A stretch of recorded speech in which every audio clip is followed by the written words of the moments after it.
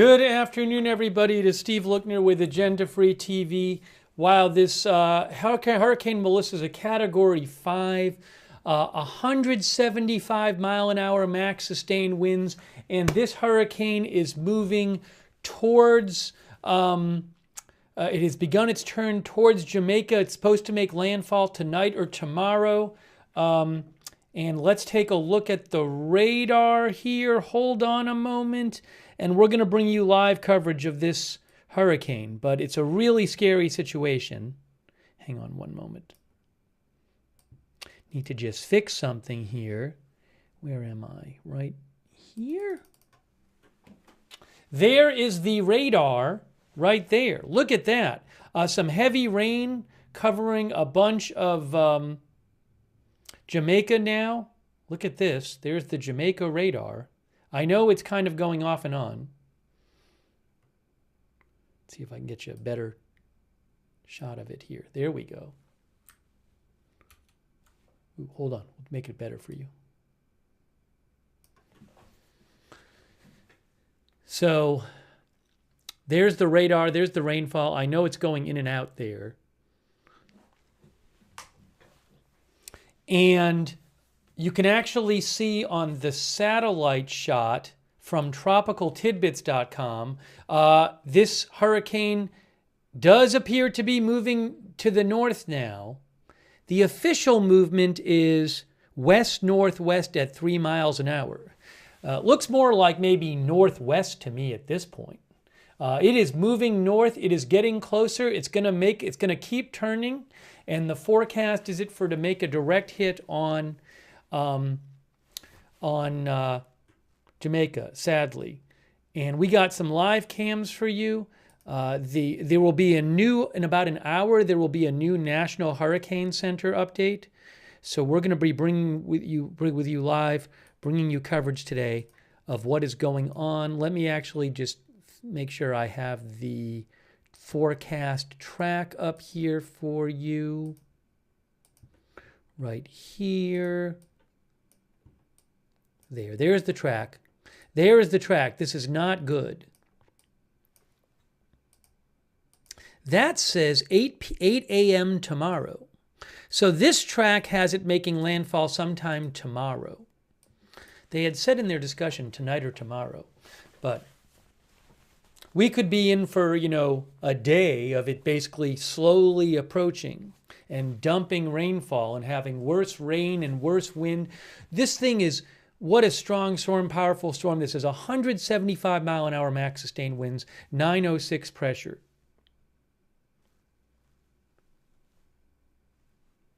How does a hurricane make a sudden right turn? Hold on a second here. Oops. Hang on.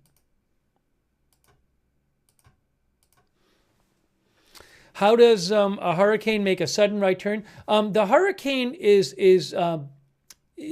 the steering winds. Basically, the weather conditions around it create winds that the prevailing winds are what determines where it goes. So just the way the weather set up around it, with the various pressure systems, have created these steering winds. That's how it shifts. Abby says steering winds aloft, steer it. Let me show you. I have some live streams to show you. First of all, let me just say a quick thanks. Before we do that, let me say a quick thanks to our moderators. We have Beth Mythical modding. Thank you. Roberts May Queen on YouTube. This is a very serious situation. Very, very serious situation. This really could just be disastrous for Jamaica.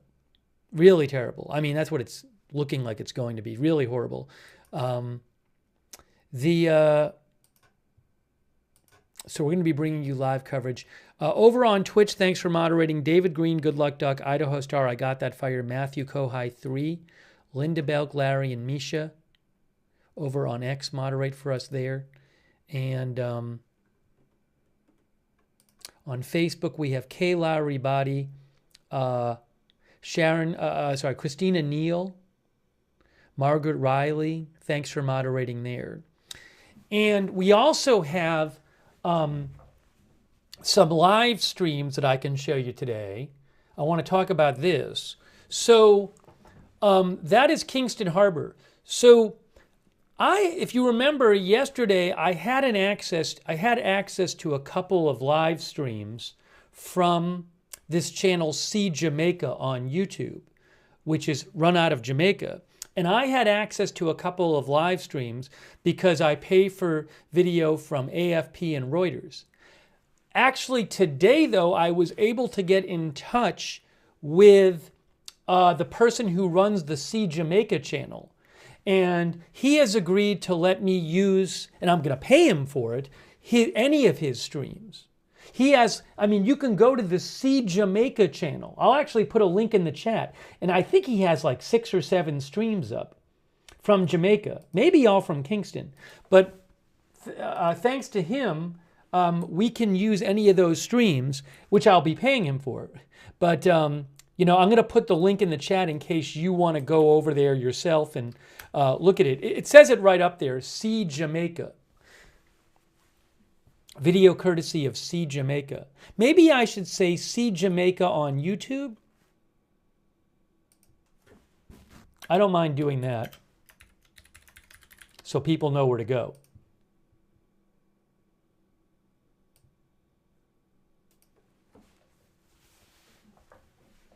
There you go. So now it's up there. So now people know where to go to see the videos. So I very much appreciate the person from See Jamaica. I actually was messaging with him. He's in Kingston. And so that's one shot. Here is another shot from there. Oh, I have to get these shots up. And we'll check these out as developments happen. So that's Kingston Harbor. Then there's another one, which is West Parade, it says. Is that the name of the street? Let me just make sure I have these up and ready to show you. Hold on a moment here.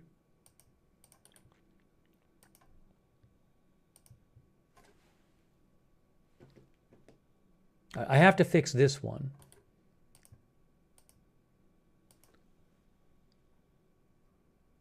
Now, why are you not so? I don't need that one. There. Okay, that's another one. That's this one here is called West Parade. That's in Kingston, I believe. I think these are all in Kingston.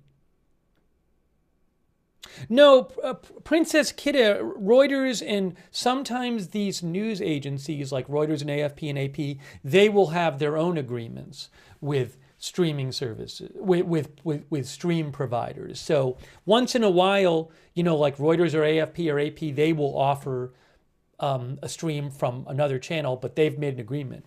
But I only had access to 2 of the streams through them, whereas now there's a number on the See Jamaica on YouTube channel. There's a number of streams, and we can check out and see what you know. There might be one particular one that like is showing something more more helpful in terms of what to show what's going on. So here's another one. What do they have? 5 of them? Oh, actually, they have more. I think. Let's see. I'm just kind of. There's West Parade. There's a number of them. Barbican Street, Halfway Tree Clock. One of them is here. I'll put up this one too. Here's another one.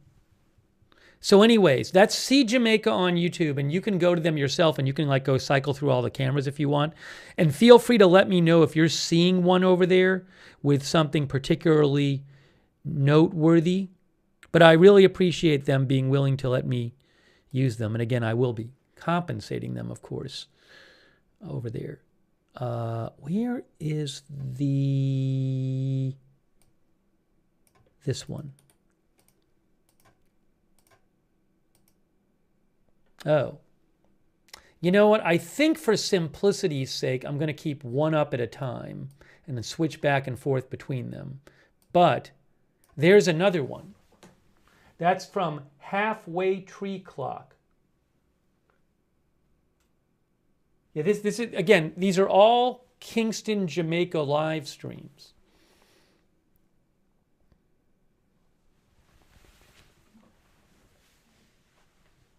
So this at least lets us know what's going on there. Is there a, right, now as Goju Ryu says, I don't know how long these cameras will be online for. There's also some people doing live streaming, some storm chasers there. I hope they stay safe. I don't know how long they're going to be able to do live streams for. So we'll just have to see. Seabreeze says this is truly scary. And now, is there a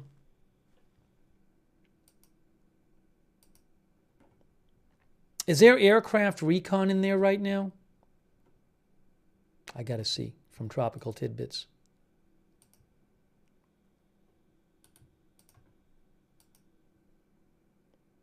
There's not a plane in the storm right now. There is no plane in the storm right now.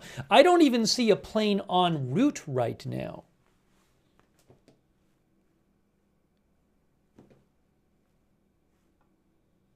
Let's go with this one.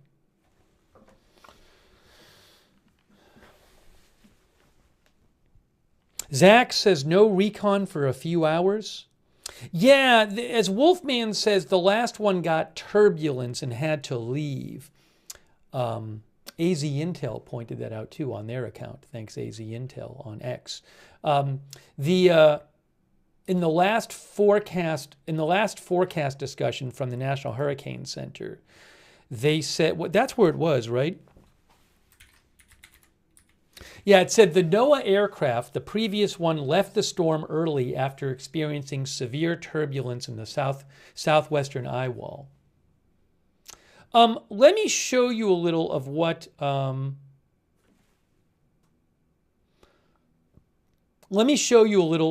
the National Hurricane Center said in their latest update. But there's going to be a new update in about less than an hour until the new update. By the way, a quick thank you to Debbie James for the memberships. Thank you. JJ Jules for the memberships. Thank you so much. Chihuahua Mama, thanks for being a member. Kits Muse, thank you. Abby, thank you. Abby thinks this is North Carolina's landslides, Katrina storm surge with sustained EF4 tornado winds on an island. It will be historically catastrophic. It is shaping up really bad. Really terrible.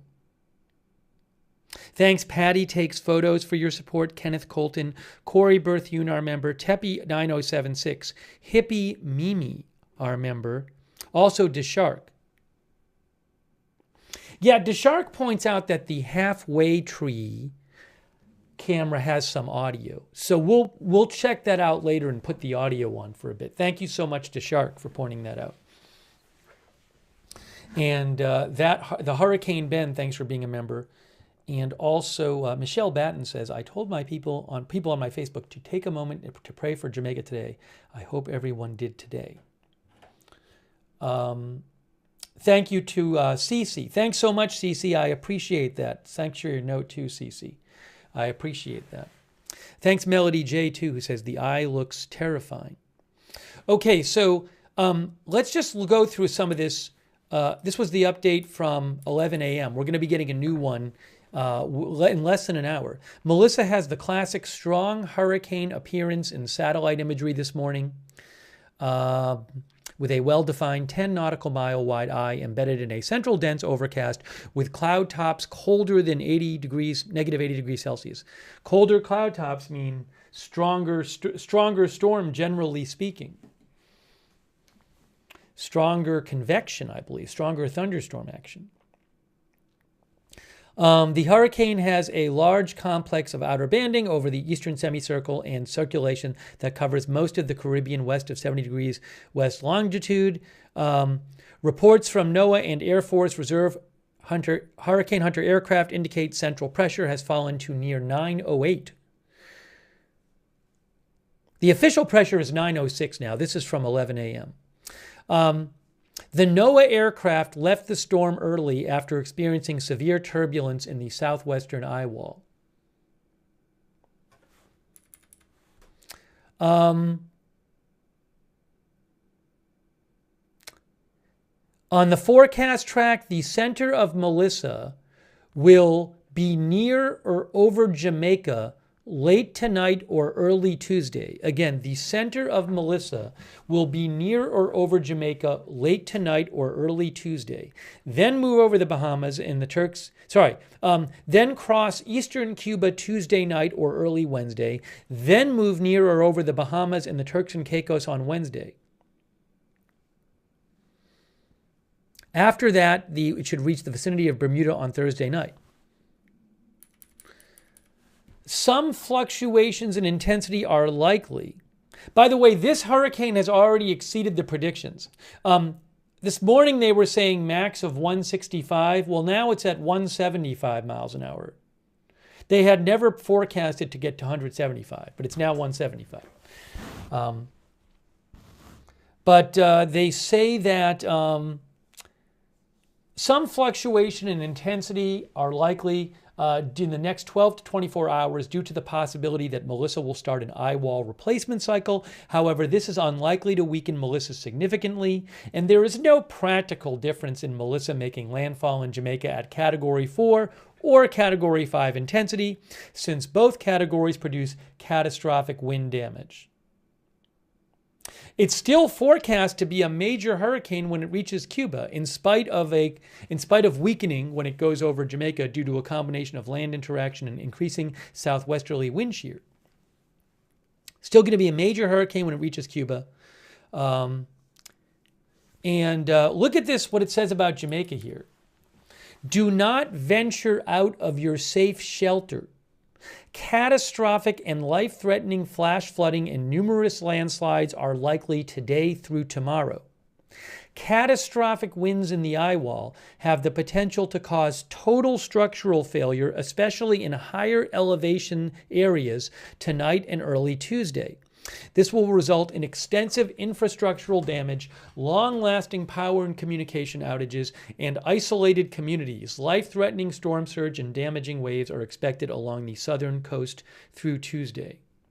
Now, in Haiti and the Dominican Republic, also catastrophic and life-threatening flash flooding and landslides are expected across southwestern Haiti and southern portions of the Dominican Republic through midweek. In Haiti, extensive incidental damage and isolation of communities is likely. Tropical storm conditions are expected late Tuesday and Wednesday. And Cuba could see catastrophic. In Cuba, eastern Cuba, heavy rainfall with life-threatening and potentially catastrophic flash flooding and landslides is expected beginning today. Life-threatening storm surge and damaging winds are expected late Tuesday and Tuesday night. Preparations should be rushed to completion. Southeast Bahamas and Turks and Caicos, hurricane conditions, including life-threatening storm surge and heavy rainfall, are possible on Wednesday. Okay, so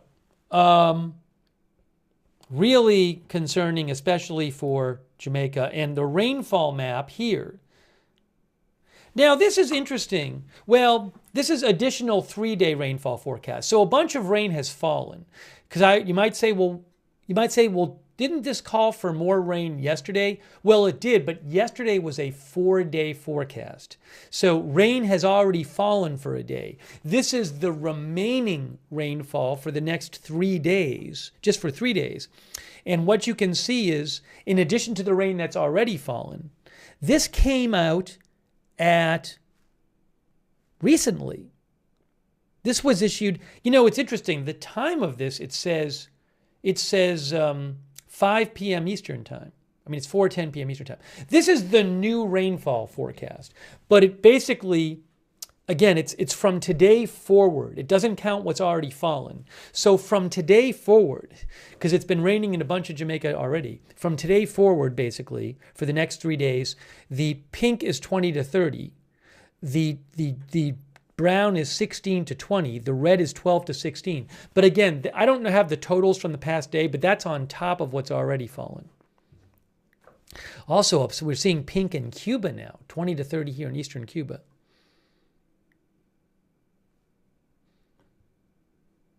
But most of another thing about this is most of the island, the eastern and western edges of the island are supposed to get 8 to 12 in the next 3 days. But most of the island is in 12 to 16 or more for the next 3 days on top of what's already fallen.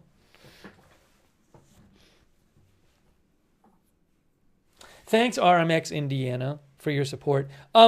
National Hurricane Center says when it goes over Jamaica, it's going to weaken some, but it's still supposed to be a major hurricane when it reaches Cuba. Thanks, Josh Shakalaka. I appreciate it. So anyways, I'd be interested. I don't know. I'll see if I can find out how much rain has already fallen. But again, that rain forecast is for between 2 p.m. Eastern time today and midnight 3 days forward. Let me go. I'm going to take some of your comments. Let me go back to the live shots we have. Again, thanks so much to Seed Jamaica, who is allowing me to use their live shots. I'm going to pay Seed Jamaica, of course, but they have a bunch of live shots up on their YouTube channel, and we can check out all the different ones thanks to them. You can go to their YouTube channel if you want. Seed Jamaica. Let's go to the harbor one. There is Kingston Harbor.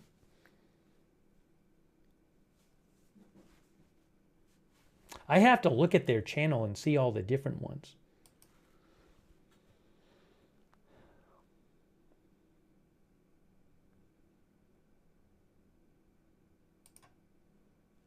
There's Halfway Tree. There's Devon House. There's a bunch of them. Flatbridge. That's in downtown Maypen is interesting.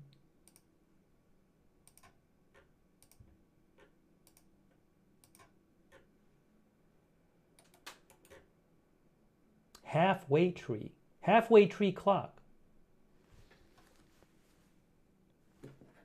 That's Halfway Tree Clock right there. That one might have audio. These all Kingston. Hearing audio on this or not? No, this one doesn't have audio. Kathy Lead says it's a good channel. I've been watching since this morning. Yeah, it's great. So you can check them out. See Jamaica.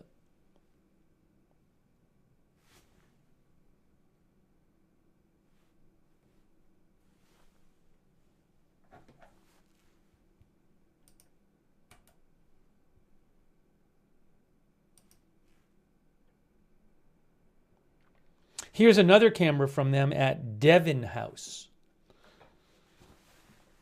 Kingston.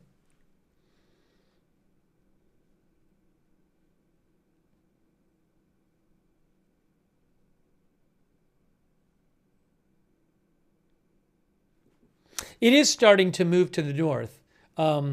Officially, it's moving west-northwest.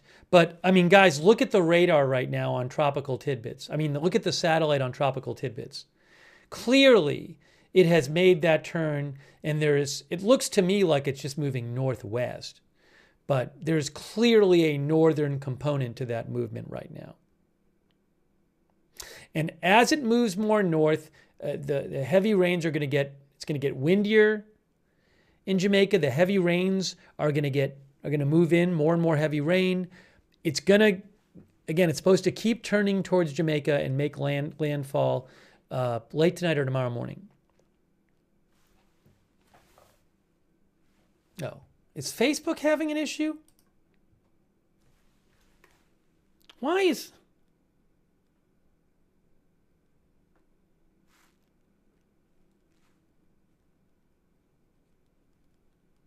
I guess Facebook's having an issue. The other platforms are fine. Facebook seems to be having an issue today. What if I refresh it?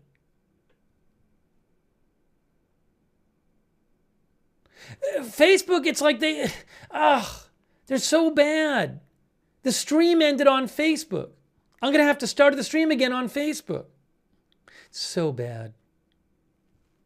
All right, I'll start it again. I hate them. I'm sorry, I shouldn't use that strong language. It says unable to connect. It's just there's always problems over there. There's always problems with Facebook.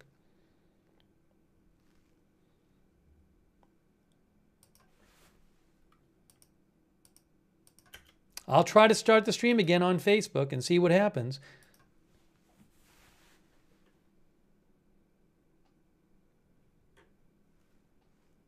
Starting again.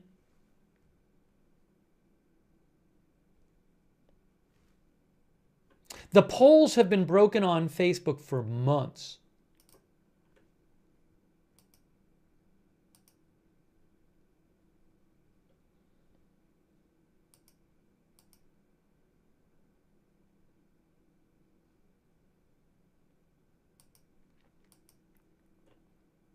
I just restarted on Facebook.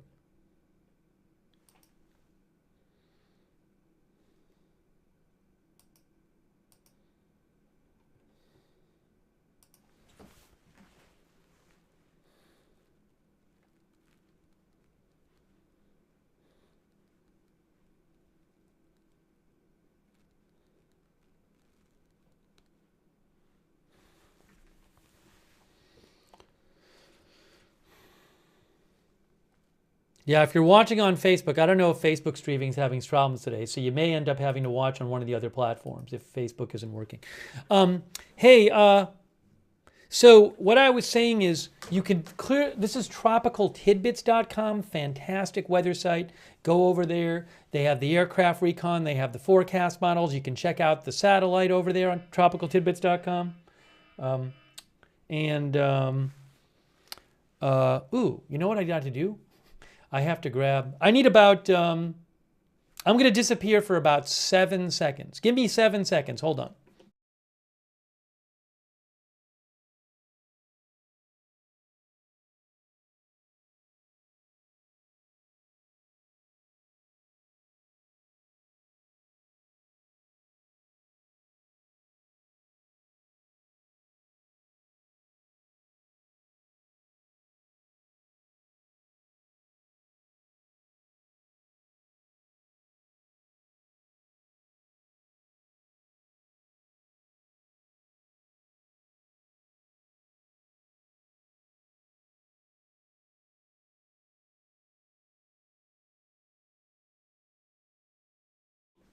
Okay, thanks for your patience. We're all good.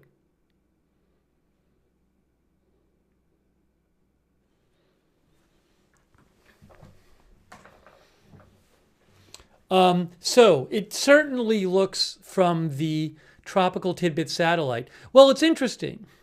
It looks like it was going northwest and then it's kind of straightened out. Isn't that what it looks like? It looks like it was going northwest up and then it kind of straightens out.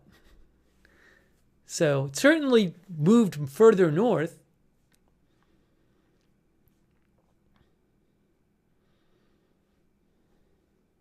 Right? Maybe it's doing a wobble.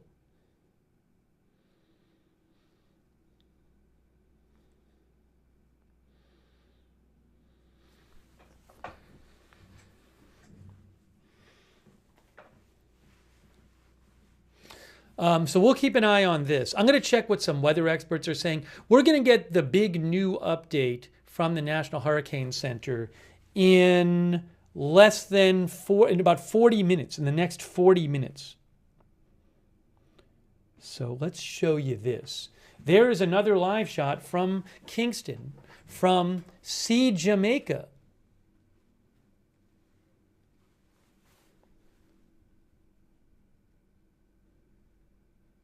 DB says that looks so scary. Hey, a quick thanks, by the way, to Evhar, our member, our new member. Thanks, Evhar. Terry, our new member. Thank you. Bree says Cubans have very limited information about this right now. Some I've talked to didn't even know anything about it. Thank you, Bree. I'll check my links.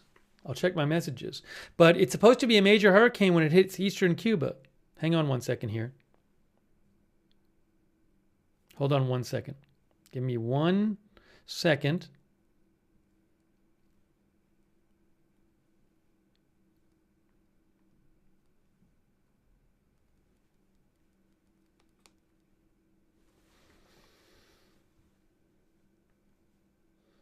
Hold on.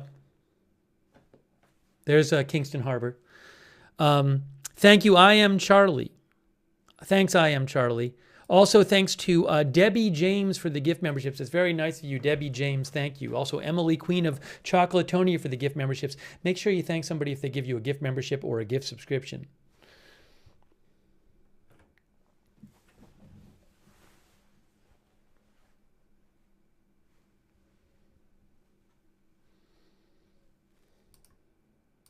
Hang on. There's a lot going on right now. Thanks, Bree. I'll have to check my messages. Thank you so much, Bree from Canada. I really appreciate that. I hope your friends in Cuba stay safe. Let's see here. Hang on a moment.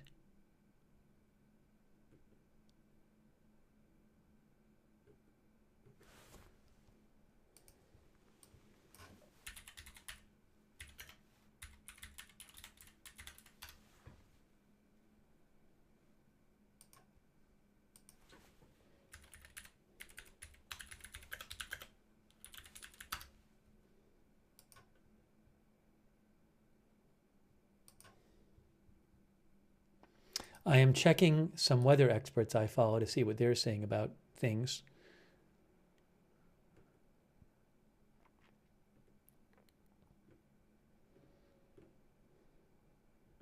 Again, the new update will be coming out in the next 37 minutes. Brand new update.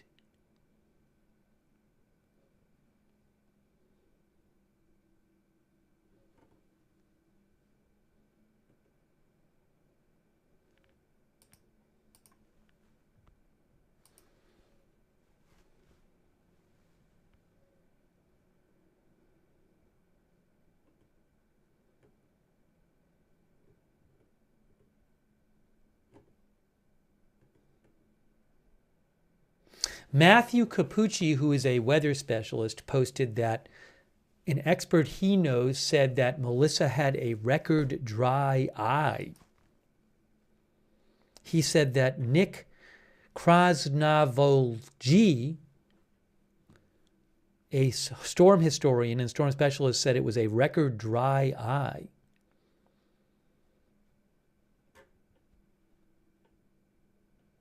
I'll post the link to Matthew's post in the chat so you can read it if you want.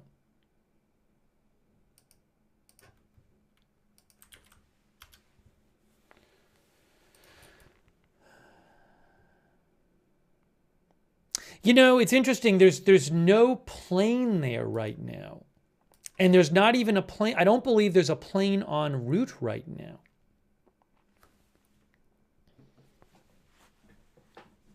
Here's the radar. Now that radar, it looks like it's a little old. It's usually a little old, but it looks like it might be. Let me see. That radar goes up to what time? Let's see I'm looking at the bottom on the time. It says 17Z. Yeah, I mean, that's old. This is the Jamaica radar from Jamaica, but it's like a 2-hour-old loop because at the end it only goes up to about 2 p.m. Eastern. I'll refresh it, and it says too many requests. I don't know if too many people are trying to get into it, but that the last frame was still over 2 hours old.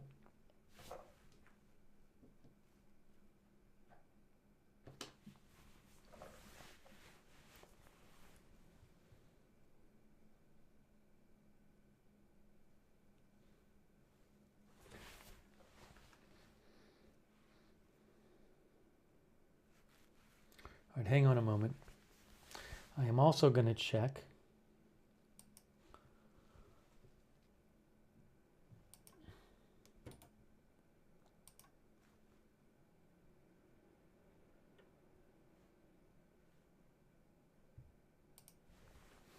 Here's another shot from Halfway Tree. This one might have audio on it from See Jamaica. We have audio on this one? Let's see. Hey, we got a little audio. Look at that.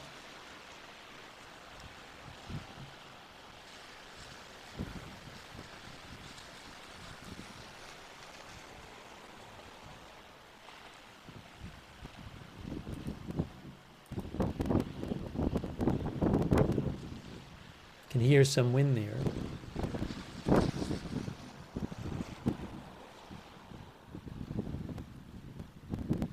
But there are no hurricane hunters in the storm, and right now Tropical Tidbits does not even have a hurricane hunter en route at the moment.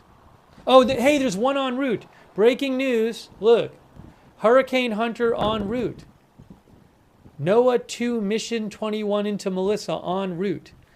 I will show you where it is. Is it on Flight Radar 24?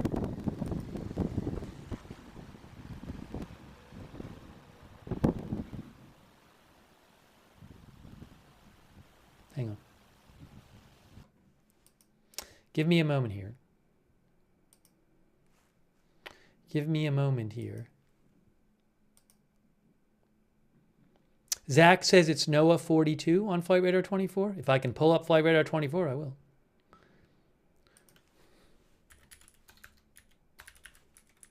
Hey, Zach found it. Okay. I think. Okay, this is, hold on. Hang on a moment. There is the new hurricane hunter that's flying out there. It's going to take a little while to get there. It left from Lakeland, Florida. It has been flying for about a half an hour, and it needs to get down here. This is Flight Radar 24. So you can see it is going to take, I mean, I'm just eyeballing it, but it certainly looks to me like it's going to take over an hour, maybe an hour and a half or 2 hours or more to get to where the eye is.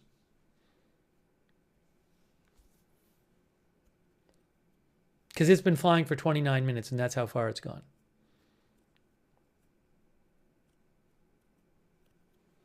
Ridge Runner thinks it'll take 2 hours. Pablo thinks it'll take 2 to 3 hours.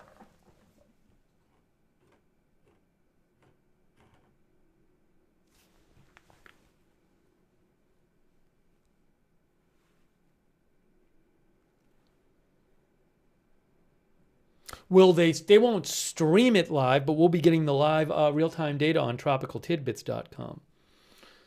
So I'll certainly be very interested to see what they find when they when they're there, but not for a couple hours, it looks like.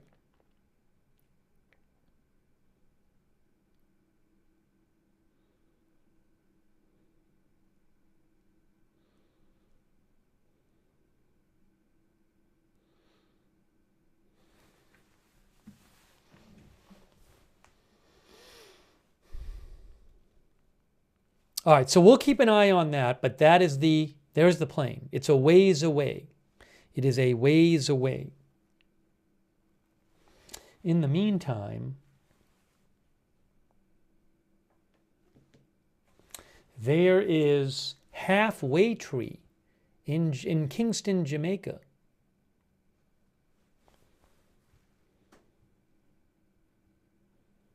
Let's get a little volume on.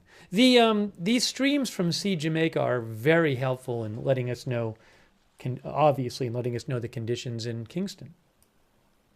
It's very, very helpful.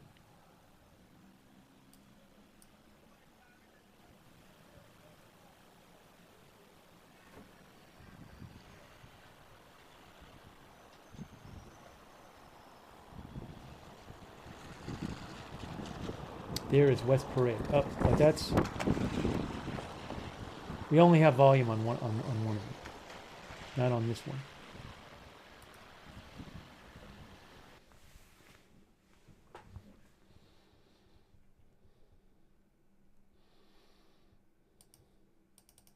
Big update coming up so it's 4:30 p.m. Eastern Time.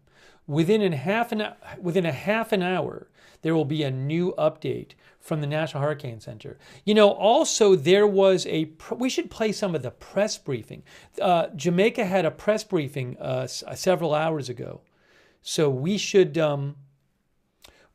play that and look at it.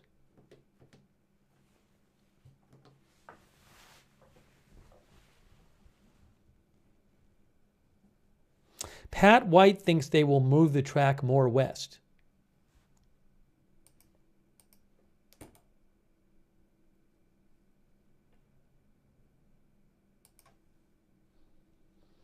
But 175 mile an hour max sustained winds, crazy.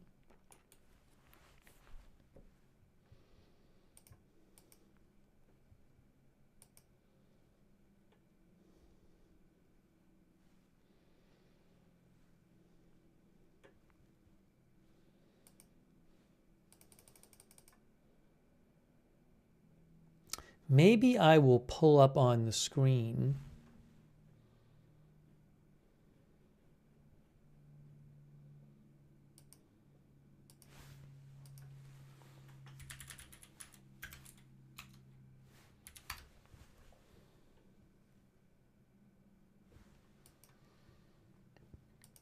Why don't we check out a little of the press conference from today, from earlier today, from Jamaica, from the Jamaica authorities. We can check out some of that, hear what they had to say. I haven't seen it yet. Again, the next NHC update 5ET. I should put this down here.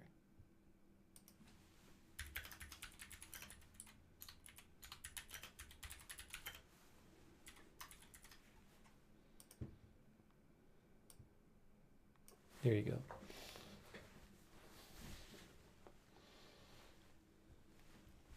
So the way I need to do this is do it. Here's what I'll do. So you put this like this. No, put this like this. All right, but we want to make it smaller. Put it right there. Then we're going to say earlier today.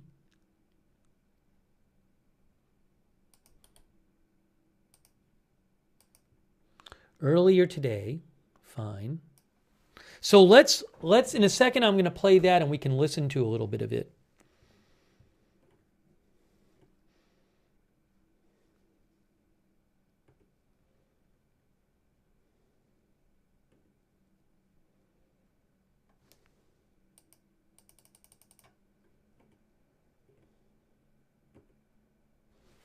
Just give me one more second here.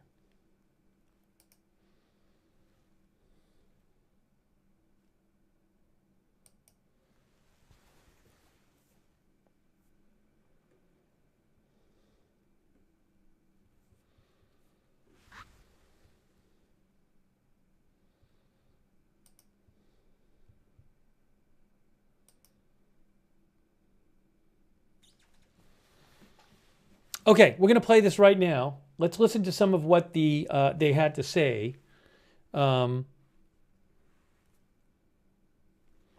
Jamaica earlier today in their press briefing. Hold on. You'll hear it in a second. It is. Good morning, Jamaica. It is Monday, October 27, and we are still watching for Hurricane Melissa. Hurricane Melissa is a Category 5 hurricane. That is not something that you should take lightly. And so this morning, we have many of our ministers here with you to give you the information, the correct information. I am in so many WhatsApp groups, and I see all of these videos coming. Many of them are fake. And so we urge you to please listen to the official channels.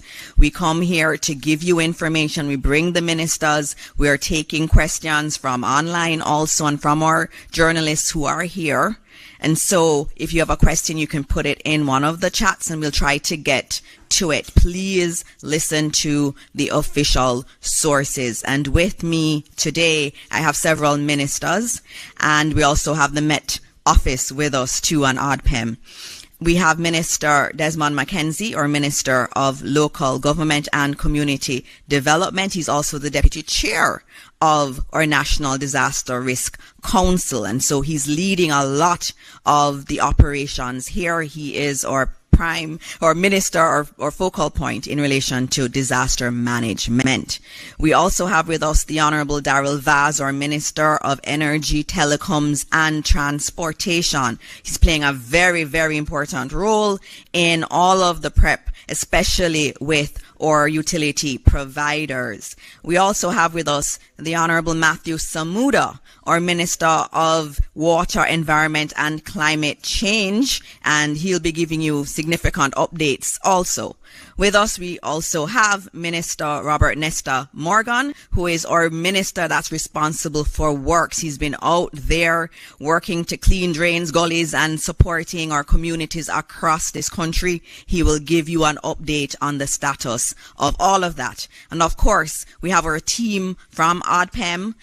They are the focal point for this. We are now in ODPEM's office. The Emergency Operations Center is live downstairs. Hopefully later on we can send you some images of what's happening there.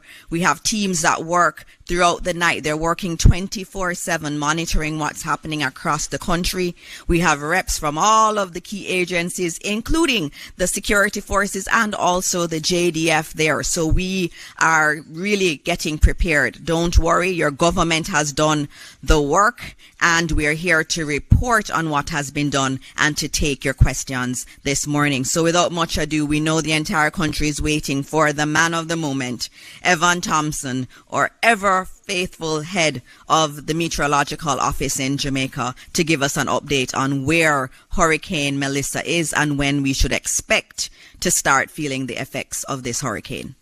Evan? Thank you very much, Minister Morris Dixon, and good afternoon, good morning to everyone. Good morning, especially to our ministers who are in attendance, and of course, all the distinguished persons who are here, including, of course, you, the media, and the members of our public.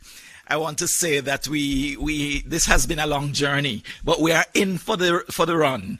We are about to be impacted even more by a hurricane that is a major hurricane moving over the waters of the Caribbean Sea.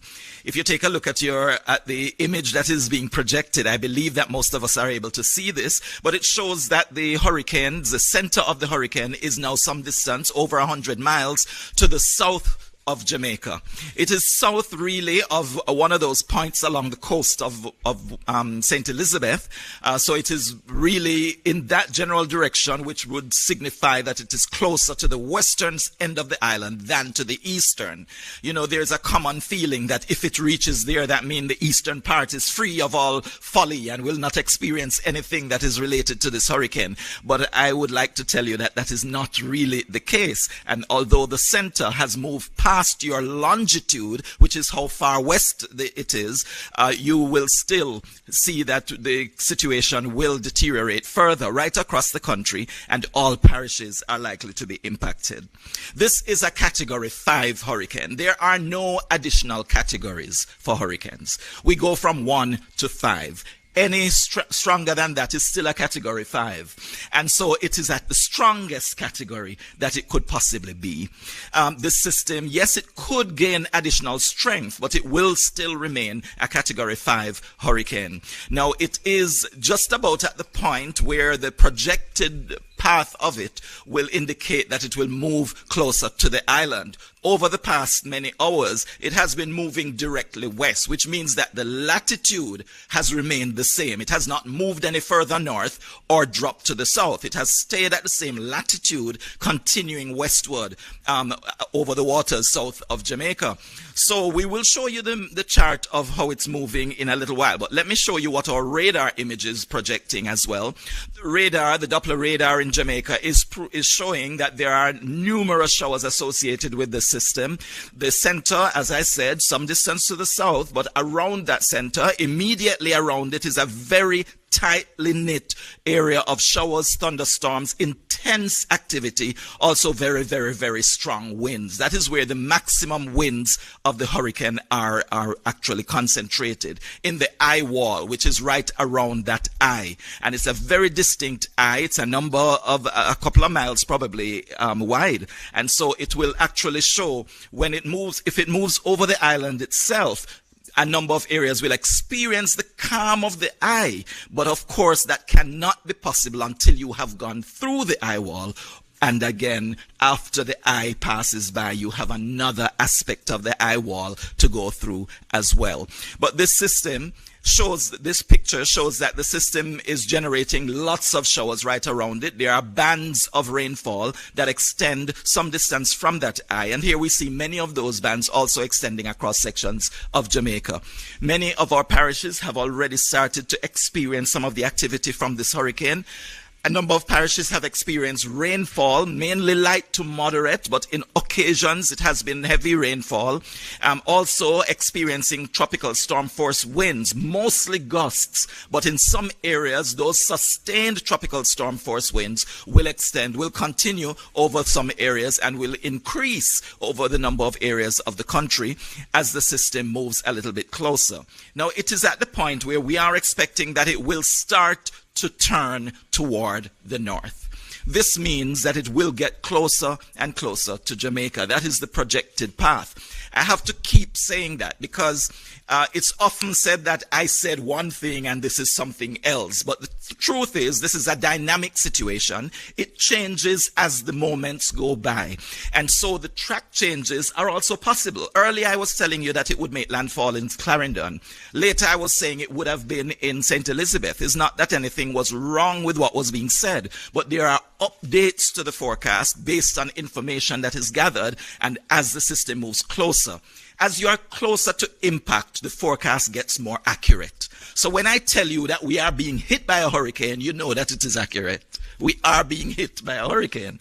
At this time, I can only say that it is likely that we will be hit by this hurricane. It is moving closer to us. There is just a small window of opportunity where it could continue to shift. The track could continue to be shifted toward the west, and then it could be moving over the waters to the west of Jamaica. Of course, all of us are hoping for that and praying for that. But at the same time, we have to be practical. Right now, the projected path takes it to the southwestern part of Jamaica, impacting either eastern Westmoreland or extreme western St. Elizabeth as it makes its entry, its landfall on Jamaica. Then it's expected to continue moving to the northeast. All at this time, it is expected to be a major hurricane. Right now, a category 5, it's quite likely that it will drop in terms of the strength of the system slightly to a category 4 before it makes the landfall. But still, let us prepare ourselves for a category 5 hurricane, if you can actually prepare for a category 5 hurricane.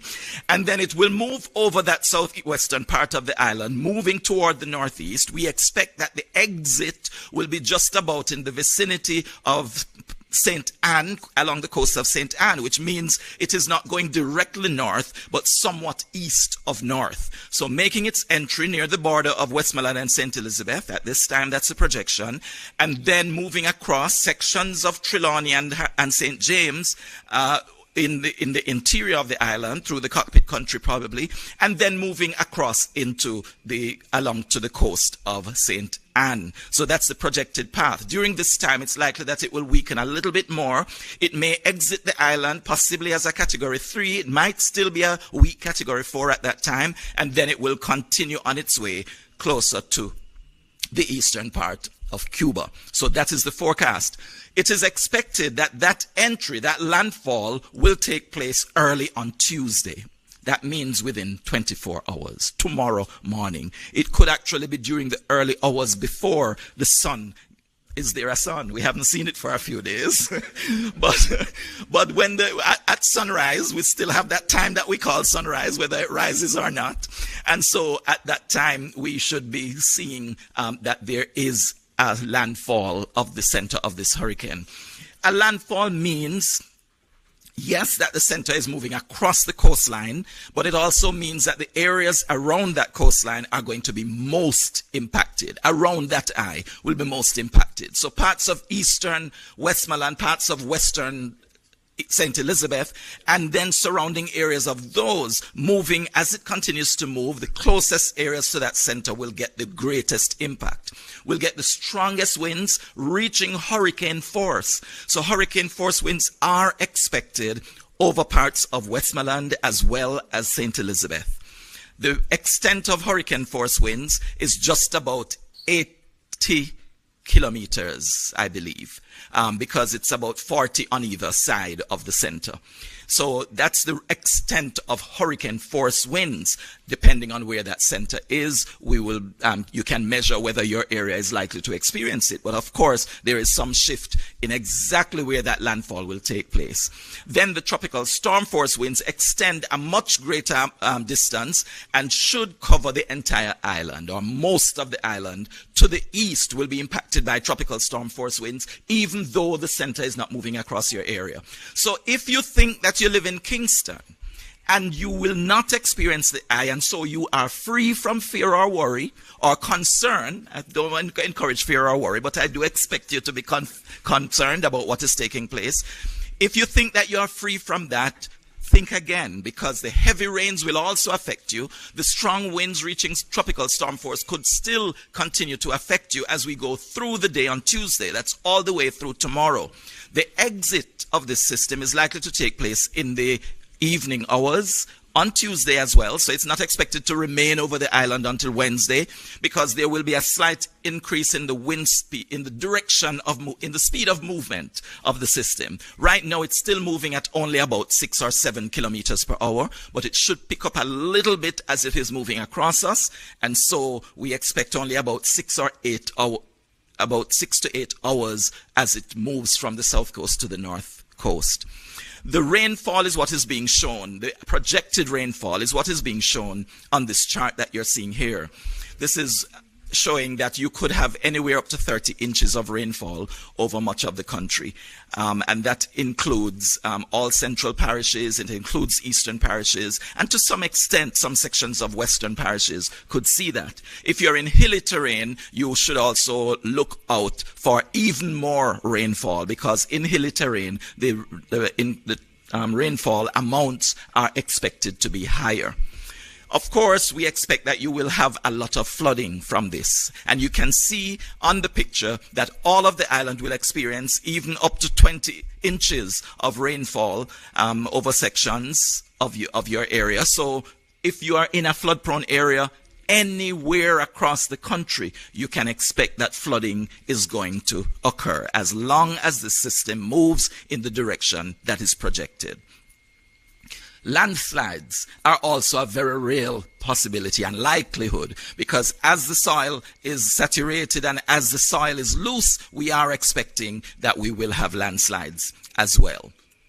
Moving on, this picture shows a little bit about the storm surge that is expected. And there are some areas that are being highlighted where we see in the Black River area, that is where the highest likelihood of storm surge is at this point, based on the current projection of the track. The center should be just west of there, and therefore they would have the greatest likelihood of experiencing higher storm surges, getting up to like 16 feet. That's a possibility, or 14 feet, I should say, in that area.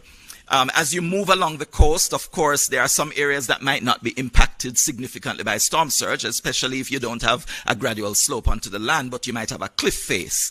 But if you're moving into the Portland Cottage area, Salt River area, because you're in that little inlet, you also have a strong likelihood of experiencing some storm surge. It would not be as high as experienced over in the west, but you should also look out for some surge occurring in those areas of Clarendon and going into the Old Harbor Bay area. That's a possibility. Also in the vicinity of, as we move closer to Kingston, as St. Catherine as you move from across the border from St. Catherine into Kingston, St. Andrew, along the coast, could also experience some amount of storm surge. And that is basically it in terms of the technical aspects of this presentation. I just want to encourage all of us to have faith in this time, believe that we will get through it, and we will get through it together. Nobody is on their own. If you feel that you're on your own, reach out to somebody. And if you see somebody who is alone and who seems very depressed at this time, seems very anxious, please reach out and offer some words of assurance, because this is not the end. It's the end of my presentation, but it's not, but it is not the end of our time here on this earth. We will move past it, and it's not all doom and gloom. The good news is that we can still hope for that shift in the track toward the west that would take the center off the coast of the island. So I'm leaving you with that last message. Thank you. Thank you so much. Thank you, Evan, for that update. As usual, I'm going to take the questions for Evan. If anybody has any questions, we will get back to more questions at the end. So I just want to check if anybody has any questions. All right, over there. How are we going to get the microphone over to you? And please say your name and introduce which entity you are with. Mic check, mic check, mic check. You hear? Oh, okay. You hear me. Okay. Morning, everybody. Mahiri Stewart, Nationwide News here. Question for Mr. Thompson. In terms of the system's movement once it hits Jamaican terrain, in the event of a landfall, so it leaves the waters and it reaches our terrain, the hilly terrain, the valleys, all the different characteristics that we have, how will it reaching landfall affect its movement as it goes across the country? Thank you for the question, Nationwide News. What happens when a hurricane moves off the water is that it loses its main source of energy.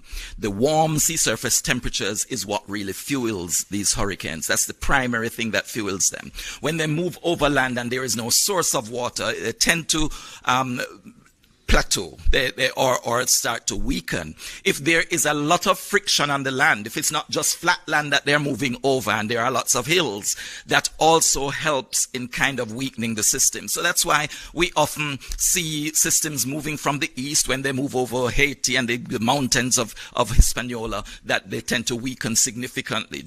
Over in the western end of the island, although there are hills, they may not be significant to weaken that much. So there will be slight weakening, but we do expect that the system will still be a major hurricane when it exits. Hope I've answered. Okay.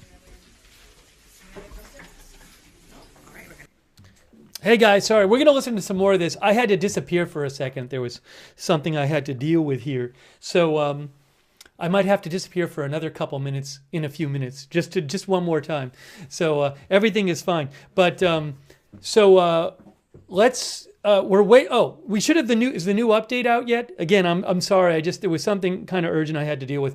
So let's see, is the new National Hurricane Center update out yet?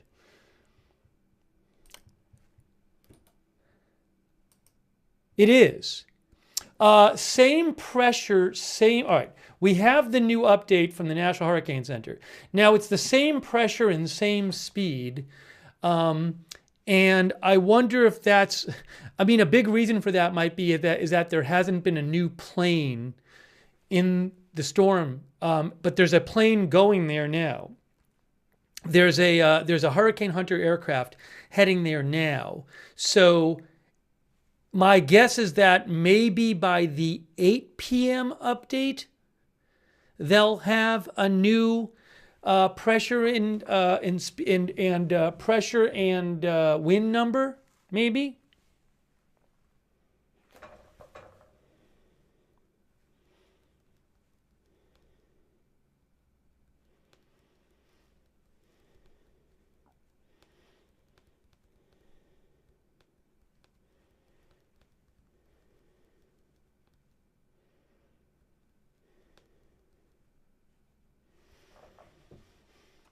So let's look at this. Let's look at there's going to be a new track, a new forecast update. So we're going to look at that right now. But again, this is the new update. It just came out. And I want to just talk about this for a second.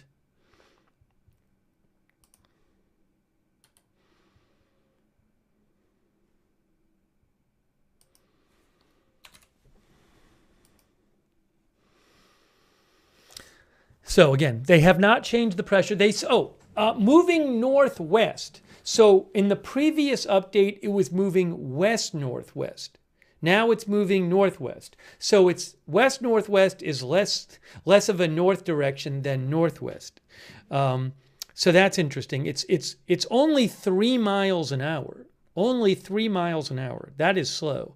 But it is moving. What you can see is, so northwest is, diagonal. Well, I almost need to get my pen out here so I can do this.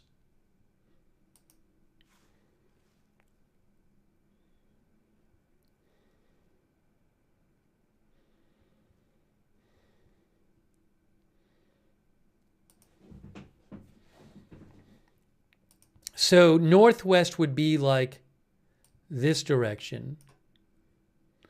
West-northwest would be like that direction. So before it was moving west-northwest, now it's moving northwest. So more of a northerly component to the motion. Okay, so that's going on now. And they said, by the way, the satellite is from Tropical Tidbits. Quick thank you, by the way, to Ariane7, our member, our member, who says, love Jamaica, hope my friends are safe. Thank you, Abby, who says the Bahamas just got a warning. I'll have to look into it later. Thank you, Abby, for your support. Thanks, Sydney, for the memberships. Thanks, Texas Gal, for the memberships. John Bella, thank you. Porky Piggin55 says, from Lakeland, home of the Hurricane Hunters. Thank you. Hold on a second here. Thanks also to Radio Guy Sean for subscribing on Twitch. Sharnu for subscribing on Twitch. Big Dog Gaming, thanks for your support over there on Twitch. I appreciate that. And so let's look at the current forecast track. Again, the new update just came out. This is the new track right here.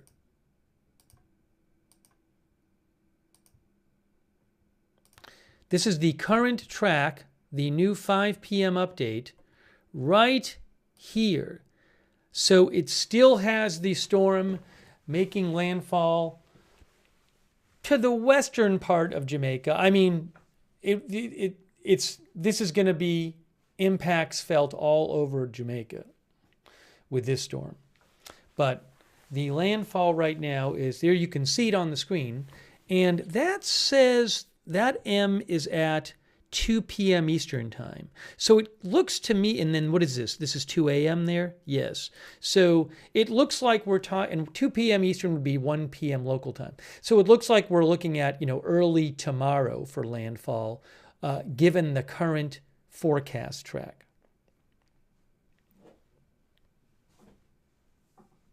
That is it right now.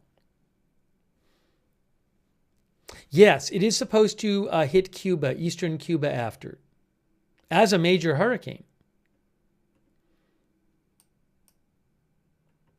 Then move through the Bahamas, I believe. You can see. Through or near the Bahamas. Oh.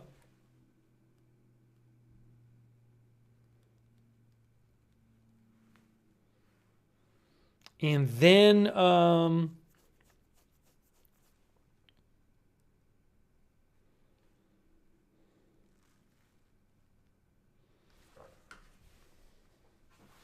okay, so that's the track.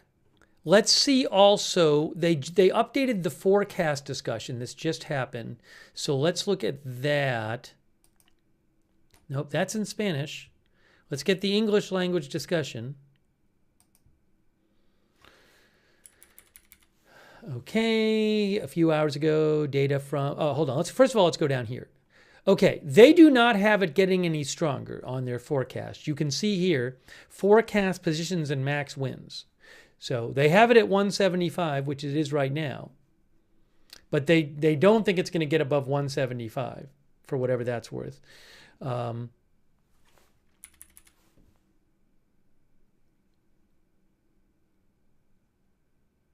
During the time since the last aircraft, during the time since an aircraft, since the Aircraft Force Reserve Hurricane Hunter a few hours ago, during the time since that aircraft departed the hurricane, there has been little change in organization and no obvious signs that Melissa has weakened.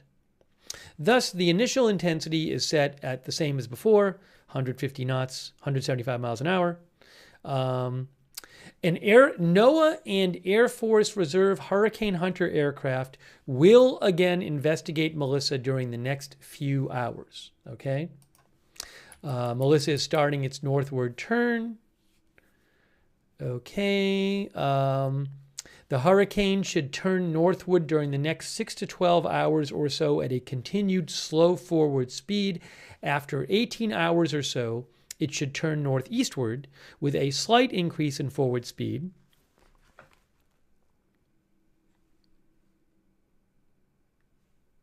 Hold on a second here.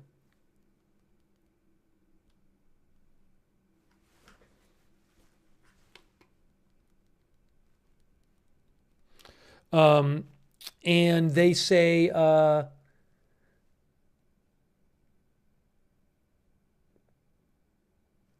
continued northeastward motion is with a significant increase in forward speed is expected from 36 hours through the end of the forecast period.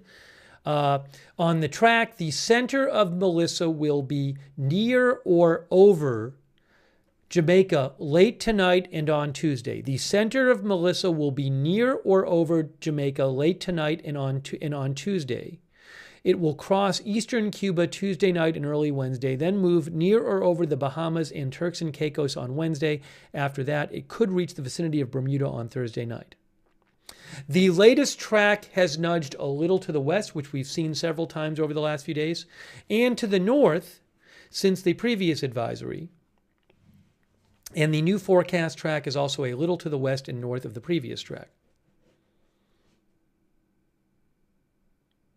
Oh, the track guidance is what the models are saying.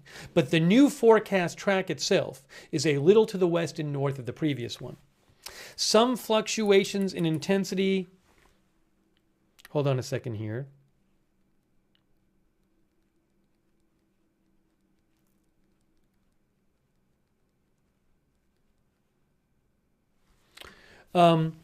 Some fluctuations in intensity are likely during the next 12 to 24 hours due to the possibility that Melissa will start an eyewall replacement cycle. However, the previous aircraft data showed no evidence that an eyewall replacement cycle had started, and it's possible that the upcoming aircraft may find Melissa is stronger than 150 knots. So they're saying it's possible that when the aircraft gets there, the max sustained wind will be more than 175.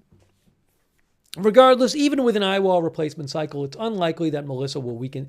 It is unlikely that Melissa will weaken significantly before reaching Jamaica, and there is no practical difference in Melissa making landfall at Category 4 or Category 5 intensity, since both categories produce catastrophic wind damage. After reaching Jamaica, a combination of land interaction and increasing southwesterly wind shear should cause weakening. Although Melissa is still forecast to be a major hurricane when it reaches Cuba, once over the Atlantic, stronger wind shear should cause more substantial weakening, and Melissa is expected to become extratropical by the end of the forecast period as it interacts with a large baroclinic low over the North Atlantic. Okay, and it says here, Jamaica, remain in your safe shelter and do not venture outside. Catastrophic, life-threatening flash flooding and numerous landslides are expected through Tuesday. The eye wall's destructive winds may cause total structural failure, particularly in higher elevations, leading to widespread infrastructural damage, prolonged power and communication outages, and isolated communities. Along the southern coast, life-threatening storm surge and damaging waves are anticipated through Tuesday. Okay? And also, Haiti and Dominican Republic, catastrophic and life-threatening flash flooding and landslides are expected across southwestern Haiti and southern portions of the Dominican Republic through midweek. In Haiti, extensive infrastructural damage and isolation of communities is likely. Tropical storm conditions are expected late Tuesday and Wednesday. Eastern Cuba, where it's going to go after Jamaica, heavy rainfall with life-threatening and potentially catastrophic flash flooding and landslides is expected to begin tonight. Life-threatening storm surge and damaging winds are expected late Tuesday and Tuesday night in Cuba. Preparation should be rushed for completion. Southeast and central Bahamas and the Turks and Caicos, hurricane conditions, life-threatening storm surge, and heavy rainfall are expected across portions of the southeast and central Bahamas on Wednesday. Residents should follow advice given by local officials and be sure to have preparations complete by Tuesday night. Tropical storm conditions, heavy rains, and significant storm surges expected in the Turks and Caicos on Wednesday. So that's a summary of the latest update from the National Hurricane Center.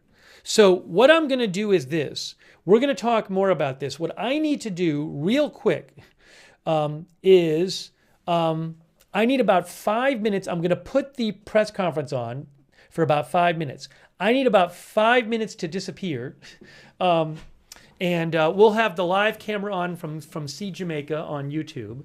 And we will have, I will play some of the earlier press conference from Jamaica. And just give me about 5 minutes and I'm coming back. And once this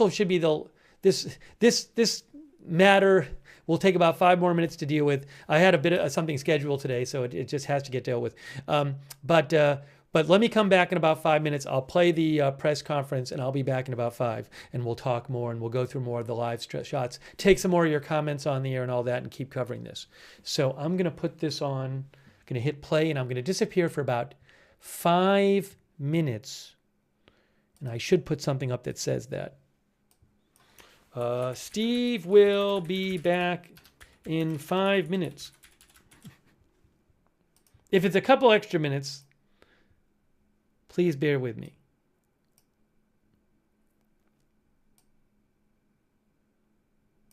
So I'll put that there. Okay, thanks for your patience. I'll be right back. I'm going to play some more of the press briefing right now, and I'll be right back. Continue then.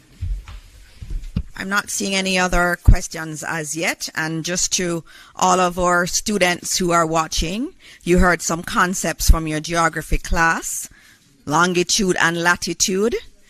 Your teachers weren't just teaching you things for teaching you sake. They actually have relevance. You heard Evan using them. And so I'm hoping parents, if you don't know what Evan was talking about, ask your students, your children. They should know. We teach it in school.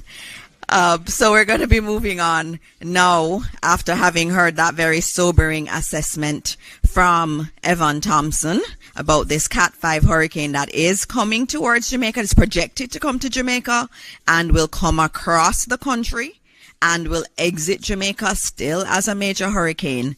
We're going to now hear from Minister Matthew Samuda, our Minister of Water, Environment and Climate Change, for some additional updates.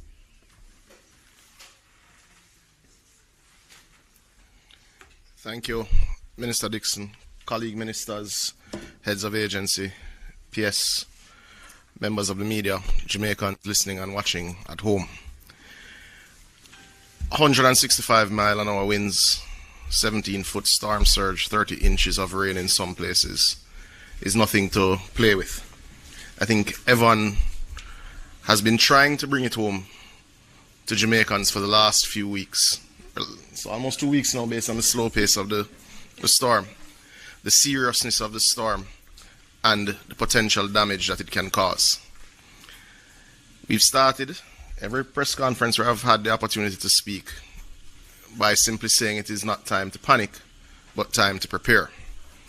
The time for preparation is all but over.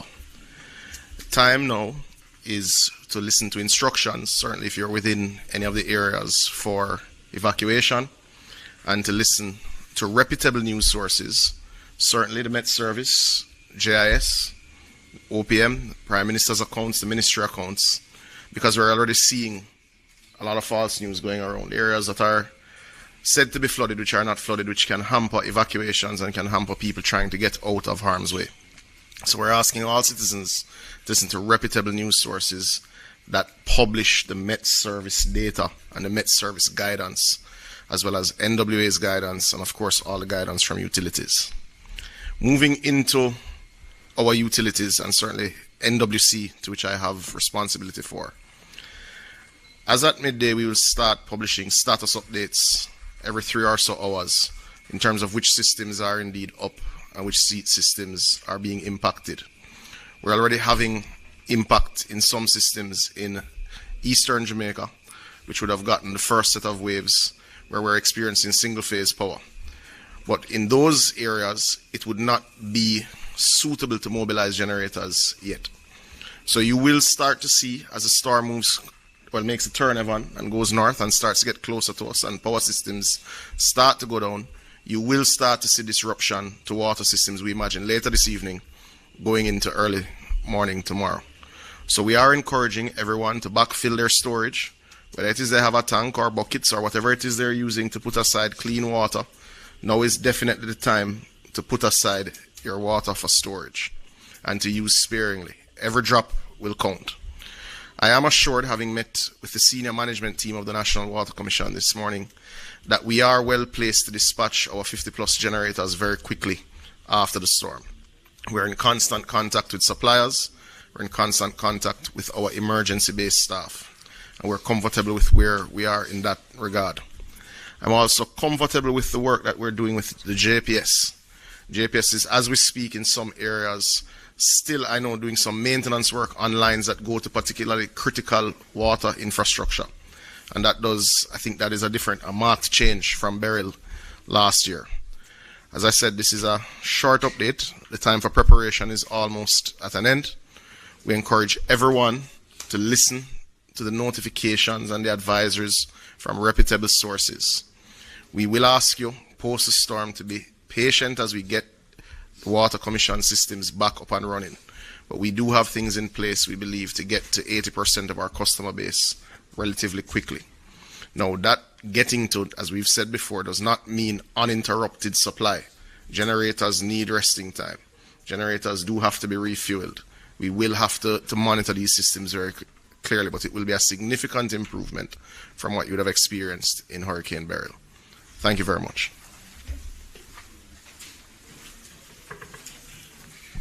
Thank you, Minister Samuda.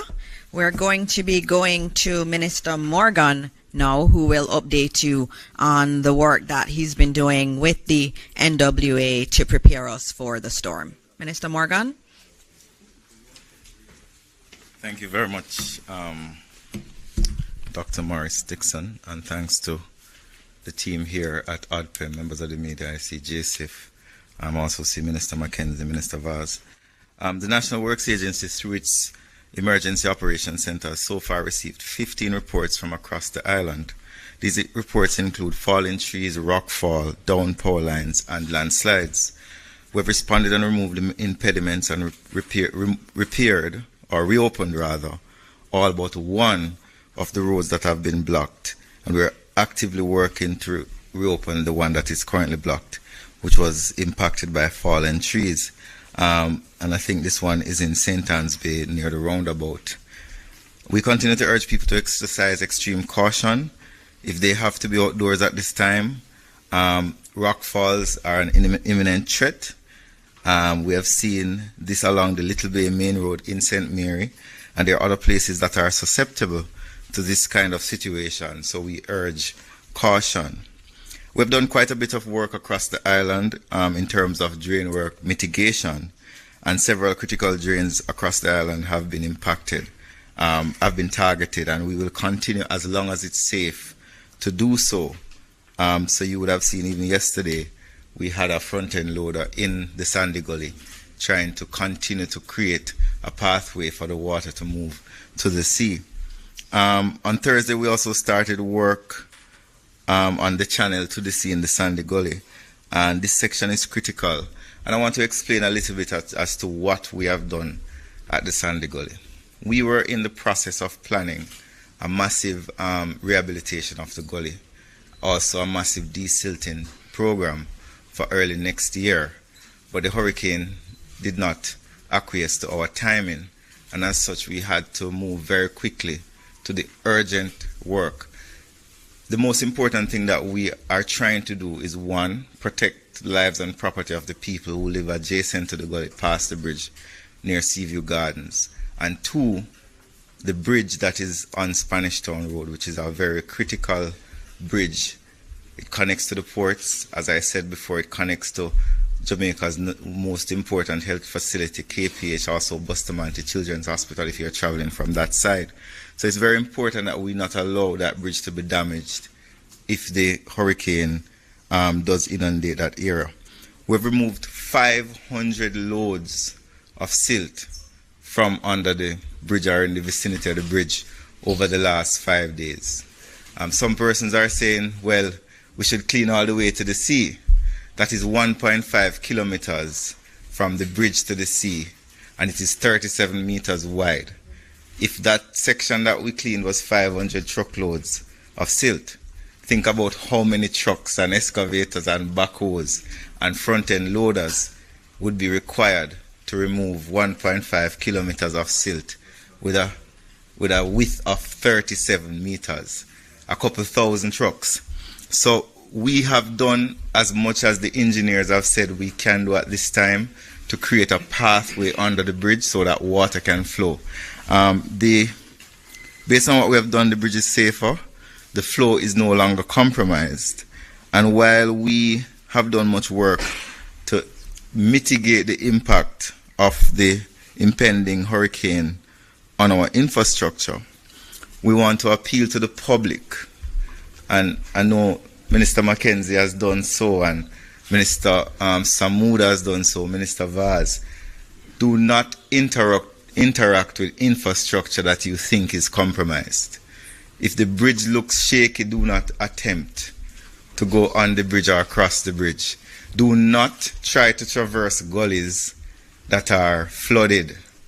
We've had historical evidence of persons in very powerful vehicles seeking to traverse gullies, and they lost the competition. So we're advising the public that this is a serious hurricane. Our gullies cannot be used while they are flooded. We know that persons may be wanting to go to their farms and visit their relatives after the disaster, but we must listen to the bulletins from ODPEM and the other relevant entities to tell us when the infrastructure is safe. The National Works Agency will carry out a very quick assessment of infrastructure after the storm has passed and when it is safe for our teams to do so. Because you see a power line falling does not mean that the lines are dead. And sometimes our teams have to wait on the utility companies to tell us that these lines do not have electricity in them before we can clear the road. And those are some of the things that we have to do before we start clearing. But we'll be doing critical assessment of our important infrastructure, and we'll advise the public when this infrastructure is in a state that it can accommodate persons and traffic. So we are asking citizens to avoid using or approaching any road or bridge or structure that appears to be damaged, cracked, or unstable. And you can report such cases to our emergency center, and I will repeat the number. I will give you the number here: 658-213-2557. That's 658-213-2557 to 60. Let me give it a third time: 658-213-2557 to 60, or 876-312-3991, 876-312-3991, and 876-312-3987. Or you can contact the Office of Disaster Preparedness and Emergency Management. I wish to thank the NW teams, the contractors and first responders, and community volunteers who continue to serve on the front lines of this period of national emergency. I want to repeat again. Can you repeat again, Desmond? Or I want to repeat. Do not cross flooded gullies and roads. Do not cross flooded gullies and roads. Do not seek to navigate compromised or damaged infrastructure, whether it be bridges, whether it be culverts. Report damage to ODPEM and the National Works Agency. I also want to say finally, some gullies will not be able to accommodate the volume of water that is about to fall on Jamaica. I'm speaking directly to the persons on the McGregor Gully and Burger Gully. You know that when it rains heavily, the gully overflows. There are other communities across the island that know when it rains heavily, the gullies are not able to accommodate the water. You should move. The government has opened many shelters, over 800 shelters across the island. The shelters are safe. The National Works Agency and the emergency services may find it challenging to rescue you during the hurricane when the gullies have topped their banks. So we're asking again, while we have done mitigation, mitigation will not necessarily conquer a Category 5 hurricane. So we're asking persons along these gully banks to be careful, to watch, to leave if you can, or to leave if you, well, you should leave, as we know that the gullies will not be able to accommodate the water. Thank you very much, ladies and gentlemen. Thank you, Dr. Morris Dixon. Thank you very much, Minister Morgan. And as I listen to you, you know, as Jamaicans, we remember other times when we've had floods and we've had rivers that became impassable and we had people trying to go through gullies. And as you were speaking, I was remembering something that only Jamaicans would have reference to, was that Can I Cross It song. Remember Clifton? Yes, that's what you were saying. Clifton Brown, he said, we cannot cross it and we're not going to cross those bridges and we're not going to go across those rivers. We're going to heed the warnings that have been given here. And so, with that said, we are now going to be having Minister Vaz, but before that, just reminding you that as Minister Morgan has said, a lot of work has happened. We do have NWA here in the room, so we can also take some questions after. But their teams have been out there working really hard to do as much mitigation work as they possibly can.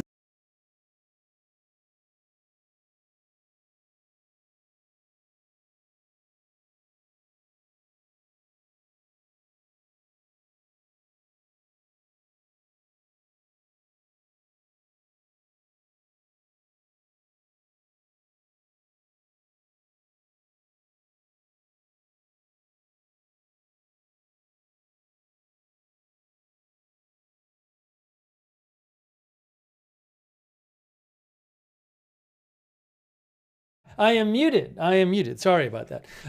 So what I was saying is that we will watch more of the press briefing in a little bit. Thank you for bearing with me. I've had to take a couple minutes a couple times because there was something I had to deal with that was scheduled, and so I've just been getting that done. Unfortunate timing, but I'm just getting that done. So I might have to leave for another 2 minutes at one point, but basically it's all taken care of. So thanks for your patience. We're bringing you live updates. We will watch more of the press conference in a little bit. We have some live cams here, thanks to See Jamaica on YouTube. As this Category 5 hurricane approaches Jamaica, we're going to check out, I want to go to Flight Radar 24 and see where the hurricane hunter is, and we're going to be taking your comments on the air as well. Let me, hold on a second here. Let me, no, that's not what I wanted to do. Where's the, I got to get rid of that text. There, okay. And I want to take some comments from you guys, obviously. Here is the flight, okay, this is the Hurricane Hunter aircraft right here on Flight Radar 24. There it is. So it's not that far away. It's making good progress. Hey guys, pretty soon we're going to get new data on this hurricane. When that plane gets there, we're going to get the latest. We're going to get pressure data and wind speed data, and we'll be checking it out live on tropicaltidbits.com.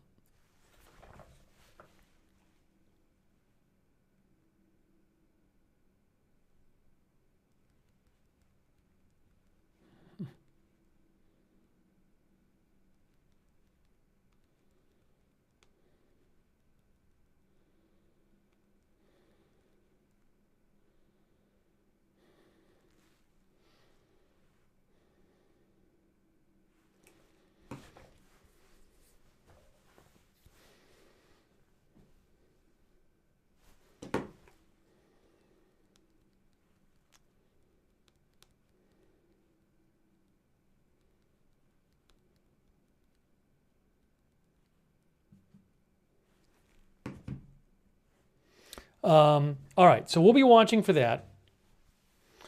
Megatron says that storm looks massive. So again, new numbers coming up.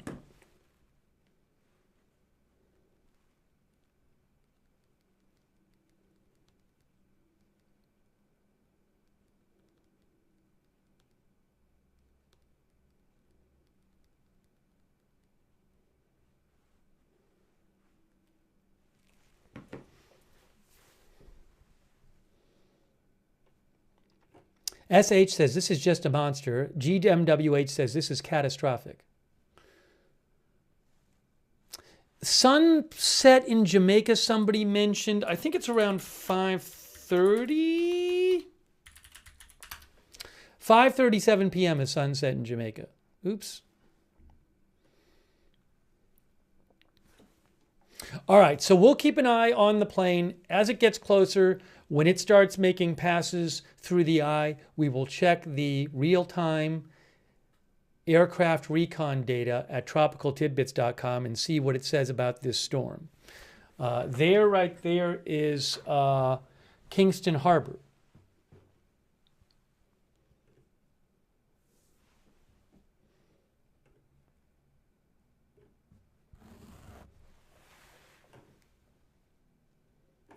Most of these streams do not have audio on them. A few of them do. Well, at least one of them does.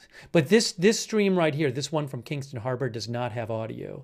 This other one from that is West Parade in Kingston does not have audio on it.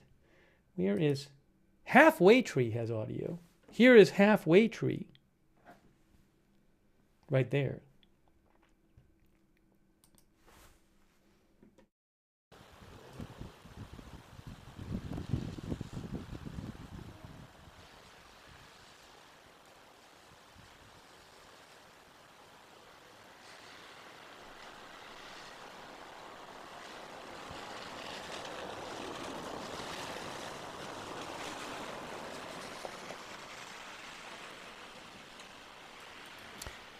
I'm going to check through some of their others too, but really appreciate it. In case you missed it, in case you guys missed it. Oh, by the way, a quick thanks to I owe a thank you to somebody on Facebook. Thanks to David Malcolm for your support on Facebook. David Malcolm.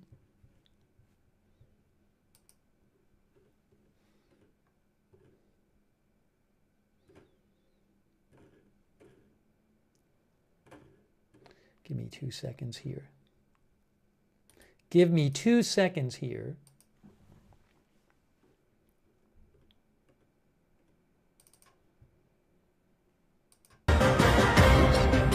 Hear music for a second. That's my music. Thanks, Chuck Mosca and Michael Clayton as well. Thanks to Chuck and Michael Clayton for your support. And thanks for subscribing, both of you as well, too.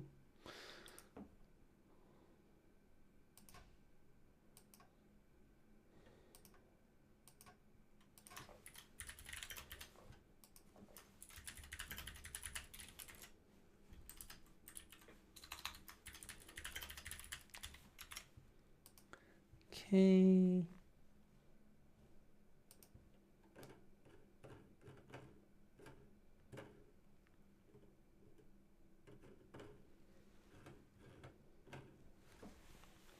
Thanks also Bass 300 and Chris Canada, Quebec City. Bass 300 says, is Jim Cantori there yet? I don't think the Weather Channel has anybody there. You know, it's very dangerous there. So I'm guessing a lot of the news stations that normally might have sent people there don't have people there. You know, somebody who is there, who you can check out also, I think he might be doing a stream now, and I wanted to mention it. It's Jeff Piotrowski is there. Canon. So we thank you and we thank the teams that are out there working with the. Where is it?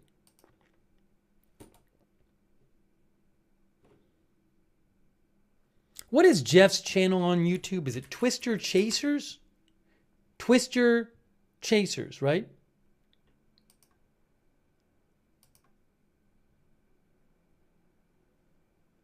Yeah, Jeff is doing a live stream right now at Twister Chasers on YouTube, and he's there and he's talking about the forecast. I know a number of you really like Jeff. Jeff's great.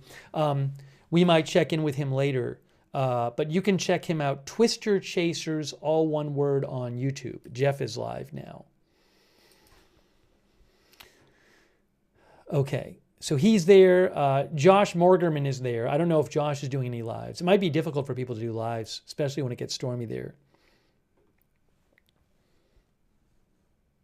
Chris said, I'm terrified on a plane in good weather. No way I would sit my butt off on the Hurricane Hunter aircraft.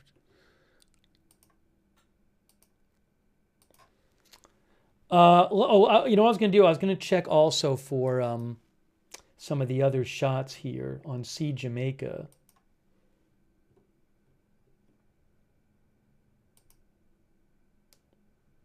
They have flat bridge camera. Rio Cobre River, St. Catherine. Look at this one. Does this have audio on it?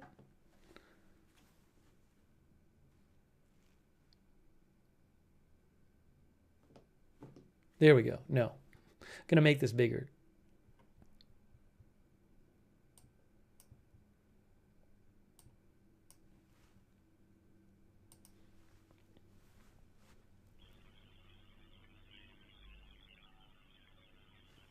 Sounds like a little audio, doesn't it? You know, something to keep an eye on with this shot here. This is a shot on a river, flat bridge.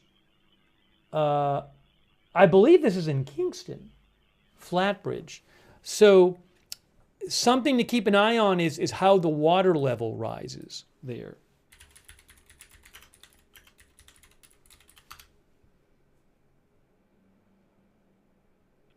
This is a historic flat bridge that crosses the Rio Cobre River. Oh, this is St.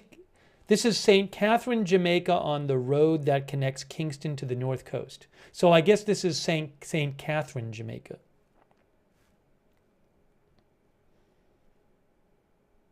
Chris N says we watched that during Beryl. Hold on a second.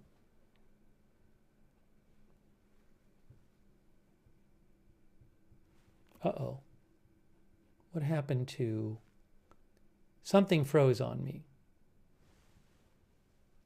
I think something froze on me. I may have to... Let me try something here. Hold on a moment. What I need to do is do...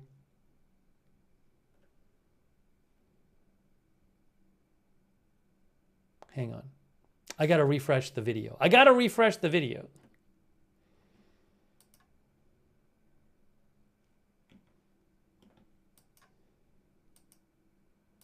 I'm refreshing the video. I know it's frozen right now. Give me a second, I'll refresh the video.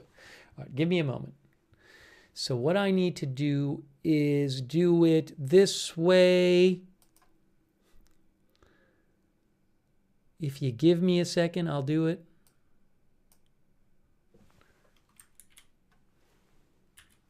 Once in a while this happens.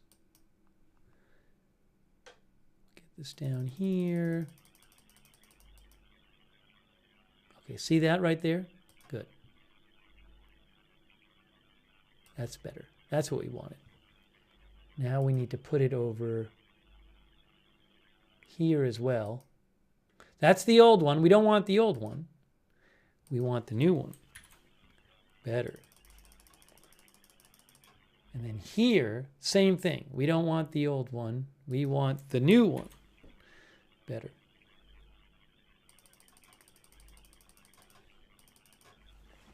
Okay, so there is. So we'll check in on that bridge in St. Catherine, Jamaica. I assume we'll see the water level rise there. It's Fabian thinks that street will be gone. That is a historic bridge.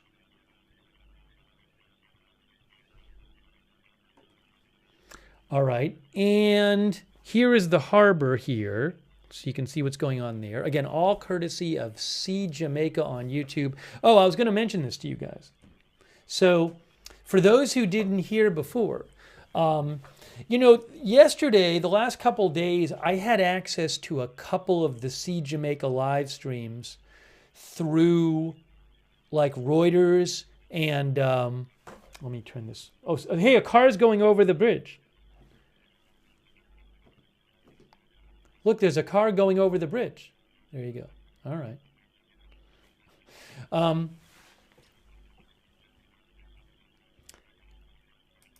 Yesterday and the day before, I had access to a couple of these live streams through Reuters and AFP, who I pay for footage.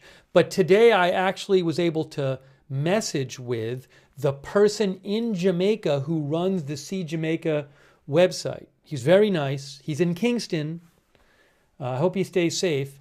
And they have a number of cameras on the See Jamaica site on YouTube. You can go to it on the See Jamaica channel and you can look at all the cameras. And so he's letting me use any of them. I'm going to pay him, certainly. I'm going to compensate him. But that's really nice of him. So we have access to the various cameras, thanks to See Jamaica, that are on the See Jamaica channel.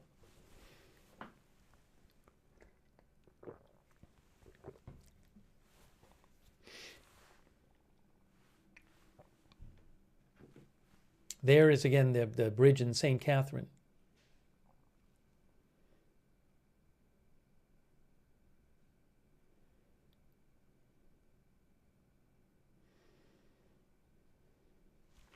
And there's some others there too. I got to keep looking around for the different ones. Probably you can check out the channel See Jamaica, but there's a bunch of them on the channel.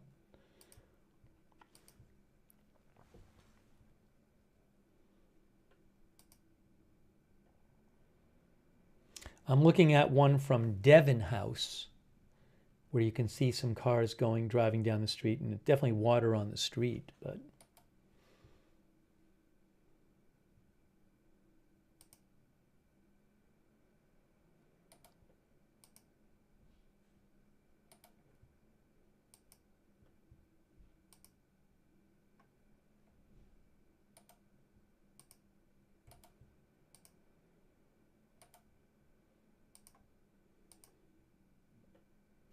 Here's an interesting, this one is from Little London, Westmoreland.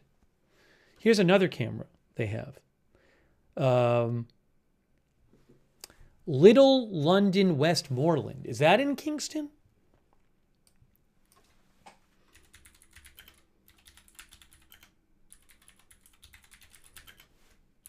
No, Little London is a town in Jamaica.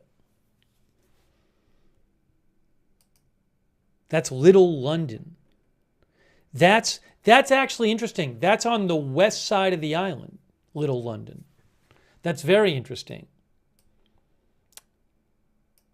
I'll show you where that is.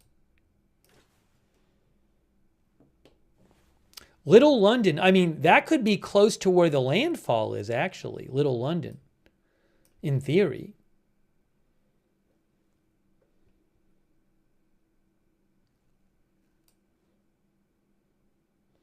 So we'll have to keep an eye on that camera as well.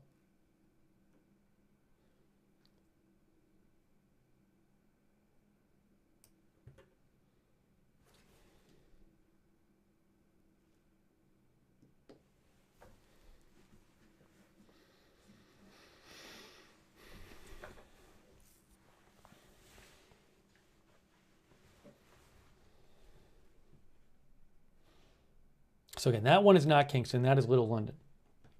So we'll keep an eye out on these cameras. Again, thank you so much to See Jamaica on YouTube. You can head over there and check it out if you'd like.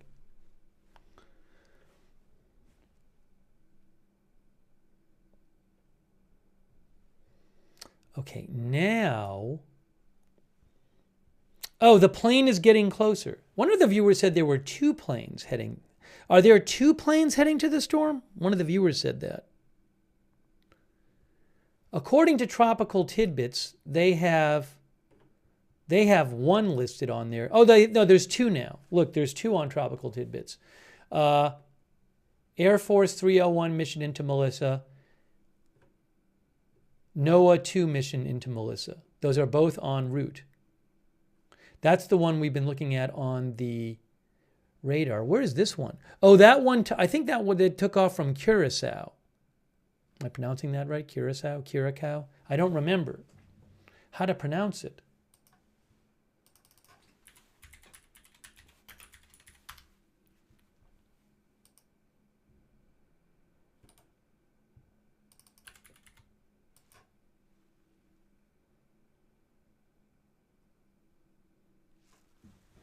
Curacao? All right, so let's find this. We'll have to find this plane too. We got to find this plane if we can. So there is plane number 1 right there. There's plane number 1. Is that 72? No. There's number 2. I got both of them. I can see both of them. Hey guys, look. There are the 2 planes right there. There they are. They're both heading to the hurricane. I assume. Is Teal 74 the... Actually, is Teal 74 the second one? Maybe somebody can tell me. Teal 74? Is that the second one? I think it is.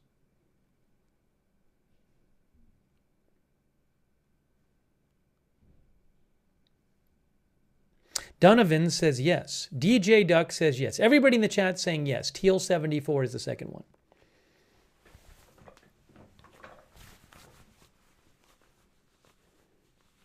Campabelau says Curacao. All right, so we're going to be getting some new data in a little bit.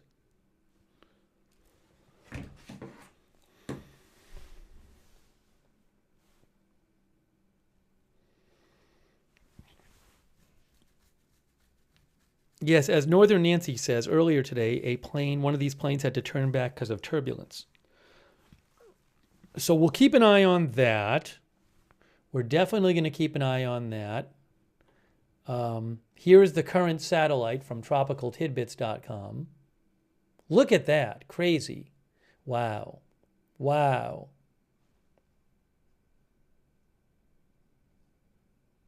No, those planes are supposed to fly into the eye. Into the storm.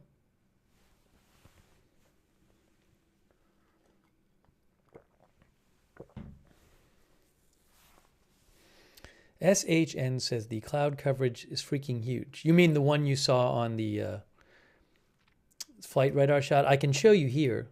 Hold on. Here's another shot of it right there. Look at that. Clearly moving a bit to the north.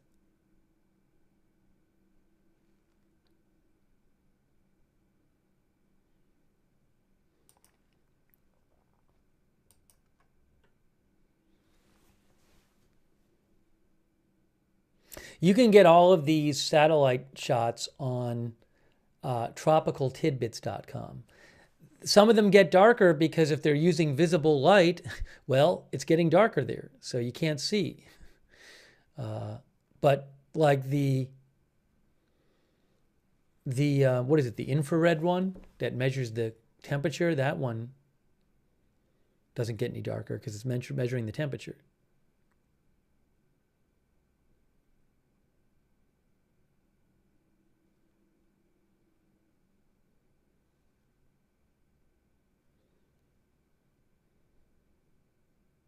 Bella says that eye is well formed.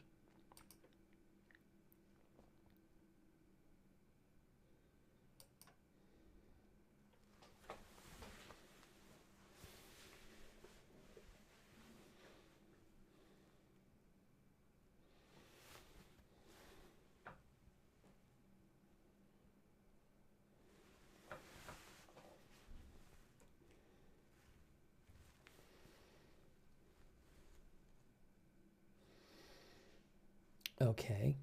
You know, I tried before to get I've been trying to get the radar from Jamaica. We've been looking at the satellite. I think I can't even get into it. Too many requests. That's the Jamaica satellite, Jamaica radar. My Radar Omega app doesn't have Jamaica radar. You can get Jamaica radar from, Jamaica has a site, but I guess too many people are trying to go there right now. It was having issues before.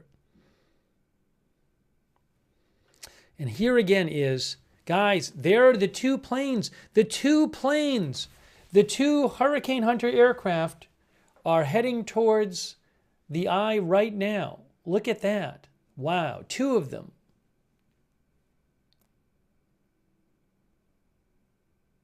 Ali C says the radar might be down. I'm not sure. It was having issues before.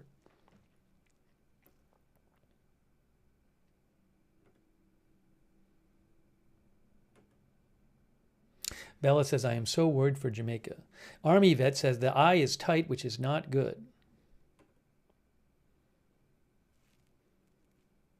Landfall is supposed to be early tomorrow. Dean R says it doesn't look like it's turned northeast yet. Yeah, it's moving northwest.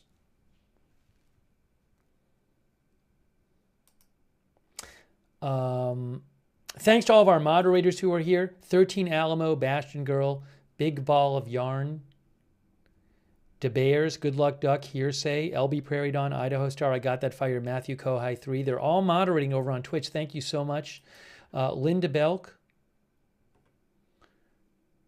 Larry and Misha moderate for us on X. Thanks so much. Kay Larry Body, Christina Neal, Margaret Riley on Facebook. Thanks Sharon Klassen Gosselin for subscribing on Facebook.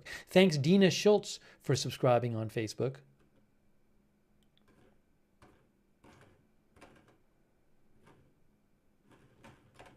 Thanks Alex Sanchez for your support too. I really appreciate that, Alex Sanchez. Thank you, Alex.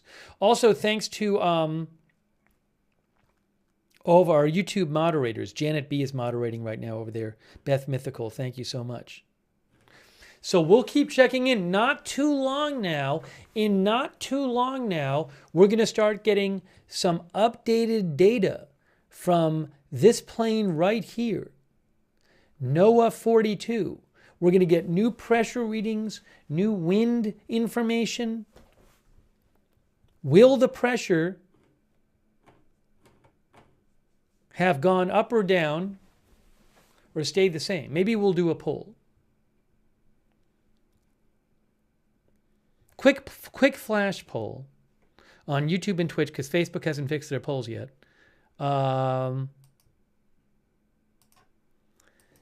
Will new plane data show storm is stronger, weaker, the same?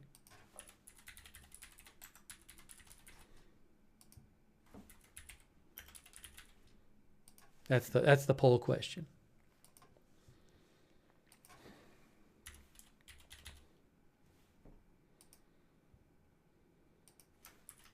Very worrying situation. This could just be, and it looks like it's going to be an utter disaster for Jamaica. Really horrible. Maybe somehow the thing can take a different track than is being expected, but it's really concerning.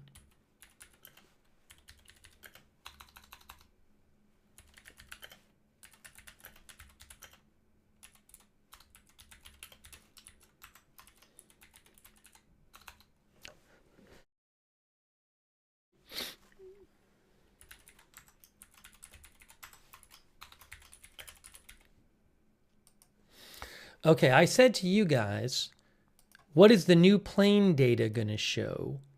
Over on YouTube, here's what people are saying so far. 66% say, oh, I can't see it. I'll see it in a second. 66% say they think the new plane data will show it is stronger. 10% say weaker, 24% say the same. And on Twitch, what do they have to say about this?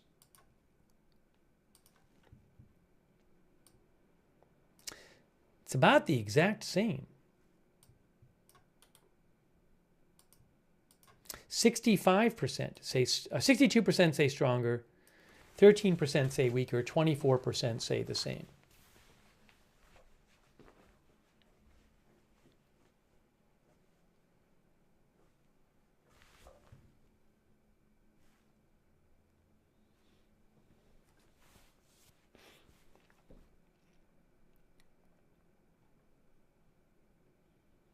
The other plane flew out of Curacao, which is an island country, I believe.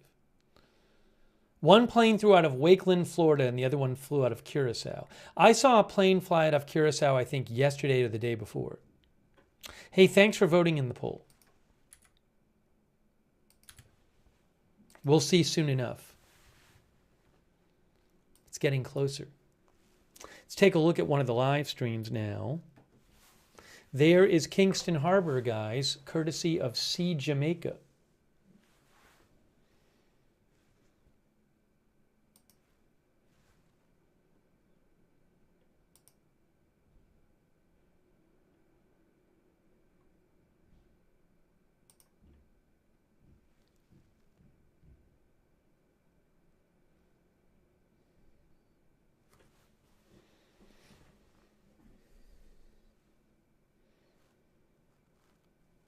Here is Halfway Tree, courtesy of Sea Jamaica.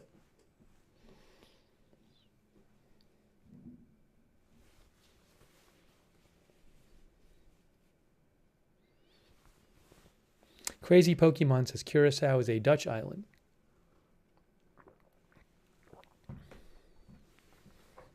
SWS says, I hope folks listen to the evacuation warnings.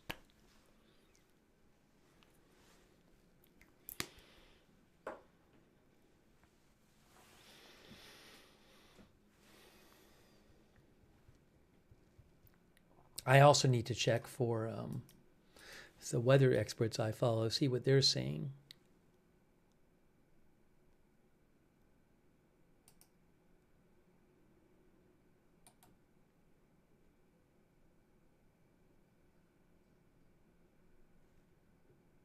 Thanks, Gary Stovin from the UK. I really appreciate that, Gary. Thank you.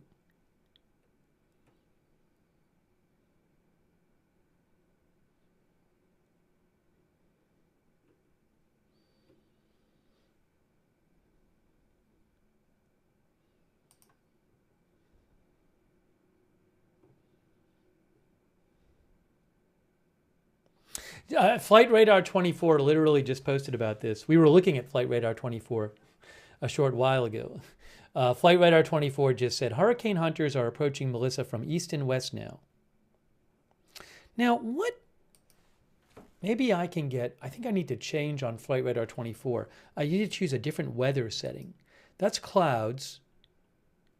Current weather. No, I don't want that.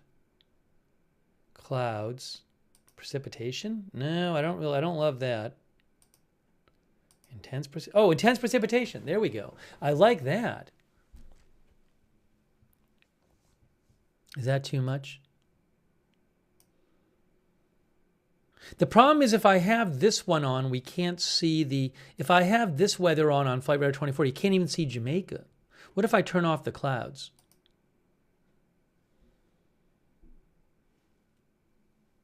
I feel like maybe it's better when I have it like that. Then we can see Jamaica a little better.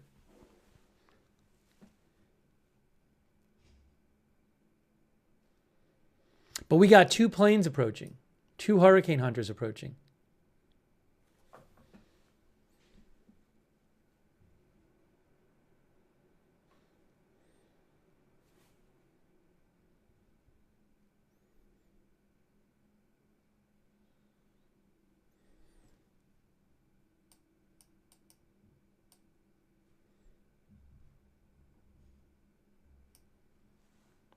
Hey, thank you so much, Queen of the South. I really appreciate that. Queen of the South says, I hope everyone is safe. The storm sounds horrible.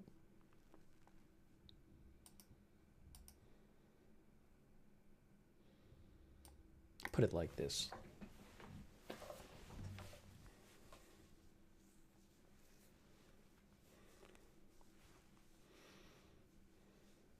Yeah, as Devil Ghost says, we're not seeing that much on the live vids yet.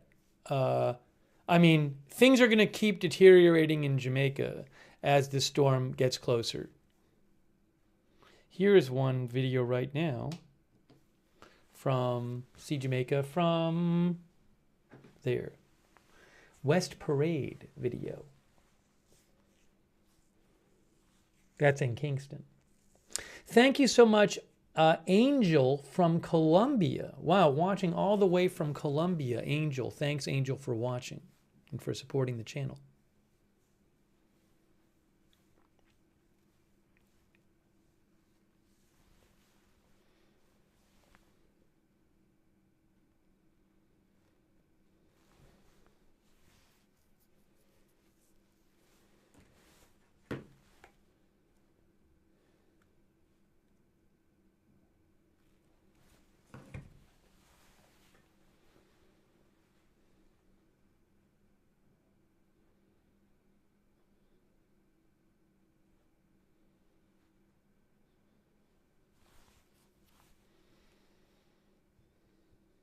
All right, we're getting very close with the planes. One of the planes is getting quite close to the storm, to the eye. We're going to get new data soon. It says on the screen, the next update from National Hurricane Center is 8 p.m. Eastern Time. I assume they will use the data from the planes that are going there, especially that first one.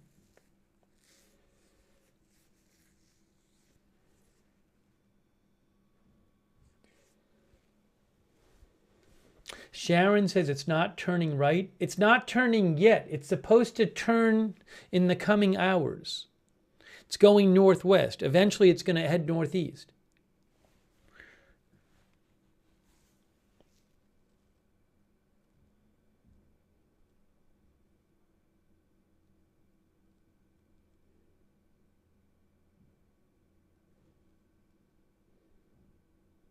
Yes, we will get the Hurricane Hunter data right after it happens from tropicaltidbits.com.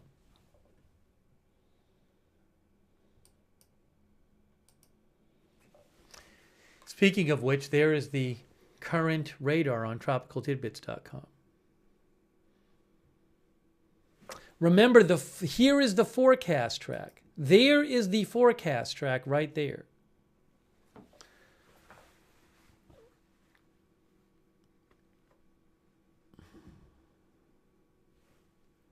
That came out about an hour ago.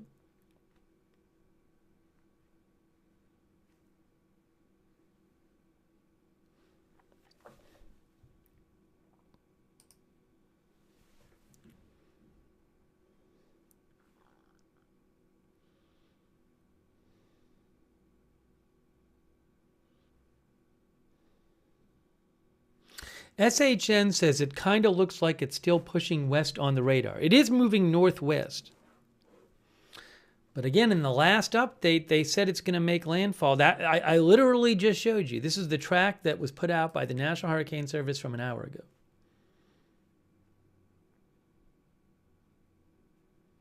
Some of our viewers are questioning the track forecast. Well, we'll see.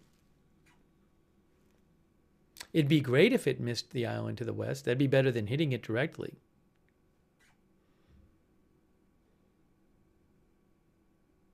But that's not the forecast right now. The flight disappeared. One of the flights disappeared. The other one's still there. Sometimes the flights go in and out of radar coverage. It didn't literally disappear. Disappeared from the radar. Okay.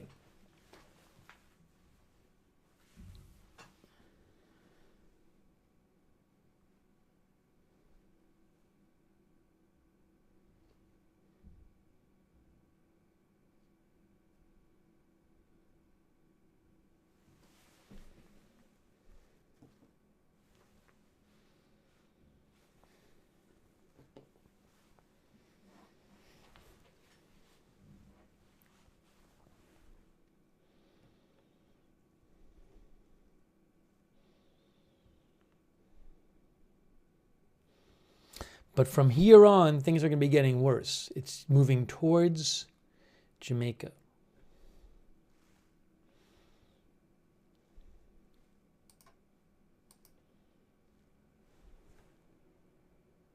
Someone asked if I had a scanner.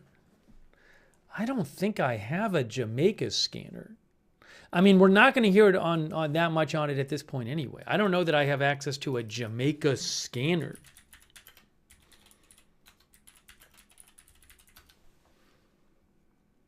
I don't think I do. Let's see. No. Not through Broadcastify. I don't.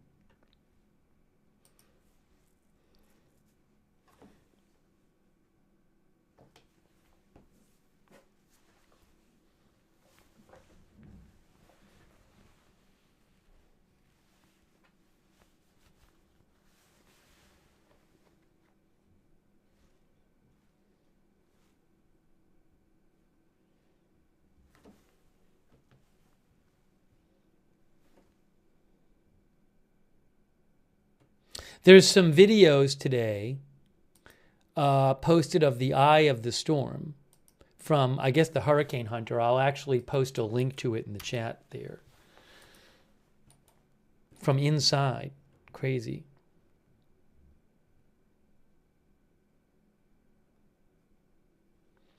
Tomer Berg, who is a weather expert I follow. Tomer at BergWX. He just posted and said, a new convective burst is wrapping around Melissa's eye wall with CDO averaged cloud temperatures cooling again. I think you see that in the purple on the satellite there. He says, with no immediate sign of an eye wall replacement cycle and deep warm water preventing weakening due to cold water upwelling, quite possible Melissa falls below 900 millibars of pressure tonight. That's what Tomer thinks. You know, I've read about this. The warm water is quite deep in this area. So sometimes if a hurricane is moving slowly, eventually it pulls up, I believe the warm water evaporates and then colder water comes up beneath it, which can weaken the hurricane. But the problem here is that there's deep warm water. So if warm water evaporates, I believe it is, you get more warm water underneath. If I'm understanding that correctly. Try to get an article that talks about this.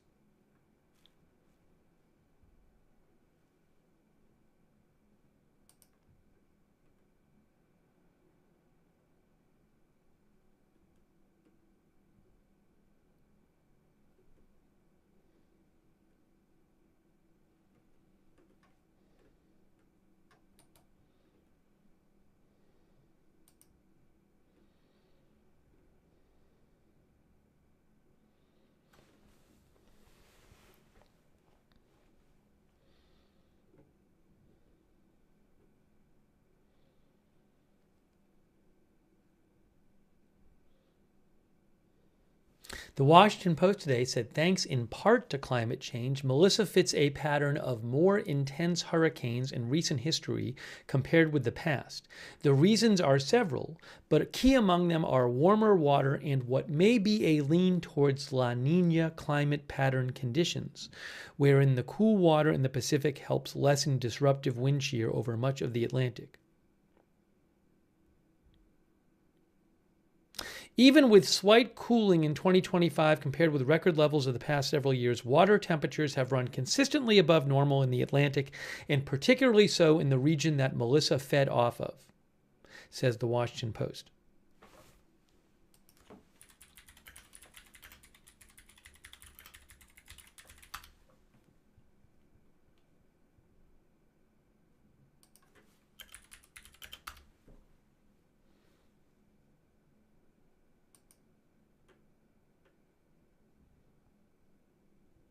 Oh, upwelling. I don't think it's hurricane upwelling. Hang on a moment. I might have to correct myself.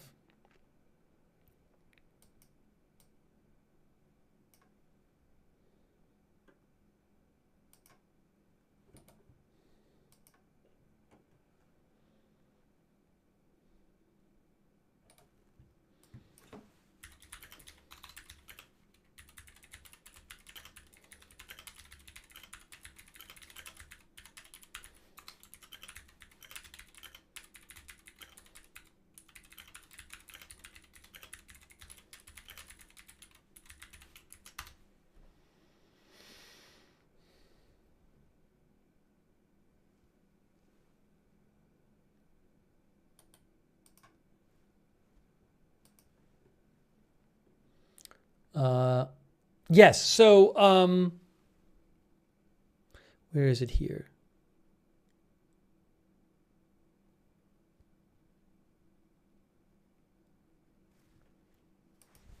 I was trying to find the source for this.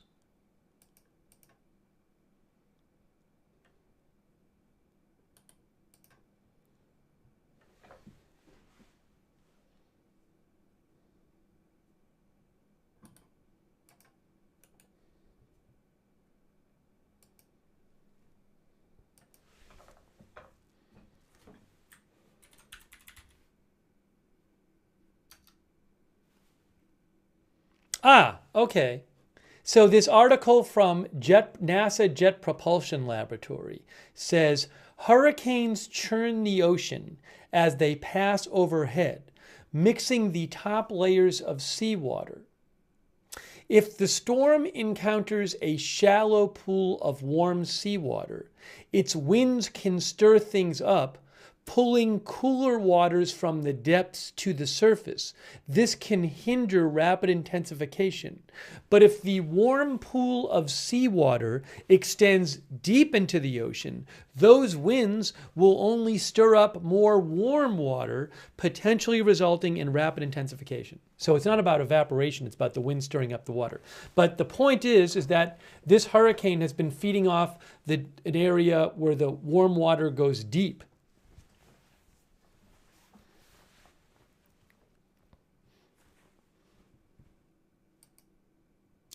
We lost both of the hurricane hunters are no longer on the radar.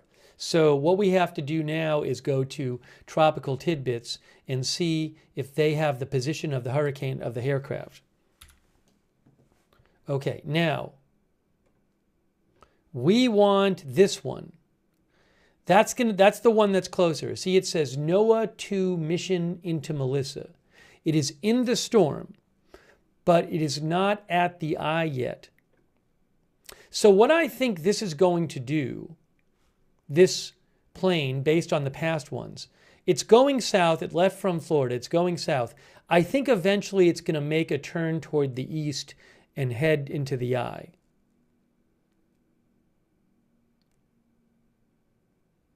That's the closer one right now.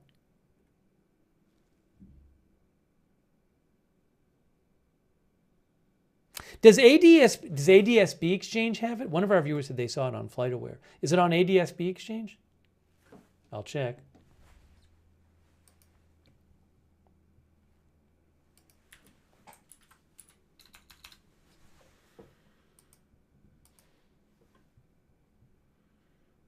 I don't see it. I went to ADSB Exchange and I'm not seeing either of them there.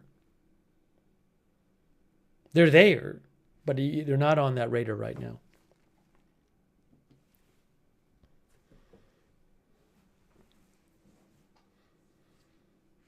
A number of our viewers think that it's going more west than it's supposed to go, and that might affect, and that it might end up making landfall more west than anticipated. I don't know.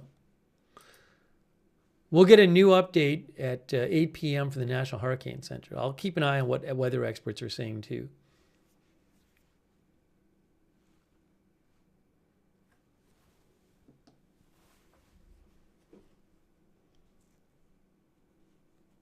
Ty Smith says we are in for a long night.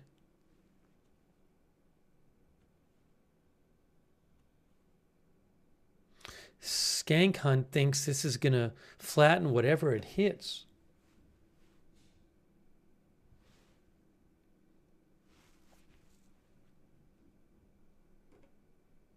Mish Girl thinks it is not going west.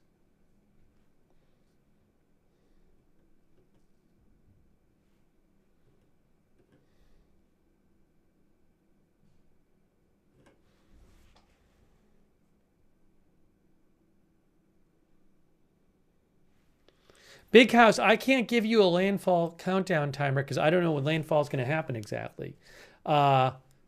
Supposedly tomorrow morning, tomorrow early, but we'll have to see.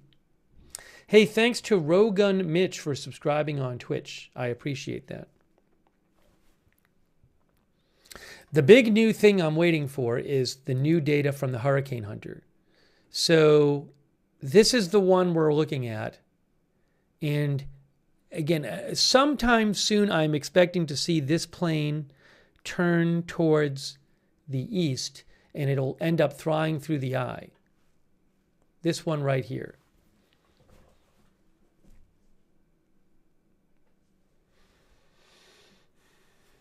So we're keeping an eye on that one. We'll get more data from the hurricane. We'll see if the pressure is how it is compared to what it was before. The official pressure is 906.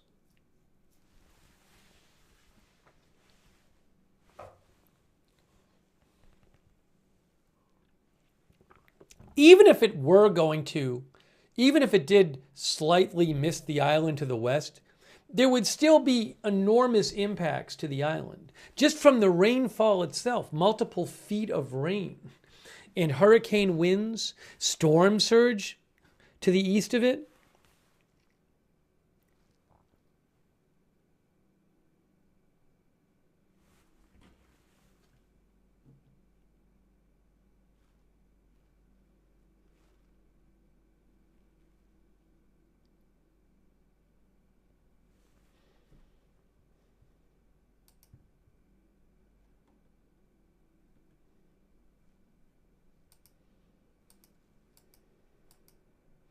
Evelyn in Maine says, no matter how you look at it, it's bad.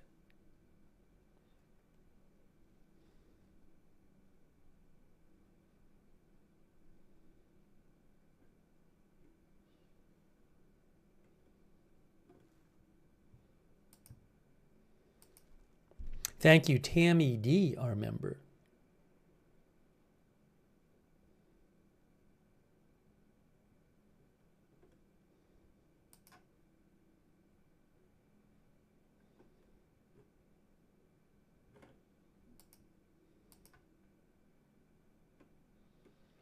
Give me one moment. One moment here. One moment.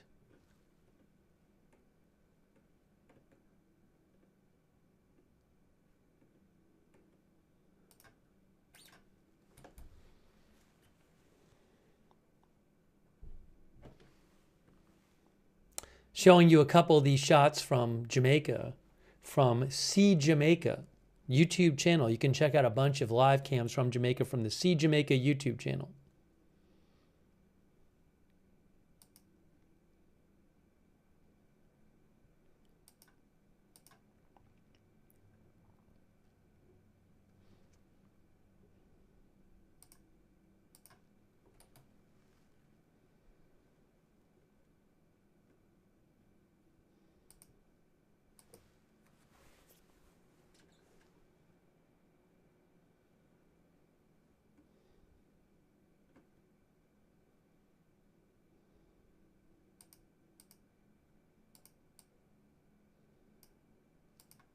Hey, thanks so much, Rob B. Rob B. Thank you, Rob.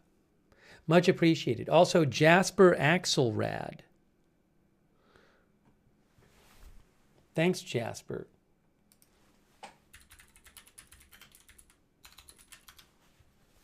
Jasper mentioned Hurricane Otis, which made landfall near Acapulco as a Cat 5 in 2023.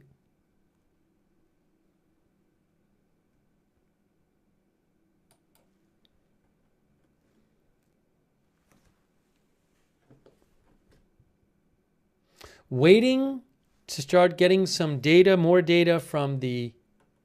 Oh, the plane is turning. Hold on a second. Look at this. Look at this, guys. Look at this. According to tropicaltidbits.com, that is the plane that we're going to see get to the center of the storm first, right there. And it has made a turn. I assume it's heading towards the eye right now. You can't really see it, but I assume the eye is in the direction it's going.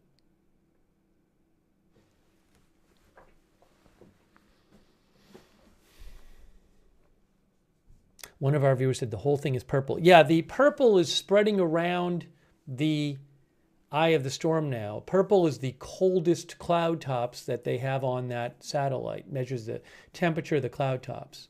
So cold, the colder cloud tops suggest more intense storm activity. So purple is the coldest.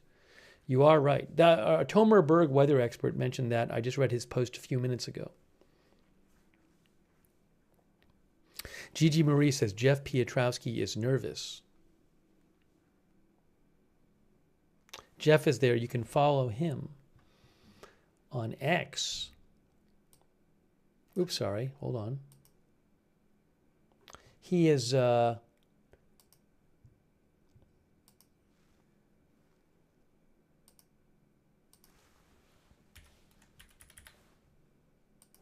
at Jeff_Piotrowski.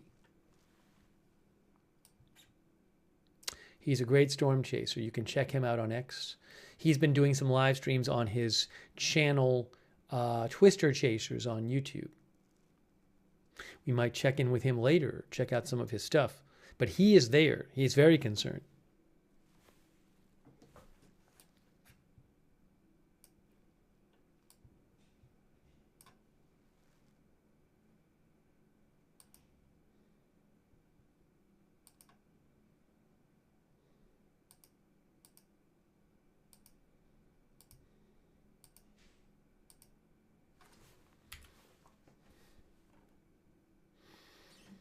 We are waiting for new Hurricane Hunter aircraft data coming soon.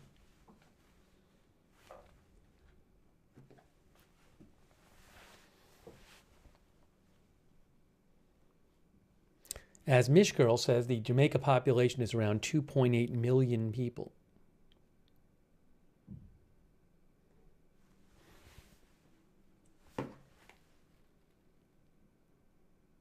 Oh, that's very nice. Thank you so much to Richard Zamborski. Thanks so much, Richard, for your support. Richard Zamborski. I really appreciate that. It's very nice of you. That's from Richard.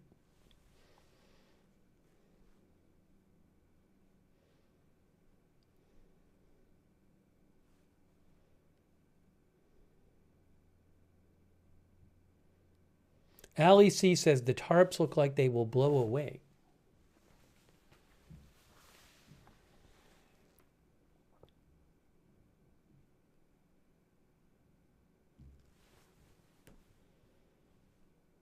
Thank you, J.C. Bisco. I'm planning on staying on the air, as this approaches. We might be on the air for a while. I'll have to eat stuff at some point, but at this point, it's like, we're in the final approach here.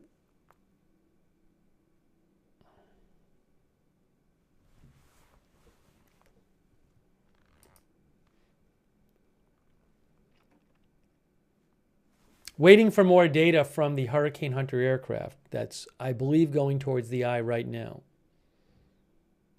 Techio says, would be crazy if the pressure drops below 900. Currently 906. We're going to soon have some readings from the plane. Red Squirrel says it has to be extended coverage. Yeah, we're just going to have to stay here and watch as things progress.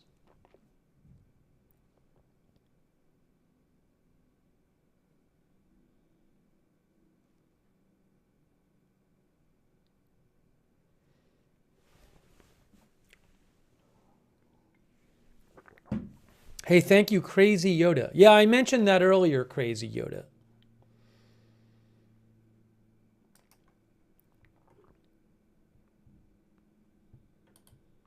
NOAA said in their earlier discussion today that one of the hurricane hunters had to turn back because it encountered turbulence. I don't know if there was an issue with the plane. I don't know specifically. Because those are supposed to be, they're supposed to be very robust planes. So I don't know if there was a particular issue with that plane. But they did say that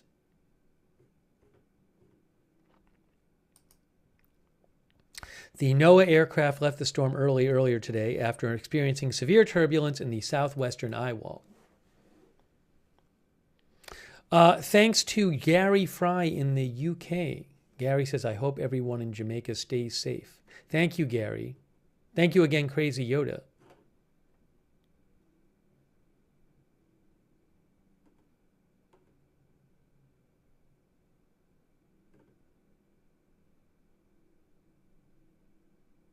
Gary Baines says, weather looks fine there now. Again, this is Kingston. You know, things are going to be deteriorating in the coming hours. I mean, it's certainly wet. They've been getting rain, some wind, but things will be deteriorating there.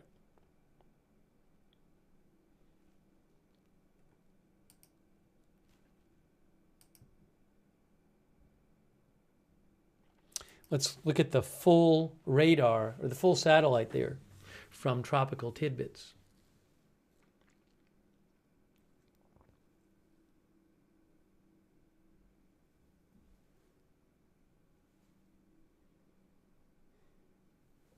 So we're waiting to see how that turn goes.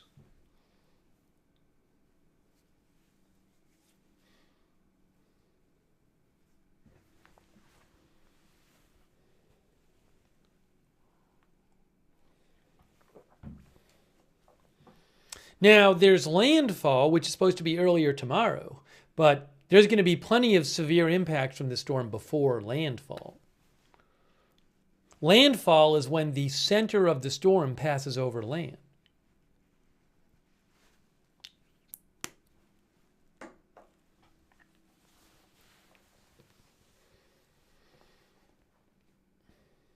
Cleo Stitch Witchery says, give it a few hours, it will get worse. Hey, thanks, Eamon O'Leary. Thank you, Eamon. I appreciate that. Eamon says, one love, Jamaica. We are behind you all the way. Thank you so much, Eamon. I appreciate that.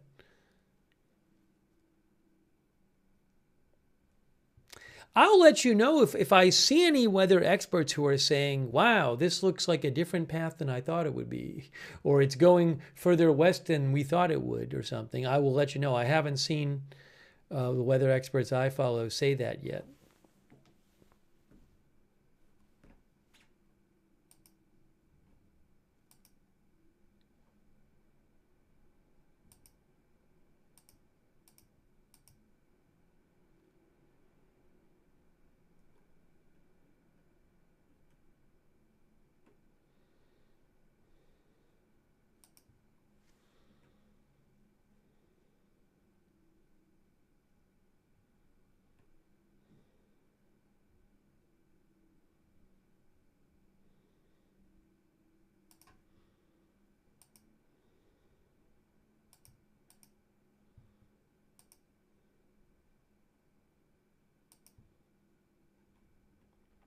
I am still looking for updates. We're going to get more updates soon. This from this aircraft, which is in the storm. That's a Hurricane Hunter. Soon we should be getting some new data from that plane. They update every 10 minutes on tropicaltidbits.com. Great site, tropicaltidbits.com. You can see the live aircraft data there as it comes in. Well, every 10 minutes it comes in. Eventually, it'll get close to the eye, and you'll see the eye on this satellite shot right here.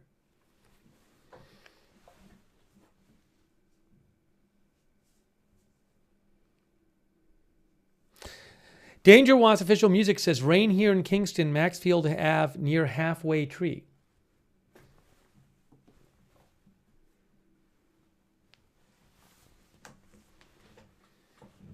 Here's a different shot from Kingston via Sea Jamaica.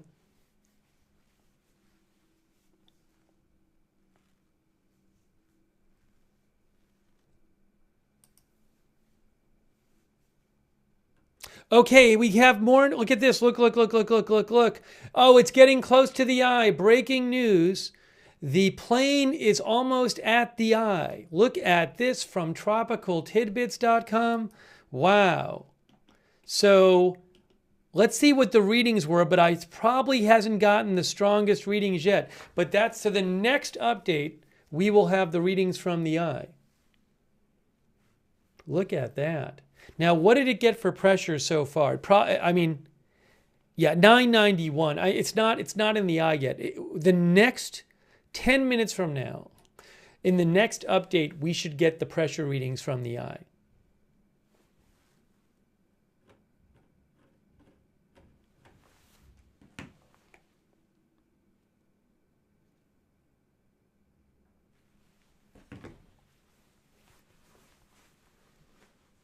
So, give it about 10 minutes and we'll see what's the pressure going to be, what kind of wind numbers are they going to get.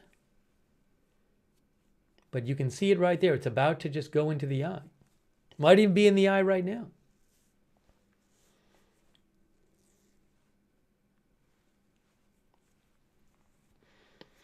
This is the data.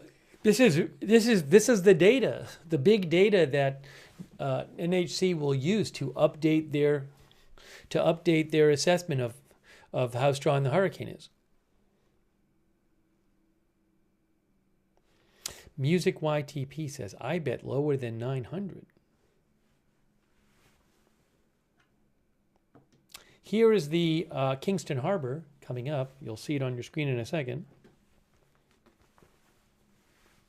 From Sea Jamaica.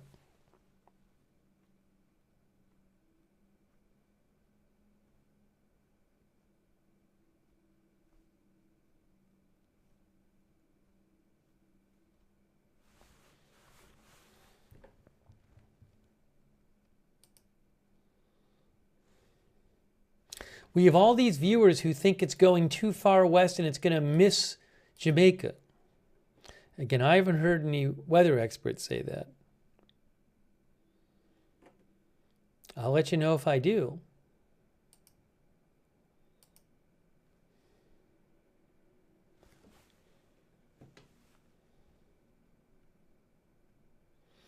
Ben Knoll, who is with the Washington Post, says the strongest Atlantic hurricane ever was by wind speed was Hurricane Allen with 190 mile an hour max sustained winds.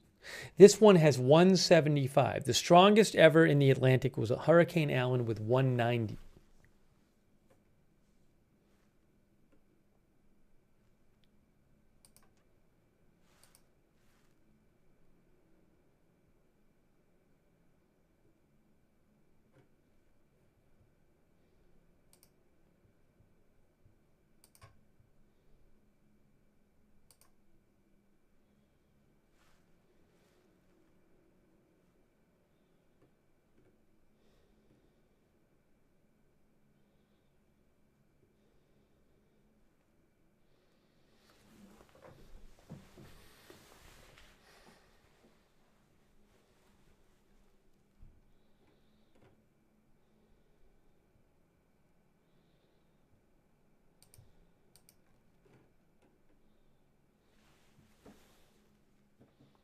Here is, again, this plane is in the storm right now.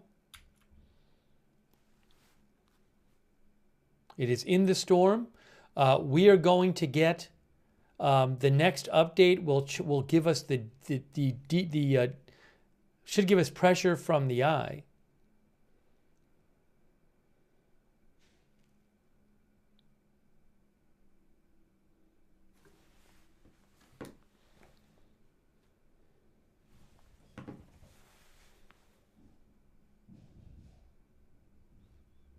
So we are waiting to see that.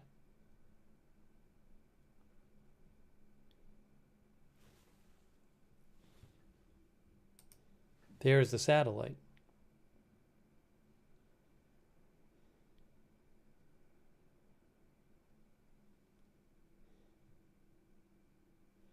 Jay Gibbons says, bet you Allen wasn't moving at 3 miles an hour.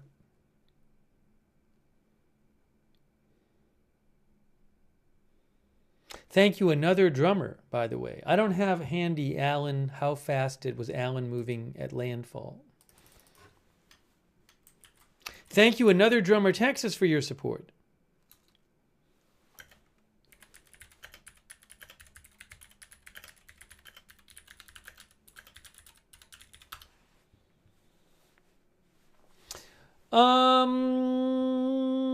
I just looked and saw something about Hurricane Allen,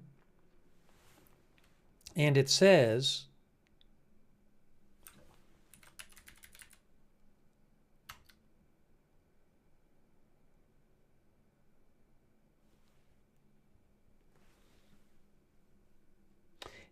Wikipedia says it slowed its forward motion as it approached Texas. I don't have the exact numbers right here. I'm not going to worry about it. The Allen slowed to 5 to 10 knots before making landfall, in 1980, according to the National Weather Service. Do we have more data from the aircraft yet? Let's see. We're waiting for that new data from the aircraft going through the eye any moment now. Haven't got it yet.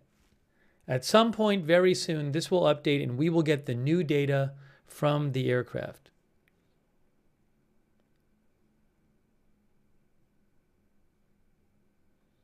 There's the eye right there.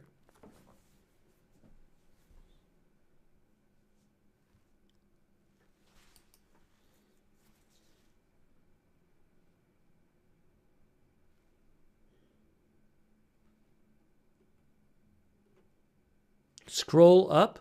This one is further away. This plane is further away than this one. This plane is not at the eye yet. This plane is in the eye basically right now. That's the one to look at.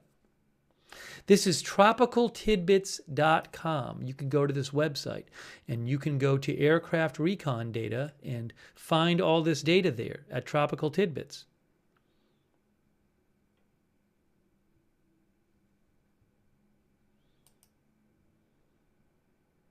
We're waiting for that new data.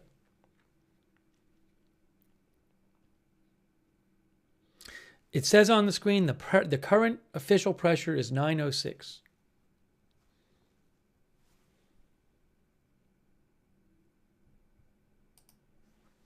And that is also tropicaltidbits.com. That's their radar. I mean, their satellite. I'm sorry, satellite shot.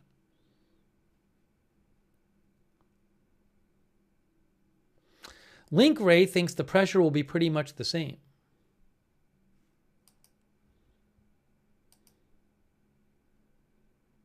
Still don't have the update. Still waiting for the update.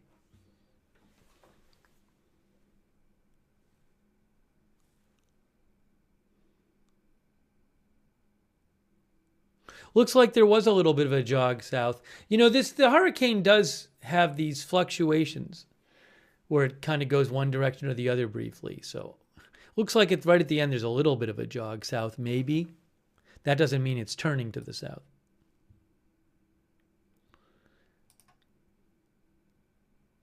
No update yet. Still waiting for this next update.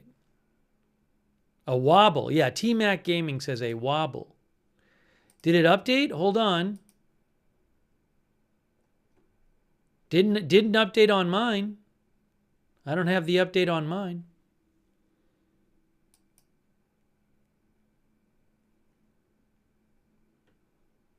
I'm refreshing. It's not there on mine.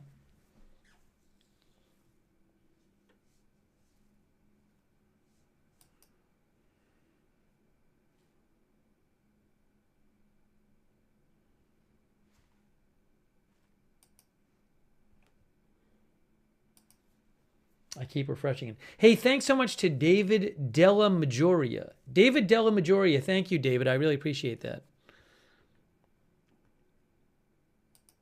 Does Radar Omega have the data? I have Radar Omega. Here, okay, hold on. Look, here it is. 9, I see a 910. I don't, now there might be lower pressure somewhere else in the eye. The lowest I see here is 910. 910.1.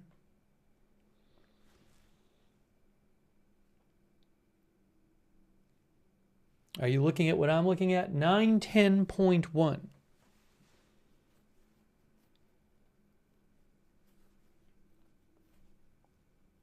They will do multiple passes through the eye.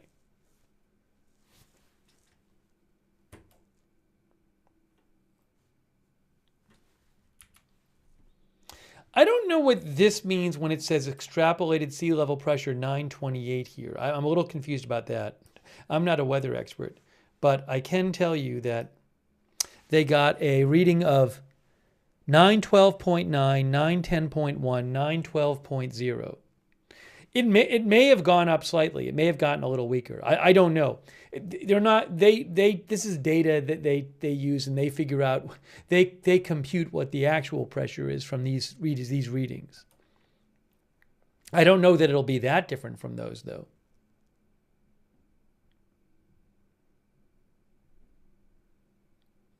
RJ thinks compared to the predicted track, it's moved west.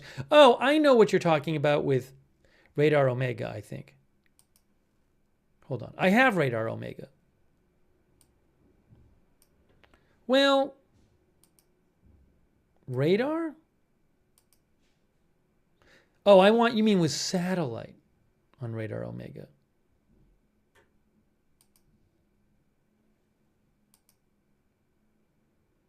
Why is it I have Hurricane Melissa and I have satellite and I'm not seeing anything? Hurricane Melissa. Which satellite do I want? I just try all these.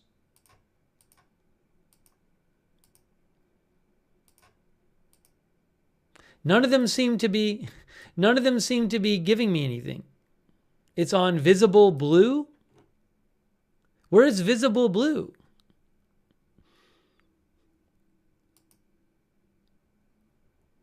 That doesn't help me. I don't want Hawaii.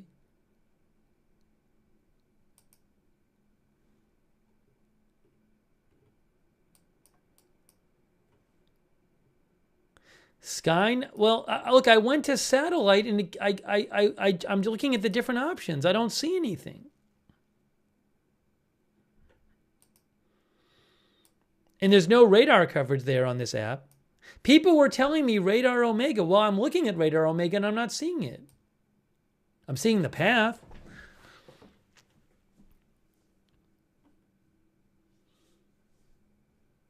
Oh, bottom right. It says visible blue. I'm looking at visible. I chose visible blue.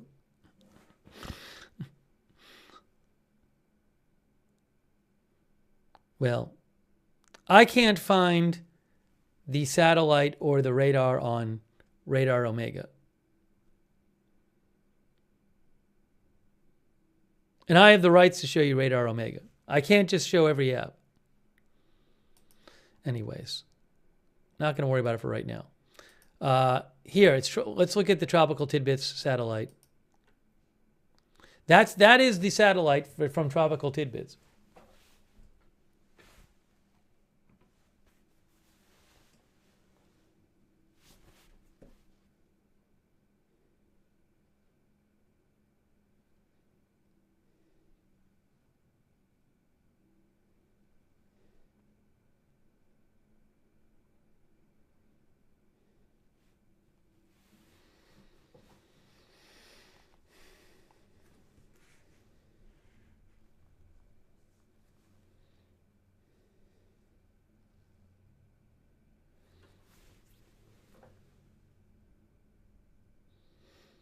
It almost looks like one of our viewers said, like right at the end, it looks like it's going back to the east.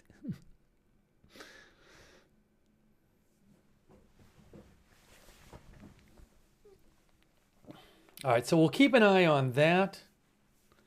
In case you missed it, the aircraft Hurricane Hunter just went through the eye and got some pressure readings, 912, 910.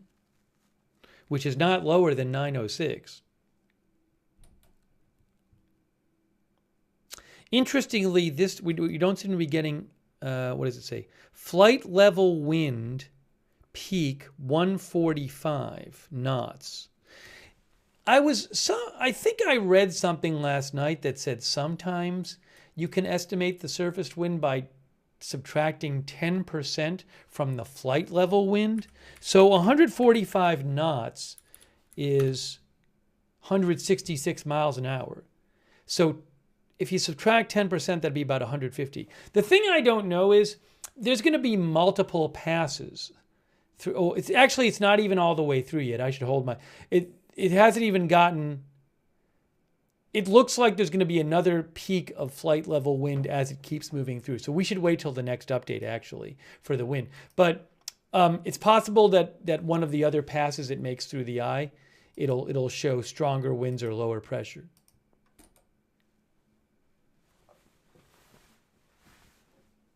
Oh, so here's what I'm going to do. Here's what I need to do.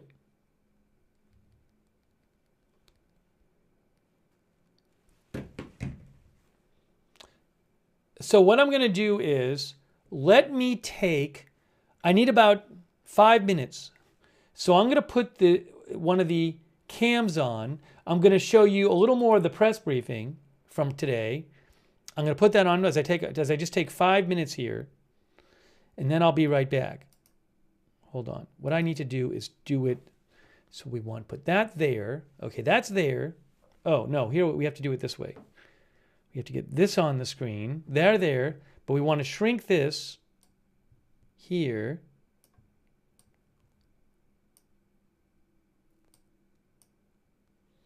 Then we want to put this, that's not it, there. All right, earlier today for the press briefing, you're seeing rainfall in Kingston on the live shot. And then I have to put myself up that I'll be back in about 5 minutes. Where did I have that before? Steve will be back in 5 minutes. So give me about 5 minutes. I'm going to play some of the press briefing here from earlier from Jamaica. Give me about 5 minutes and I will reappear. And so we thank you and we thank the teams that are out there working with the NWA. We are now going to move to Minister Vaz. Everybody wants to know what's going on. We know the airports are closed. Energy, transportation, telecoms. Morning. I'm moving away from saying good morning. And from now until whenever we recover, I will just say, Almighty Father, spare us. Let me start with some of what I've said before. The airports remain closed until such time as the hurricane passes. The toll booths are all open, both on the east-west and the north-south, not just on the main, but on the exits as well. And those will remain open until such time as the recovery of the hurricane is at a point where we can reopen. JUTC, all bus service has been terminated. Only emergency services for JUTC, which I'll give you some information. And as I would have said last night, that we have also activated our rural school buses, which will play a critical role in rural Jamaica. We have over 60 school buses that are in all parishes, across all parishes. So those will be utilized, save and except for the fact that because of how they are designed and their weight, in muddy conditions, they will tend to sink. And that is obviously because of the safety standards put in for the safety of the children. But we'll have to find a way to utilize them as best as possible. Sorry. So, JUTC, as I said before, regular services are suspended until it is safe to operate. JUTC is in emergency response mode with teams on standby for evacuation at Rockfort, Spanish Town, Portmore, and all 5 rural school bus regions. JUTC has responded to several calls for evacuation since Saturday. Unfortunately, only 103 persons have been evacuated.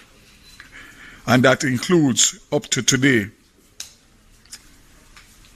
The figures for today, including today as of 11 o'clock, is 148, sorry. So there has been an uptick, but way, way beyond what is required for a Category 5 hurricane. Only one person in Port Royal, 42 in Tower Street, Raytown, 50 in Rocky Point, Portland Cottage, and Parity and Sandy Bay, 55. I want to make an appeal again that take everyone at his word, regardless of where it enters and where it exits. There is going to be massive flooding as a result of the surf that is going to require persons to relocate from their existing locations. So again, I can only add to the call, but advise you to listen to the government and listen, or should I say, if you don't want to listen to the government, listen to Evan.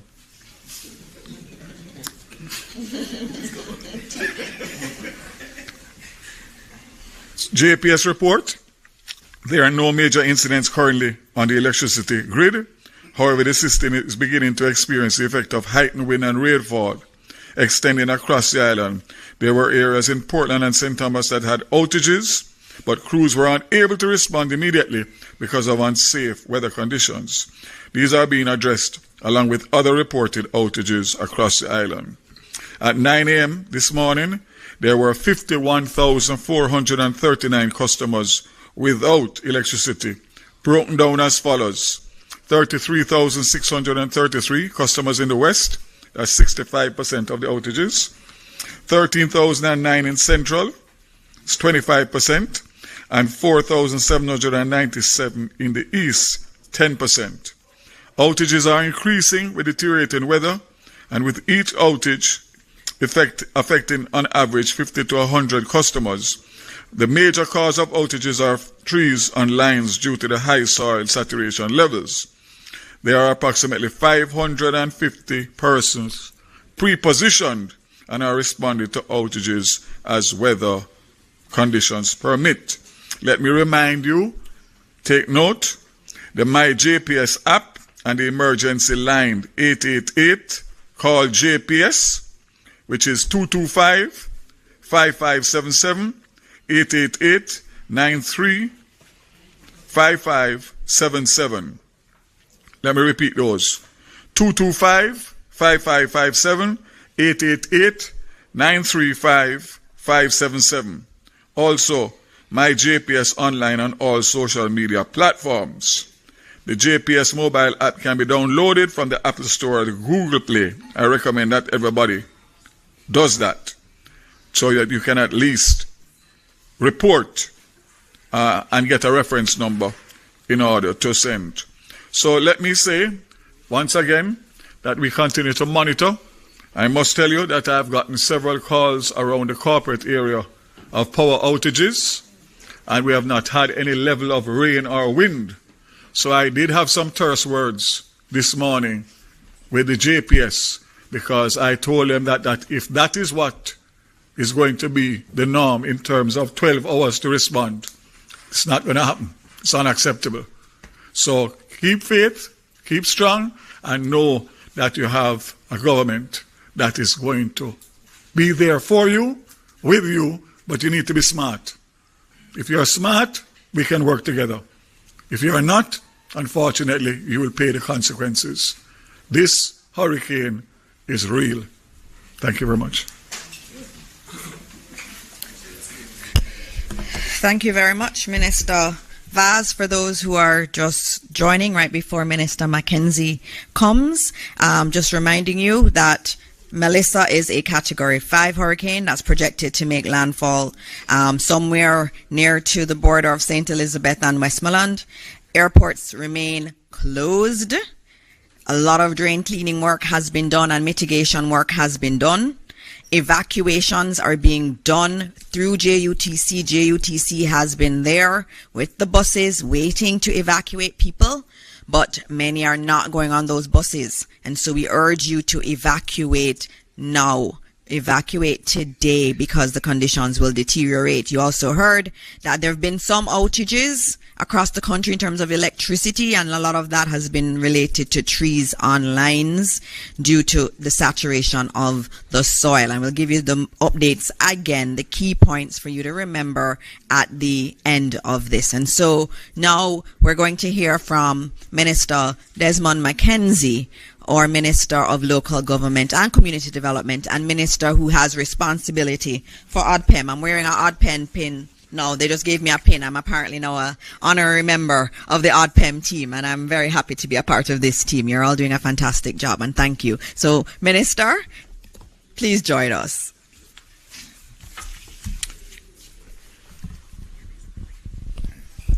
Thank you, Minister. Good morning to each and everyone, and especially to my colleagues. Welcome, Minister Morgan, for joining us this morning, and to our viewers. First of all, let me start off with some information on our shelters. As I have reported previously, there are over 800 shelters across Jamaica. Of the 800 shelters that are open, only 76 of the 800 shelters are seeing any activities at all. The number of persons so far, the up-to-date information that I have in my possession, which was presented to me based on the networking that we have been doing, represents 972 persons in shelters. There are 4 parishes that have no one in the shelters.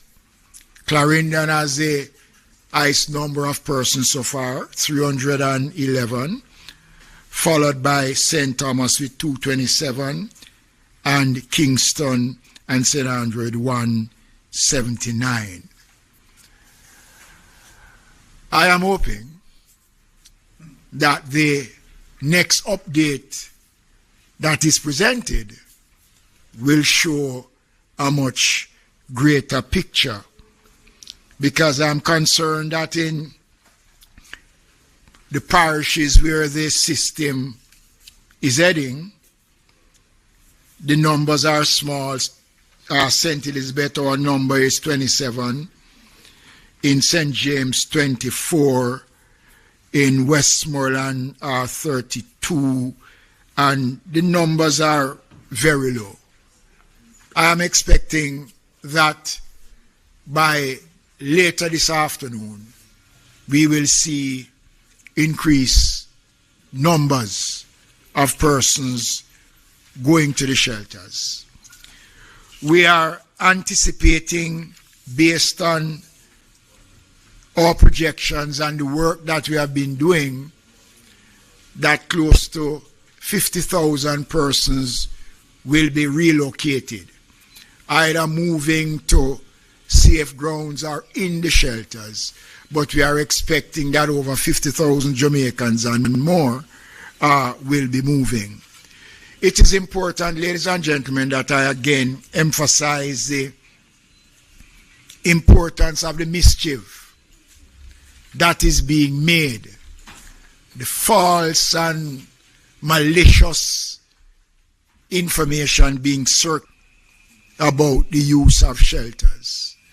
Someone sent me a message which says that there's a fee being charged for the use of shelters. Nonsense.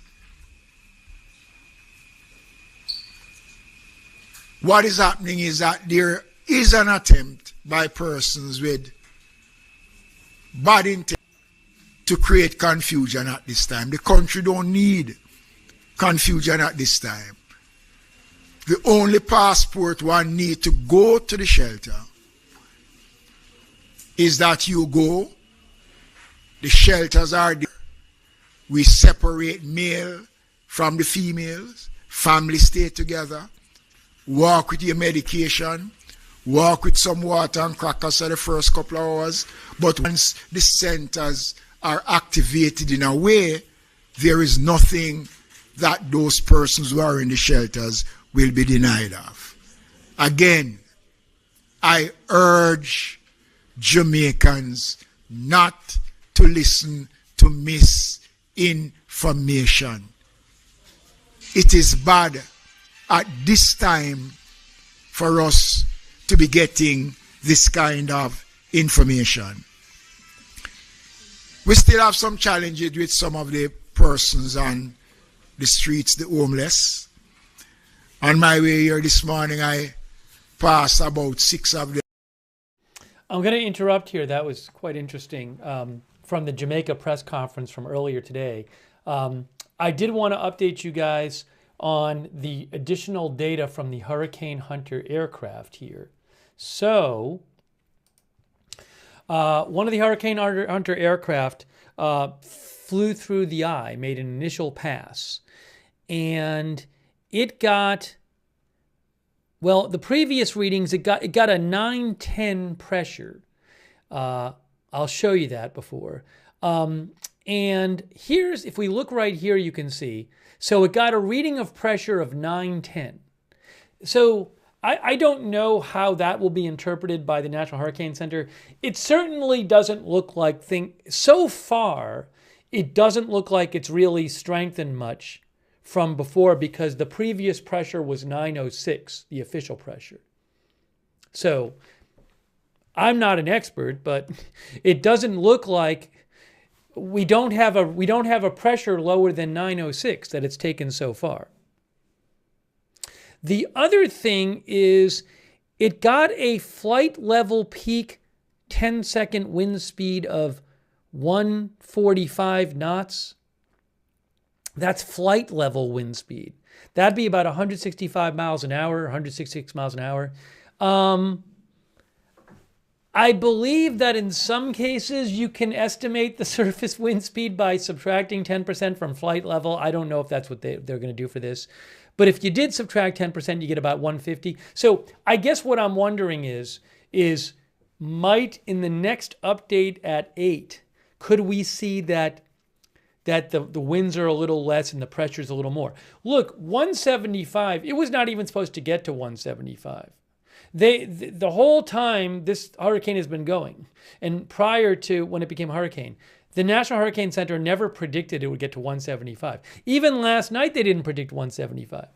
So they predicted that the prediction for a while was it'll get to 160 and then maybe fluctuate a little bit, go down a little bit before landfall. So, 175, it's enormous. 190 is the record for the Atlantic. So I do wonder if maybe they'll have the winds a little lower. I don't know. We'll see in the next update. Maybe they won't. Maybe it'll be the same. But the pressure, again, the lower pressure means strengthening storm. So it doesn't seem that we haven't gotten a reading that was lower than 906 yet from this aircraft. Richard says they missed the eye. Look, they're going to make a couple more passes in this aircraft, so maybe they'll get different readings when they go through the next pass. We'll have to see.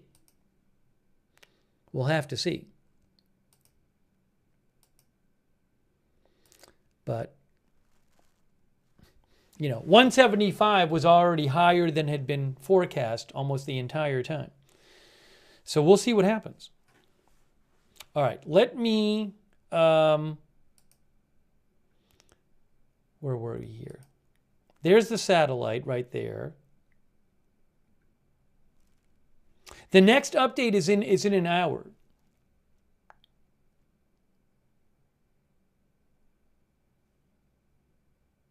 Now, it's interesting. It's very interesting. So you can clearly see it sort of seems to be doing this thing.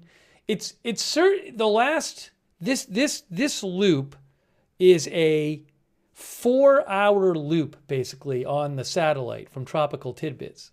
Now, it's certainly moving to the north some, although right at the end it seems to be maybe moving a little to the south.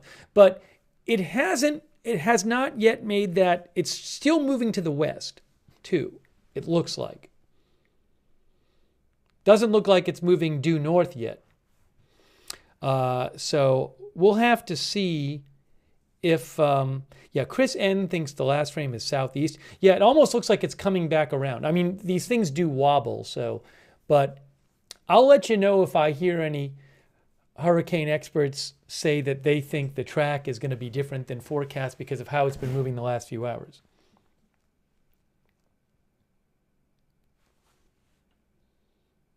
Oh, you can now see teal. One of our viewers just said this. Andrew 509. This is one of the two aircraft.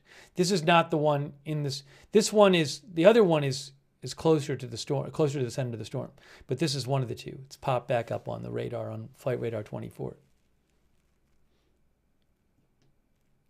Oopsie. So let's look at, we're going to have to keep an eye, we'll keep an eye on the aircraft data. This aircraft is going to do another pass.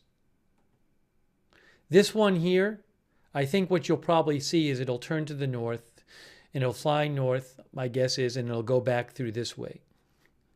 But that's going to take a little while for that to happen. So we'll have to check back in with that.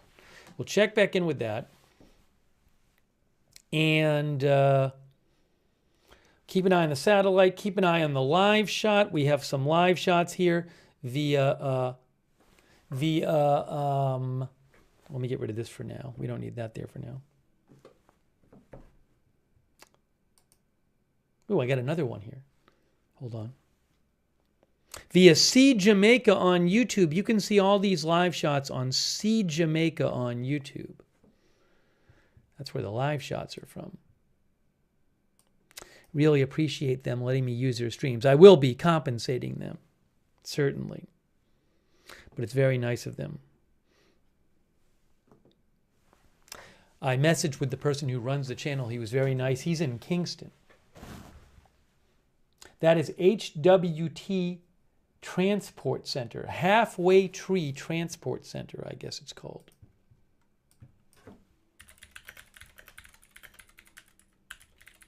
We might even have volume from that camera.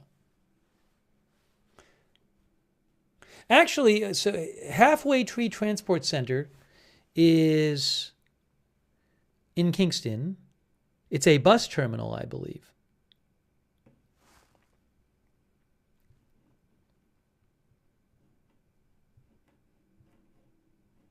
Where's my cursor? Where's my cursor?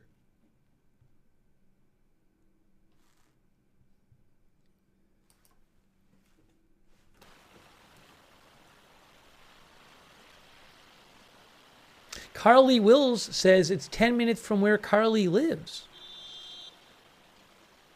Devonda is watching from Kentucky.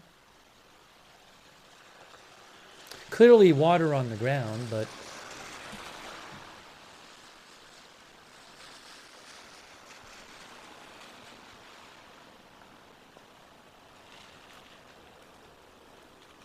let me check something real quick. Let me check something real quick.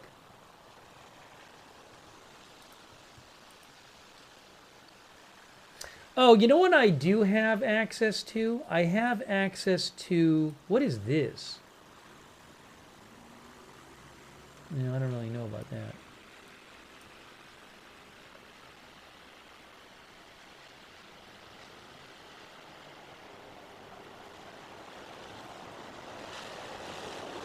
Oh, hey guys. Guys. There's supposed to be another briefing. There's supposed to be another briefing coming up, it looks like. Right, maybe right now. Hold on a second here. There's supposed to be another briefing. Briefing, live briefing. It just started. It's happening now. Hold on, let's watch the live briefing. I didn't even know. Hold on. answer some of those questions that you had in the chat. Also want to note that we have members of our National Emergency Operations Center with us too. At the end, you will see who these hardworking people are. We also have with us the chair of ODPEM, Mr. Sweeney, is here, and he has not just been chair, he's been here every day and really leading the charge with Minister Mackenzie, and so I have to acknowledge you and thank you. And of course, I cannot not acknowledge Tony. Tony, how you signed that? All I can do to the entire deaf community, and I know that you're watching, Tony has been trying to teach me. There you go. See, she's been trying. She's really been trying. But, you know, we want to create a space that is really conducive for everyone to participate in knowing what is happening. And so, Tony, the work that you do day in and day out, we appreciate it. We appreciate you making this space a lot more one that is truly for the entire Jamaica and is truly inclusive. And so we're going to get started. This will be a shorter briefing. And so the man of the hour, Evan Thompson. Evan, you have to come and give us good news. This is the 7th briefing we have done. 7 is a very lucky number. Evan Thompson, come and talk to Jamaica. 7. Thank you, and I'm going to try to do this in 7 minutes.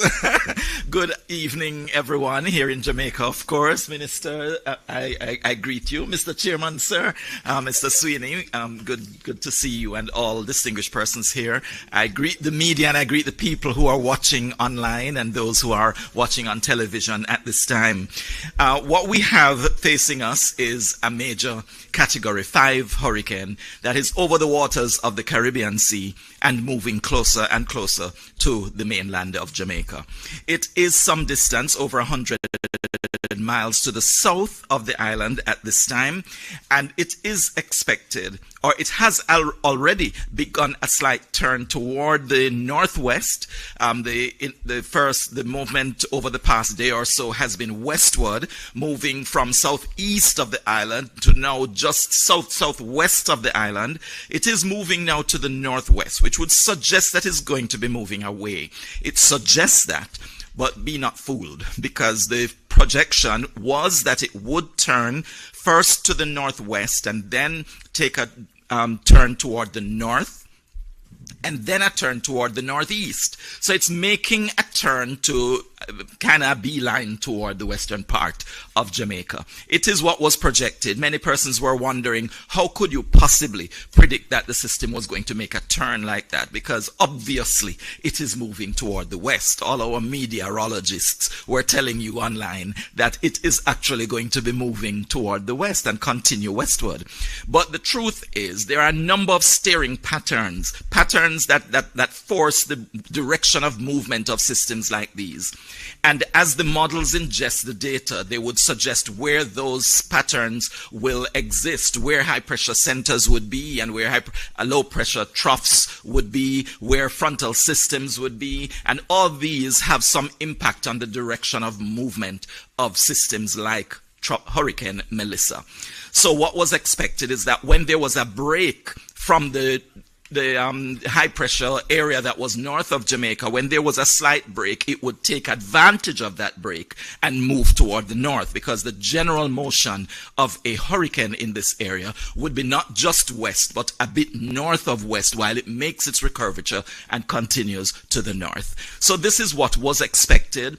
There is a little break that it is experiencing, and so it's taking advantage of that break to move toward the north. It just so happens that Jamaica is the place where the break is being experienced. And so with that happening, we are now seeing that turn, and for the system to continue to make its way, keeping itself as much in low pressure areas as possible, because it is itself a low pressure system. So we see on our picture here the center, which we call the eye of the hurricane. Right around it, those areas that are very white are what we call the eye wall of the system. Then there are those inner bands, and then wider outer bands, or spiral bands, or feeder bands as they're referred to. These take the moisture, as you see, from the southern part of the Caribbean, moving it into the system, and so it keeps it generating. And you know, they are very warm waters of the Caribbean Sea that all our tourists always flock Jamaica to experience. Looking at the image here now, we see again a satellite imagery showing the cloud mass and the storm, the hurricane as it is, but these dots actually are showing where lots of lightning storms have been detected. So there's lots of lightning that's occurring within the system, and we see that the central part where the eye is located is one of the main areas where there is a lot of activity, heavy thunderstorms, there is torrential rainfall, but there is so much activity in the clouds that it's producing this kind of lightning. Here we see a forecast of the track of this system. First we see how it has moved so far, moving from east to west over the waters to the south. And then as it makes its turn, which is what we are experiencing at this time, the center of the system has started to make a turn, although it appears that it had moved a little bit past the Negril Point, which is our westernmost point of Jamaica. But as I said, recurving to the northeast, and so moving across the island of Jamaica. It's expected to make impact somewhere in the eastern part of Westmoreland, or extreme west of St. Elizabeth. So near to that border of Westmoreland and St. Elizabeth is where it's expected to make its what we call the landfall. There are some terms that we need to deal with. In this case, we have a landfall. In the case of Beryl of last year, we did not have a landfall because the eye did not cross the coast. But being so close to the coast, with us coming into contact with the eye wall, it was considered a direct hit. So it's a hit, but it's not a landfall. This case is both a hit and a landfall, because that center is actually crossing the coast of Jamaica. So a little bit more education, Minister. So it's moving across the island, and we expect that it will make its exit from the island somewhere in the vicinity of Trelawney, St. Anne, as it moves off the north coast. Now, in that time, of course, we do expect that Jamaica will experience significant impacts of this hurricane. It will be a serious event, because this is what we have captured from the radar that's operating in Jamaica. With the showers, you can see some of the shower bands that are already being experienced over sections of Jamaica. The southern part of the island, as well as in the west, we experience quite a few of those bands, and those have been producing rainfall over sections of the island. We've also begun to experience some of the tropical storm force winds, mainly over southern parts of the country, as the system is to the south. But as it moves closer to us, we'll see more of that kind of weather, more of the rainfall as we move into the bands of rain that are surrounding the system. And as we experience more of the tropical storm force winds that surround it moving toward the north, we are going to experience more of that over the next day or two. By tomorrow morning, that's when we expect that center to be making its way to the east, to the coastline. So this is our forecast track. The center of the system, as a major hurricane, will continue to move toward the coastline, and then by tomorrow morning, we expect that it will be making landfall. The exact point, we can't really tell you for sure, but as I said, most likely eastern Westmoreland, western St. Elizabeth, and then it will continue its way across the island. By late in the day, by evening hours, we are expecting to see that center, still a major hurricane, moving off the coast. Earlier in our previous press briefing, I did indicate that although I told you what the wind speeds would have been expected to be when it makes landfall, but I indicated that it would have been Category 4. On further review, it would be a Category 5 hurricane making landfall in the southwest, and this is according to the current projections. So it will move across, starting as a Category 5, but then reducing in intensity as it moves toward the north coast, and then it would make its exit and head toward the eastern part of Cuba. That's the forecast track. Here we see an image that indicates somewhat where the peak storm surge would occur.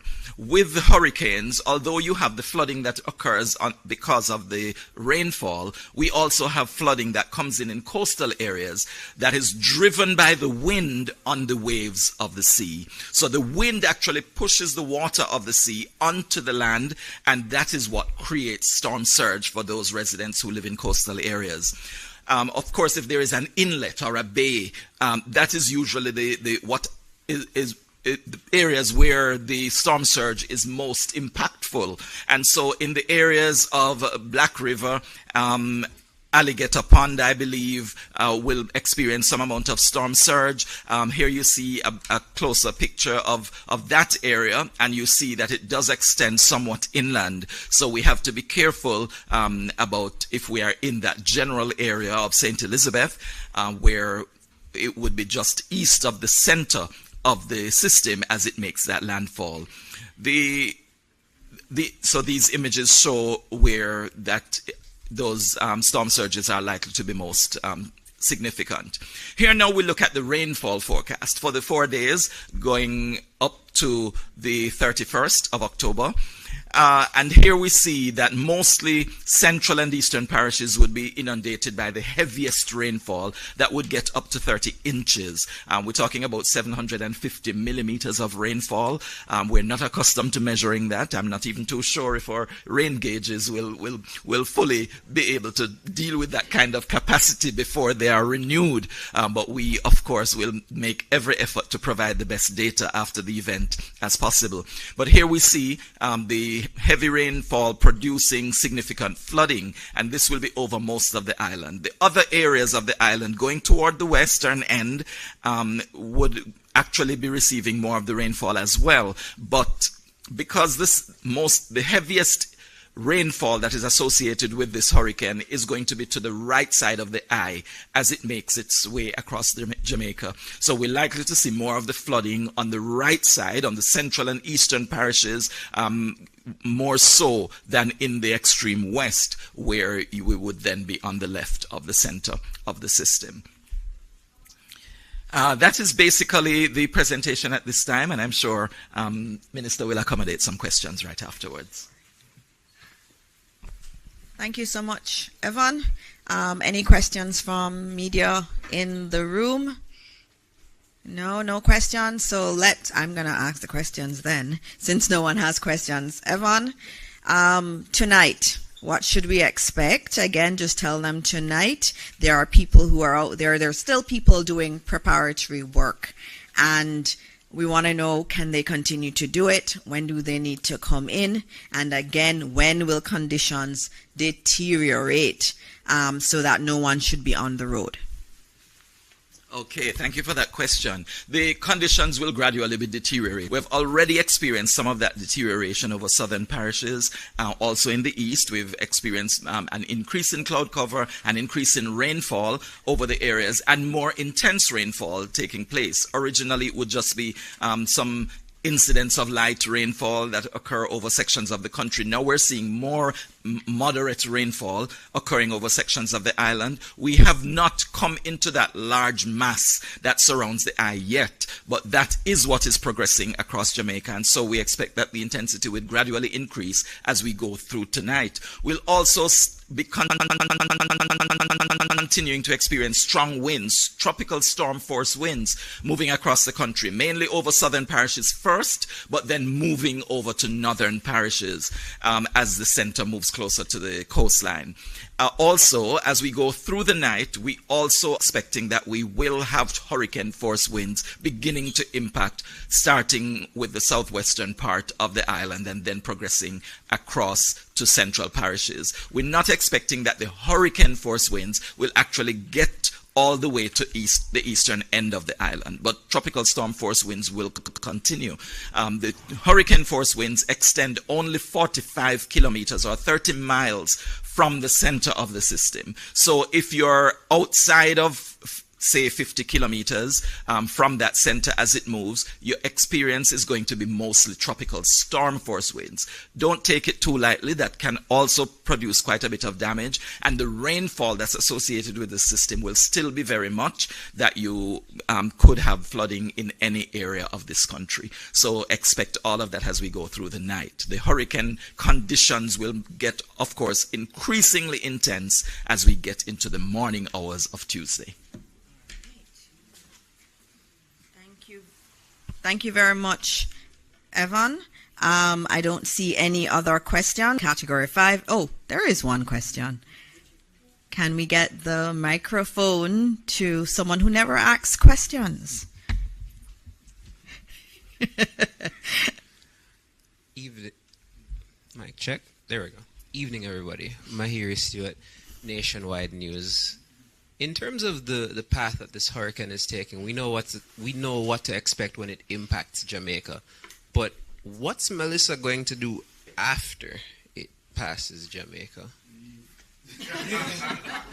Okay, that's a good question. And actually, because we are brothers keepers and we have a number of neighbors in the Caribbean area that we need to pay attention to, and also, keep their interests at heart. It's going to be moving really toward eastern Cuba, as long as it continues on the path that it is projected right now. So after moving over our northern coastline, it is expected to continue over the waters between Cuba and Jamaica. There's only 90 miles of space there, so it will move quickly through that area. I should have pointed out that the speed of forward movement is going to be increasing as the center moves toward Jamaica's southern coastline and while it moves over Jamaica. So it will move a little bit faster than it has been, but it will continue to move, and then it will get to southeastern Cuba, and then it is expected to continue over the southeastern islands of the Bahamas. At that time, Hang on one second. I'm just fixing it. Been reduced in strength by moving over the two land masses, both Jamaica and eastern Cuba. But it will move over southeastern Bahamas and then continue over the Atlantic, possibly moving close to Bermuda all the way out in the Atlantic afterwards. Check again. So when it comes over the country, you said earlier that it's going to be affected by not being over the waters. But once it comes over our land and goes back into the waters, is it going to then re-energize as it goes towards Cuba? Yes, that would happen, but as I said, it's really only 90 miles of water, and so the increase may not be that significant before it gets to Cuba, and then it would exit Cuba and then pick up more speed with much more water area than land area as it goes through the Bahamas and over into the Atlantic. It may pick up a little bit more strength, but then it would be again moving into cooler waters at this time, where it wouldn't be able to get much stronger. We're not expecting it to again regain Category 5 hurricane force. Thank you. Thank you, Evan. Earlier we were doing longitude and latitude, and we heard a word from Evan that I'm not used to hearing, and so I had to look it up using AI, of course, and it was recurvature. He said it many times, recurvature, so I had to look it up. It's a change in the path of a tropical cyclone from a generally west to northwest track. So remember, it was going west, and then it moves then to a northeast or eastward track. So that's what recurvature is. So it was going to the west, but now it's going to turn and go towards the east. So thank you very much for teaching me another meteorological term today on all of Jamaica, that term. And so now we're going to go to the other man of the hour, or Minister of Local Government and Community Development, the man who is responsible for disaster response and who does a tremendous job of it. He is non-stop. He is here through the night, all through the day. Minister Mackenzie, I do not know how you do it, but you continue to serve this country, and we're very grateful for it. And so please tell us where we are with everything under your purview.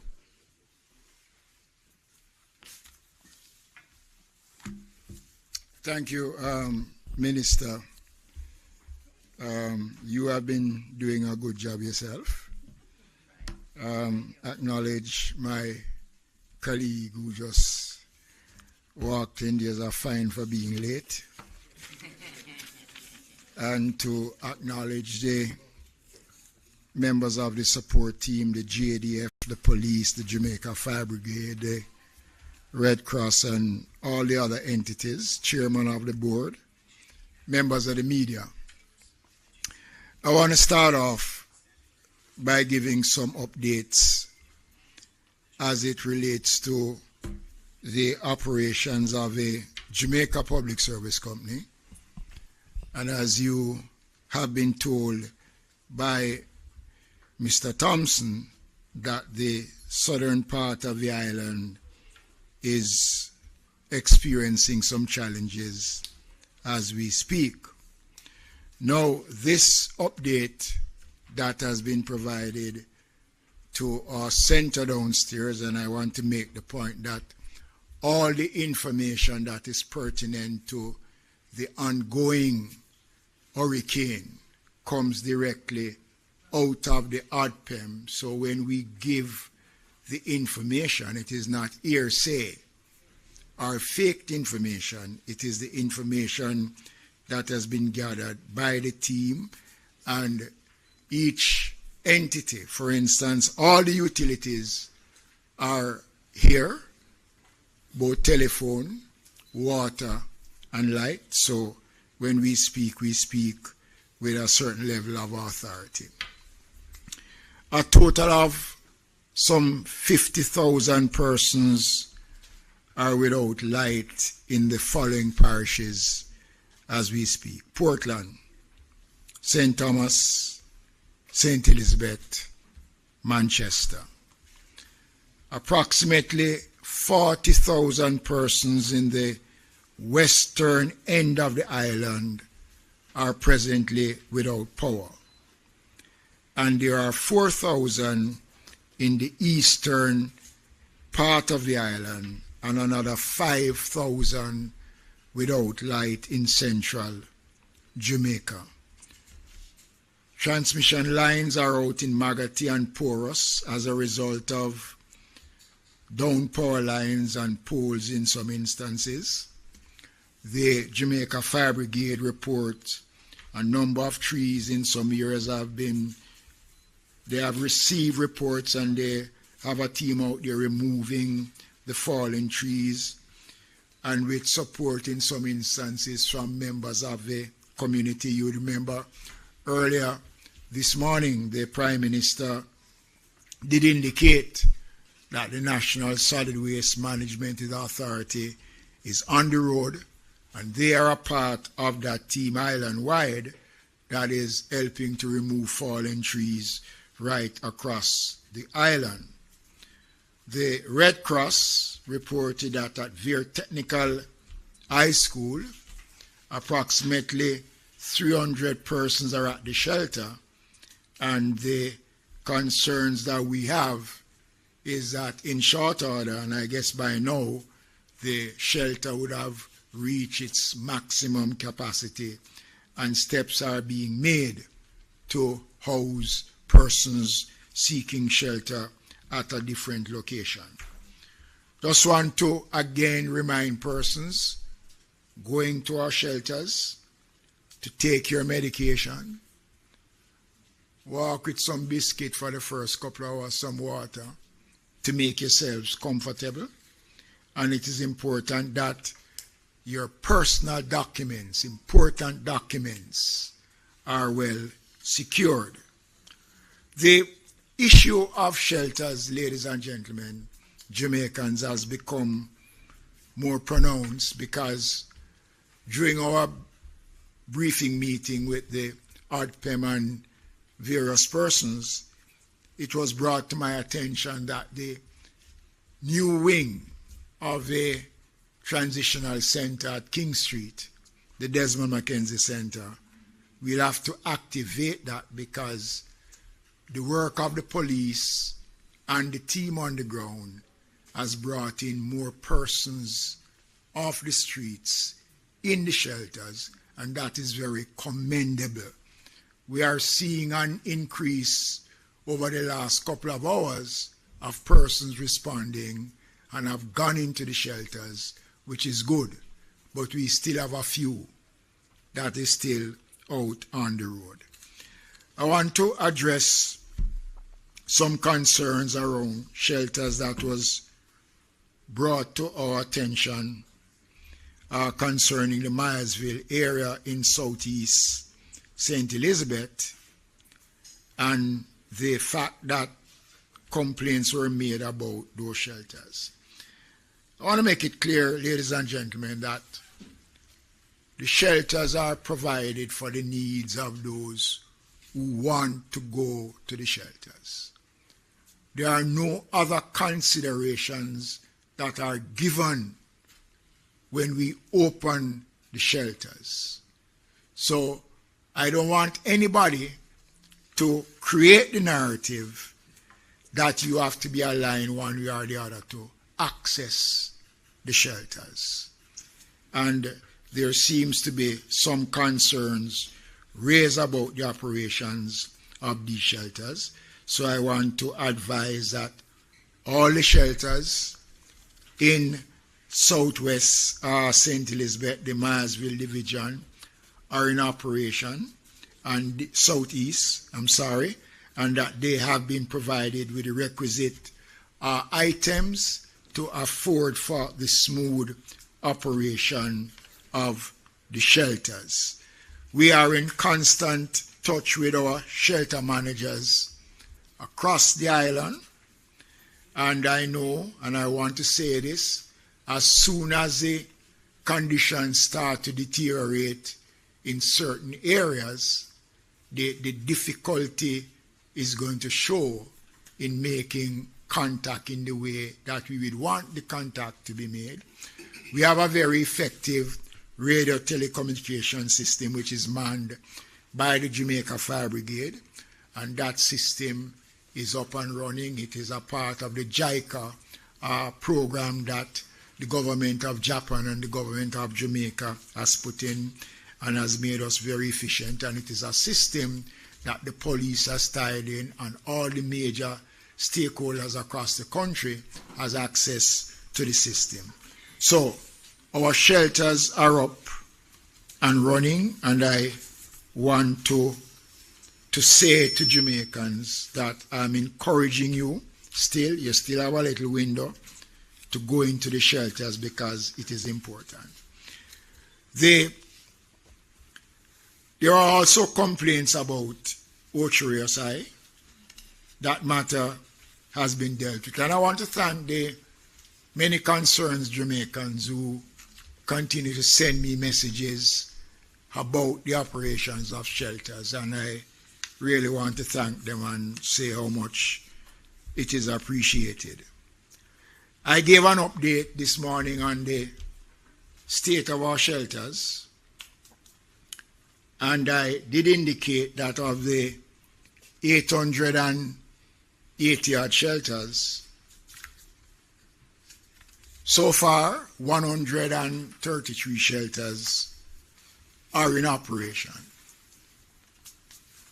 The shelters are available, but so far only 133 of these shelters are fully operated with persons in there. The parishes of St. Mary, St. Anne, and Hanover are still 3 parishes that have no one in any of the shelters.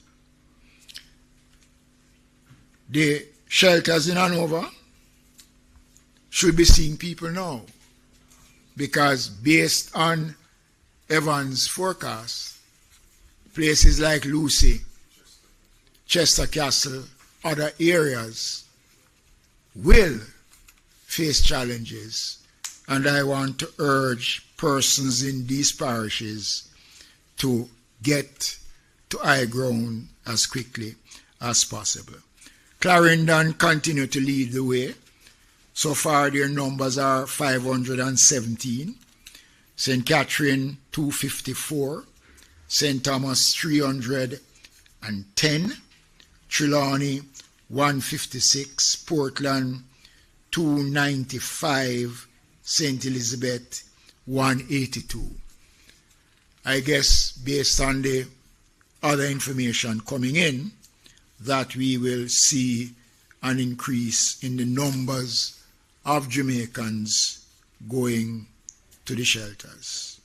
As I said earlier on today, it is anticipated that more than 40 to 50,000 Jamaicans will be evacuated from certain areas, and we are expecting that number to grow. I want to again emphasize the importance of sticking to genuine information. Almost every minute now, there is something out there in social media that has nothing to do with what is taking place. There is concerns that persons who genuinely wants to go to shelters are being convinced by others that it makes no sense that they go to the shelters.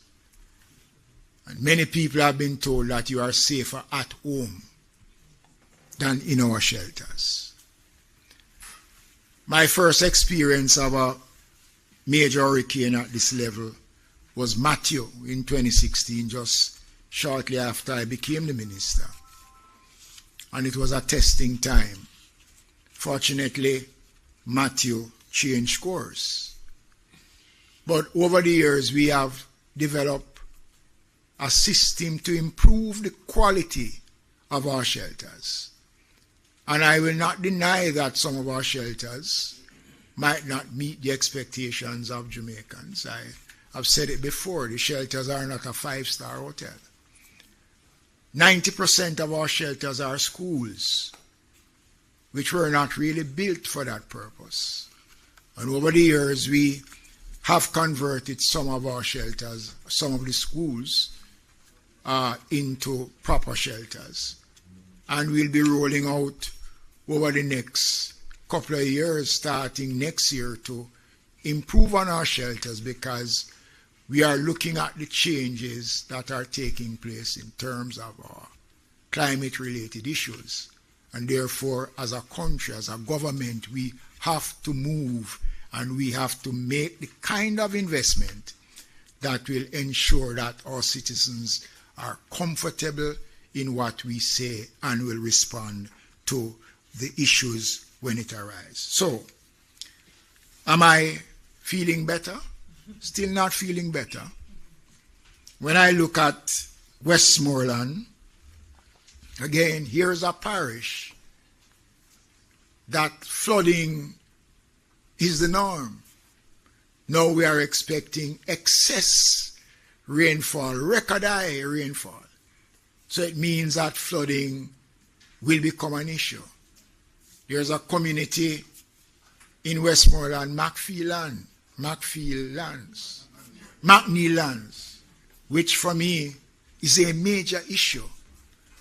And if anybody there is listening, I want to urge persons, to encourage you to leave these areas and find a place where you will be safer.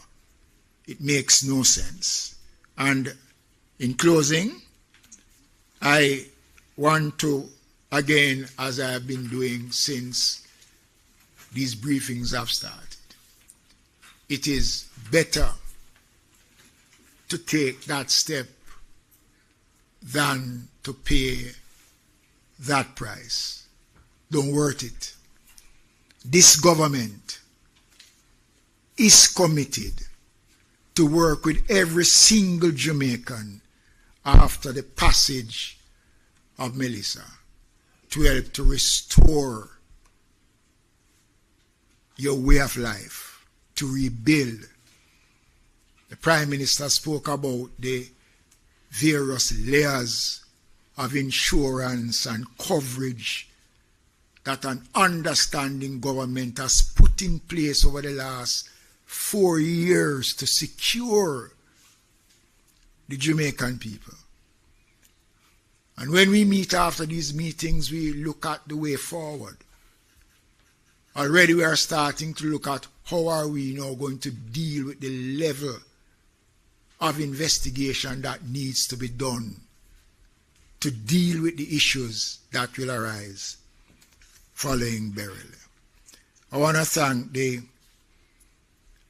people who are working, the police, the fire brigade, the army, our disaster coordinators, our members of parliament, our councillors, and I want to say this.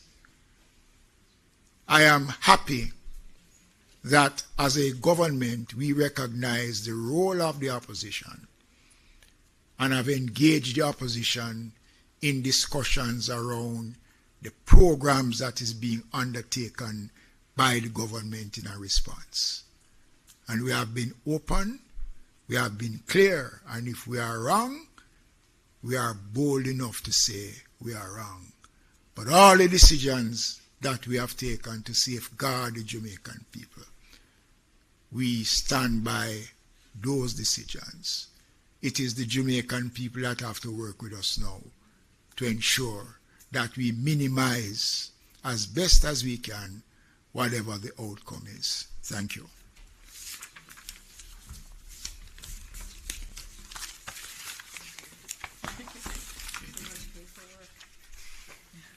You see all the reports. Yes, you see all the reports that he has, and I have to acknowledge the head of ODPEM, Mr. Richard Thompson, who is also working really hard. Thank you, Richard. All right, so up next we have Minister Tufton. I know there are some other questions for Evan Thompson that we got online. They really have questions for you. They want to know more. We'll get to those after Minister Tufton speaks, our Minister of Health and Wellness.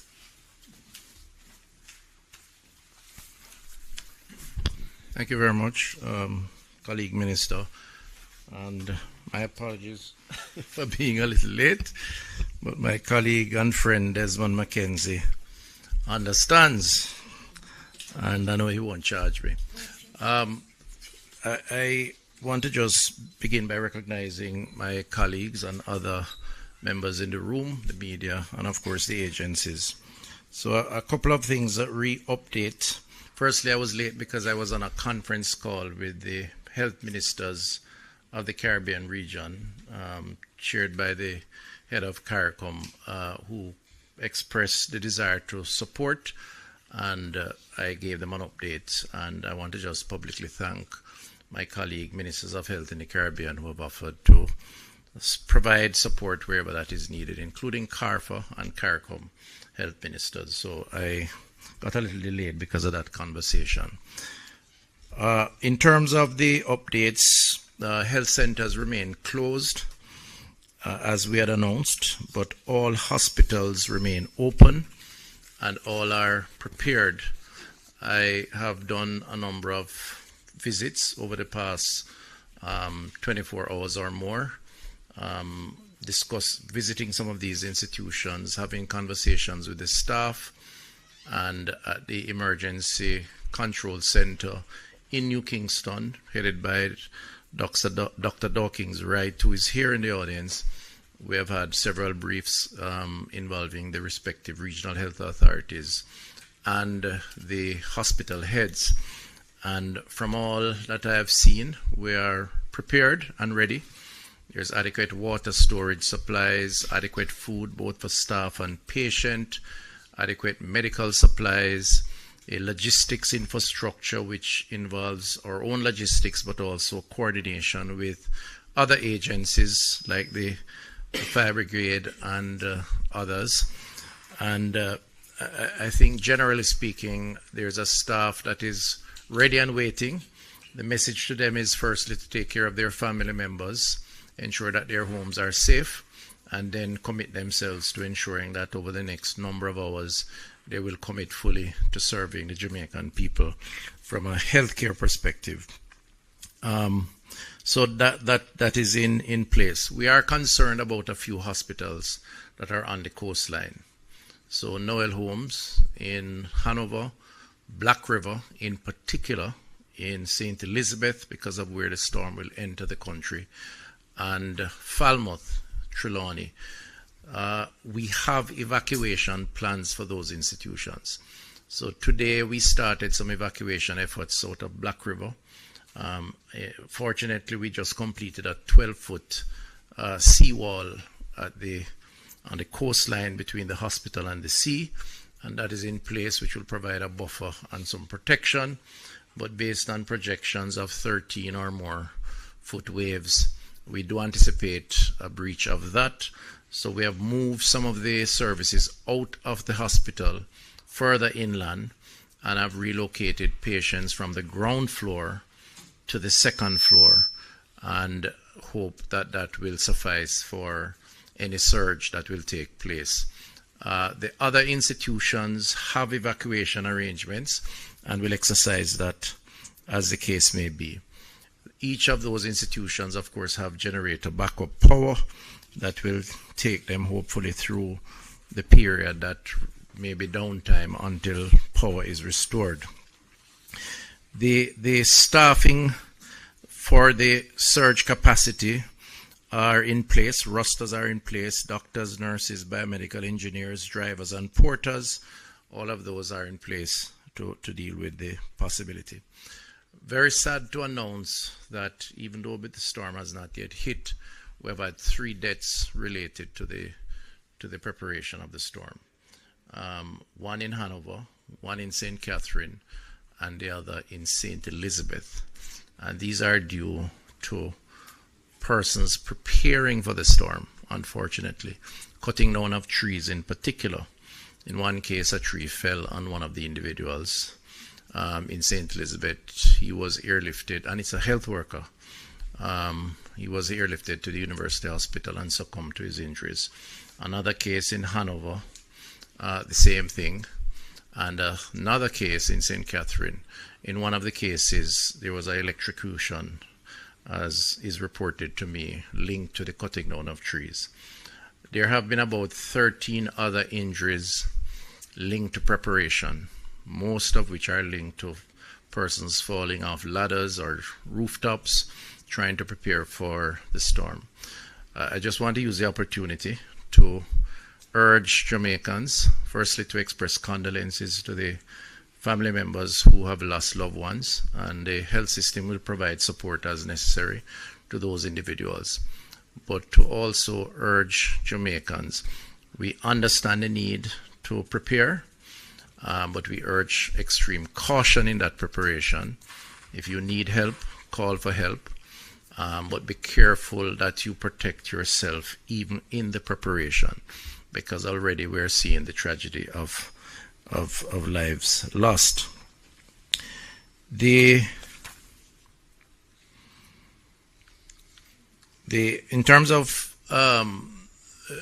the challenges around the actual event, which very little can be done between now and early AM, which is when we expect the storm to hit.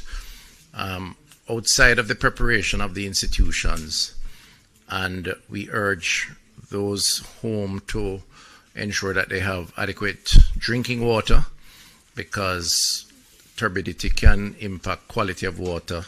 So to the extent that you can collect your water now while your pipes are still running, please store drinking water.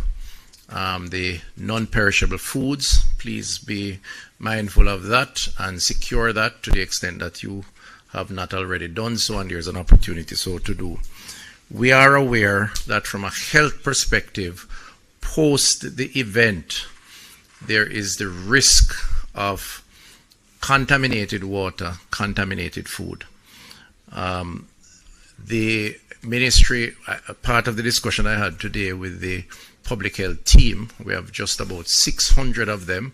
These are the officers who go out into the field and visit, retail outlets, wholesalers, institutions, to ensure that the integrity of our food chain is maintained. They, under the law, have the authority to seize and dispose of foods that they suspect is contaminated, because a major consequence, if we get past the storm, is the ill effects of what happens after, and water and food are critical. So I just want to remind retailers, sellers of food, that they should put whatever is necessary in place to ensure that whatever is perishable is protected, but also to say that the team will be out in the field right after to examine and to ensure that the food supply remains intact, and they do have the law on their side to protect consumer safety. But the system will be ready to deal with that, but food-related diseases are very common after these types of events. In terms of our children, today I visited the Bustamante Hospital for Children. The key to our children is to provide them with psychosocial support during this period. The last major event we've had close to this one is 37 years ago, Hurricane Gilbert. And it is a frightening experience for those who have not experienced this kind of storm, wind and rain and flooding and so on. So we want to encourage our parents or adults or guardians to give our children some extra support, and where they need help, please give them that support. Guide them as it relates to the after event exposure to water. They're always going to be tempted to go outside and play into the puddles of water, which oftentimes may be contaminated because of the runoff. Solid waste will be an issue naturally because people throw things all over. The water will bring it to the lowest point, and there will be a concentration of pollutants within that particular environment and space. The other issue is the mental health challenge within our society coming out of the trauma related to this. There are many persons who will be anxious, would be uncertain, be scared. We are beefing up our mental health facility. Just to remind you of our helpline, 888 New Life. That's 888-639-5433 and 876-838-4897. We're encouraging persons to use the lines if you need to talk to someone. We have members manning those lines on standby, and will provide whatever support that we can give. There are vulnerable populations in the society that we are mindful of. The older population who are chronically ill, those who require medication for their hypertension, diabetes, other forms of chronic illnesses. The NHF, I've had a meeting with the NHF. They are prepared to provide information and support. They're also prepared to deliver medication once the storm would have passed, and we're putting in place some creative ways to maneuver the obstacles that we would likely encounter after the storm. And what we would ask persons to do is to keep in touch using the One Love helpline, 888 One Love, for the vulnerable populations to be given whatever support they can. The final point I'd raise is the issue of persons volunteering to give support. So in disasters of this kind, because of who we are and the generosity of our diaspora, as well as just the globe, there's going to be a lot of offers to provide support. It's going to be important for us to ensure that that support is coordinated and that it is properly organized. Really quick, just want to interrupt for 1 second. The new 8 p.m. update is out from the National Hurricane Center. Max sustained winds are still 175. The pressure has gone up a bit to 909, which kind of basically matches what we saw from the Hurricane Hunter aircraft about an hour ago, where it got a 910 reading or something like that. Anyways, pressure has gone up slightly from 906 to 909. Lower pressure means stronger storm, but the wind is still 175 max sustained winds. There are hurricane hunters going through the eye right now, so we'll keep watching this, but I'll update you with the data from the hurricane hunters as they come in. Coordination around that helps. So I just want to say that those who are offering to support the restoration from health perspective we will be happy to guide you and to provide you with the appropriate guidance as it relates to that. I want to close by thanking the healthcare workers. They are not unaccustomed to emergencies and to going beyond the call of duty. They have been very resilient and have really demonstrated their commitment to protecting the country.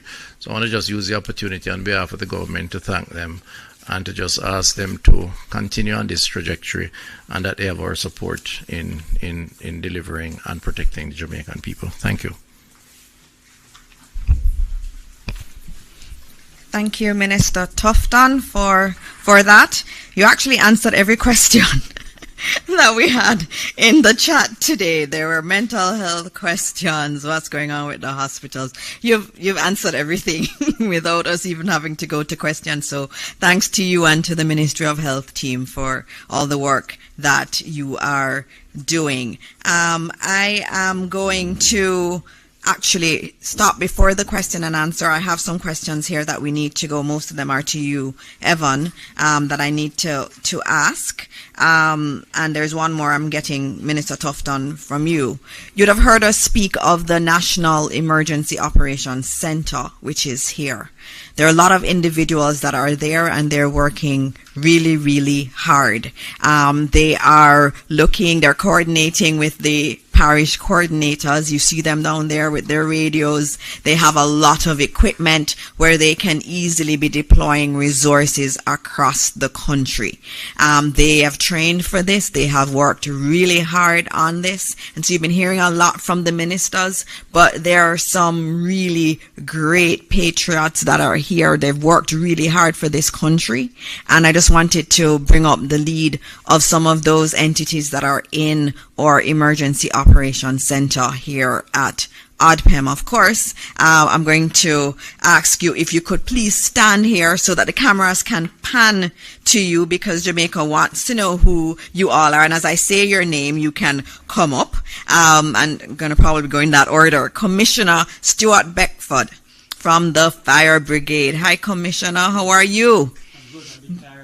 I know, but the Fire Brigade is going to be absolutely central to any rescue operations that we're going to be doing across the country. And so we want to acknowledge the Fire Brigade team that's downstairs in our Emergency Operations Center. We also have Marilyn McDonald, Manager, Community Renewal for JPS. JPS is also here. So we know when things are down, and JPS is coordinating with us. We have other entities like the NWA and other groups too. And so thank you too, and your team, for being here. We also have, and you can all stay up here, you don't have to come down. They can pan out to you. we also have Commander Alvin Gale from the Jamaica Defense Force. They are here. You see the JDF gentlemen across the building. They are being led by you, and you're doing a fantastic job and just working to coordinate all the areas that JDF will help with in any type of recovery effort. JDF will be central to it. And so they're already here and doing coordinations from now. We also have Dr. Ellington from the JCF, Superintendent from the JCF. The JCF is here too. They know what's going on. They know where there is danger. They're coordinating. They're getting their troops out as best as possible. The members of the JCF, the police force, will be out. They'll be deployed as necessary. So don't even think about it. I know what some people are thinking about the JCF. They are here. They're monitoring. They're out there and monitoring, and we can divert resources very easily. These are just some of the people that are working downstairs. Mr. Thompson, you should join them. ODPEM cannot do this without ODPEM. ODPEM is really central to all of this. And they all have families. Look at them. They have families. And this is just a few of them. Downstairs is full. It's a lot of people in the room coordinating. And they are here for us. And I would like to also add someone who is not willing to come up. Rohan, come on up. You see Evan here all the time, but Rohan is really doing a lot of work. Rohan is here. He is always here. and he is the one that comes in the room and tells me, okay, the storm is starting to turn, or it's still going west. And so we have up to the minute information right here, and it goes out to the parish coordinators through these lovely people who are here. We also have Dr. Dawkins. Can you join from Minister of Health too? We have a Minister of Health rep here all the time. They come in shifts, but there's always someone from the Minister of Health. We are coordinating. So if we know there's a problem in a particular area and that we need to mobilize resources in a hospital, we can do so. Look at their faces, all working tirelessly for Jamaica. And we want to say thank you, thank you, thank you. Thank you all. All right. So, having said that, and thank you again, we are going to go to the questions. And I see some from Emily Shields. I'm going to give you all of yours, Evan, that I have. The first one was, and this is from Emily Shields, she wanted to know that the system, you said that the system is 100 miles away or south of the island. And she asked if it continues to move at 3 miles an hour. Yes, that's very slow. I can walk faster than that. Does that mean it will be about 33.3 hours before it makes landfall? Or how close to land must it be before hurricane force wind is felt? And someone else was asking, why has this moved so slowly? They want a little bit of lesson meteorological class on why this would move so slow when we're used to hurricanes moving so fast. Evan? Okay, thank you very much for the questions, Emily. Let me explain first of all, the reason for the slow movement is that the steering current is weak. Basically, there are some currents in the atmosphere that would generally steer the direction of movement of these systems. And it depends on a lot of the other features that exist at the same time. I spoke earlier about the high pressure centers, the low pressure centers, frontal systems.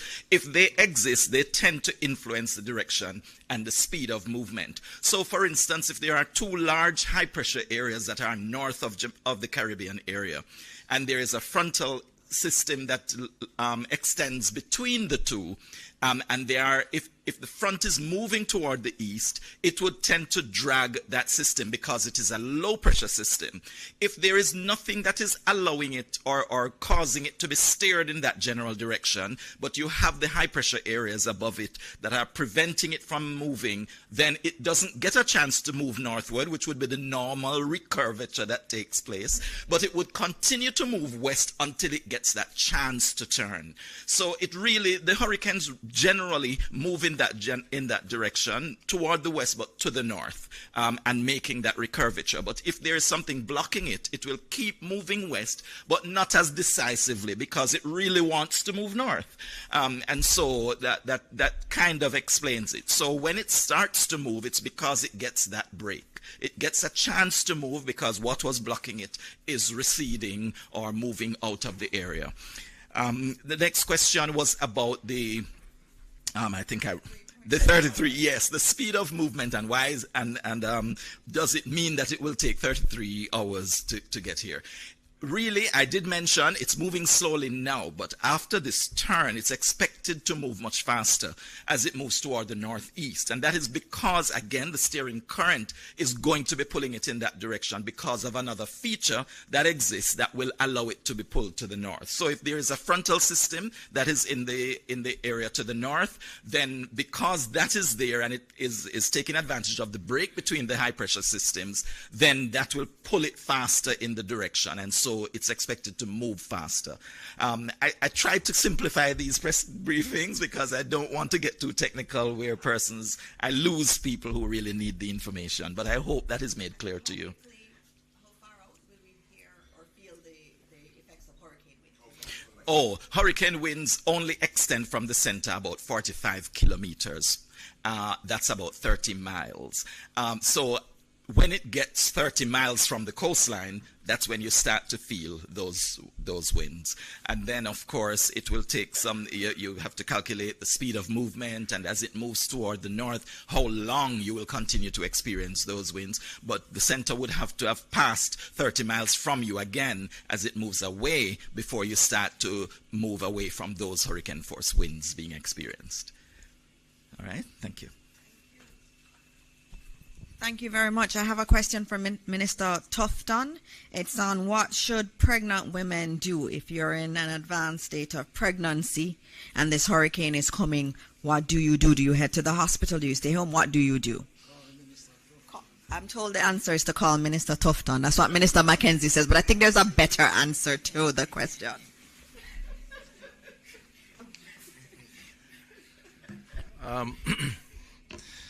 Okay, so having second-hand experience on this, not direct experience. No, but the first thing we'd advise is that you consult with your physician and allow the physician to guide you. There's still an opportunity so to do. The communication channels are open. So if it's in the public health system, you can call the 888 One Love number.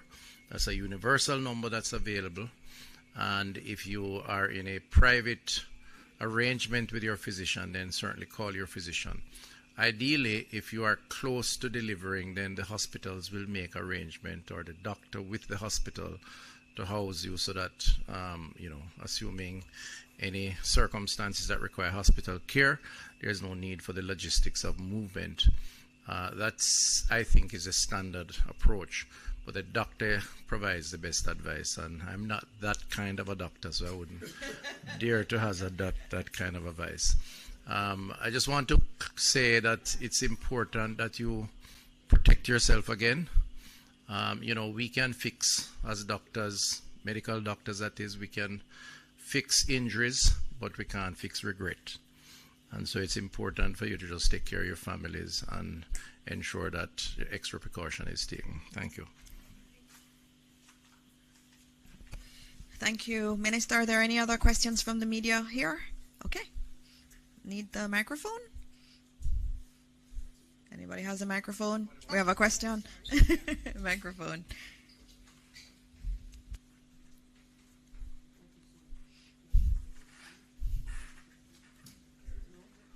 Is it on? Mike. Okay, great. Good evening, everyone, ministers in the room. My name is Twyla Whelan. I am from the Jamaica Information Service. I have a series of questions, and these questions are not only from me, but from audience members viewing our live stream. So one of the first questions, I believe, would be to ODPEM, and it has to do with the website. It's showing that some sites, some shelters are closed. Is there any clarity that can be provided on this, or is it a case where some of them are up to capacity, or is there a glitch with the system? We just want to be clear. That's the first question. All right, he's going to answer. We're going to take the series together because we do know that some of our news stations need to break off now. Well, as you have heard from Minister, not all our listed shelters are open. At this point in time, shelters are open dependent on what is happening. We have a set number that is currently open, roughly 79. And as the system progresses, more persons will go into shelter, so there will be a need for more shelters to be open. So the update is based on the shelters that are open. And we continue to update that listing as the other shelters come on stream.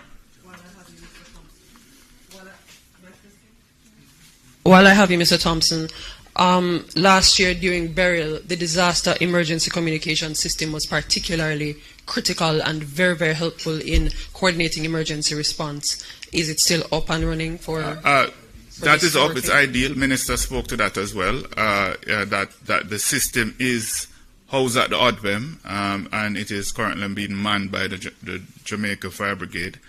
We have gone through all our protocols in doing our radar check. It's working extensively. So that's a main part of our operation. It's a critical part of our operation. Because without communication in times of crisis, you're dead in the water. So we have ensured that is a mainstay, and that is something that will be used extensively throughout the operation in response to Melissa. Perfect. And finally, from our viewers, they wanted to know what parishes would be first affected. The people on the live stream wanted to know which parish the storm is going to affect the most. Mr. Thompson? Which parishes would be affected the most? All parishes, first of all, will experience some impact from this system. This means heavy rainfall, this means strong winds, hurricane force winds, even affecting sections. The hurricane force winds will be restricted mainly to the western half of the island. But the tropical storm force winds would cover the entire island. And that is only because the hurricane force winds only extend 45 kilometers from the center, and it is moving only over the western part, going as far as St. Anne in the north. So we do not expect that sections of Portland and St. Thomas, Kingston, St. Andrew, St. Catherine would really experience any hurricane force winds at this stage, based on how it is. But the storm surge, again, there are specific areas, and that would be along coastal areas to the right of the center on the southern coastline and to the left of the center on the northern coastline.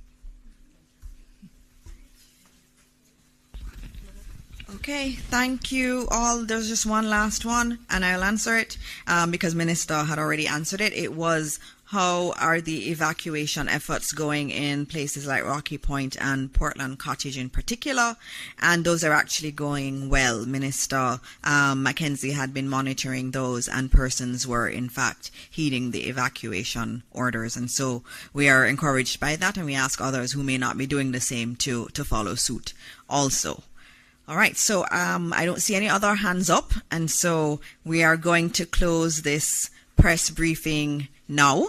And I'll just say something. I was on an interview earlier with international media, and they asked me what would Jamaica want to say to the world at this time. And it was a hard question, but there was a flag, and I remembered our flag, and I remembered the colors of the flag, and I remember the black in the flag, which stands for hardship, the green for the beautiful green land that we have, and also the gold, which is for the bright sunshine. And what I said to them was, we are a people that are resilient. We have always had hardships. And today, tomorrow, the day after, as we go through Hurricane Melissa, will be days of hardship. But we know, we have confidence that after this storm, the green land will emerge to us again, and that the sun is going to shine. And so as we go to bed tonight, we know that God is with us. God has always been with us, and he will continue to be with us. And we will pray, and we'll get through this together, and there will be beautiful sunshine after this. Thank you all, and God bless Jamaica, land we love. All right, so that was the press briefing from Jamaica the night before the hurricane is supposed to make landfall. We're bringing you live coverage here. Let me really quickly just kind of get everything organized here. And here is a live shot from Kingston right now, from See Jamaica coming up. I'm going to put it on the screen right now. Right there. And then I have to put the correct caption up. That's not the correct caption. That's correct.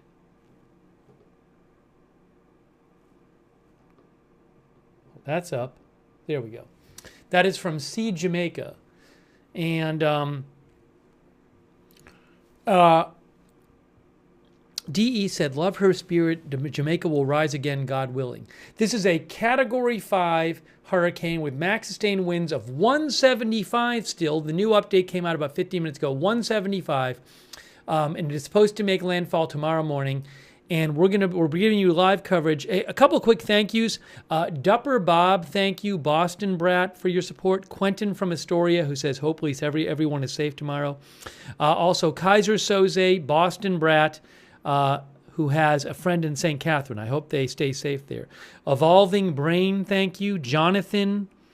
I have not heard of any kind of like government-run charity thing yet. I'm guessing there might be after, and certainly I will keep you posted about that. Another drummer, Texas, thank you. Mark Partis, Willie Alvarado, and also Shadow Elf on Twitch, thank you. I need about 15 seconds. Give me about 15 seconds. I'm gonna disappear for about 15 seconds and then reappear. So give me about 15 seconds. Hold on.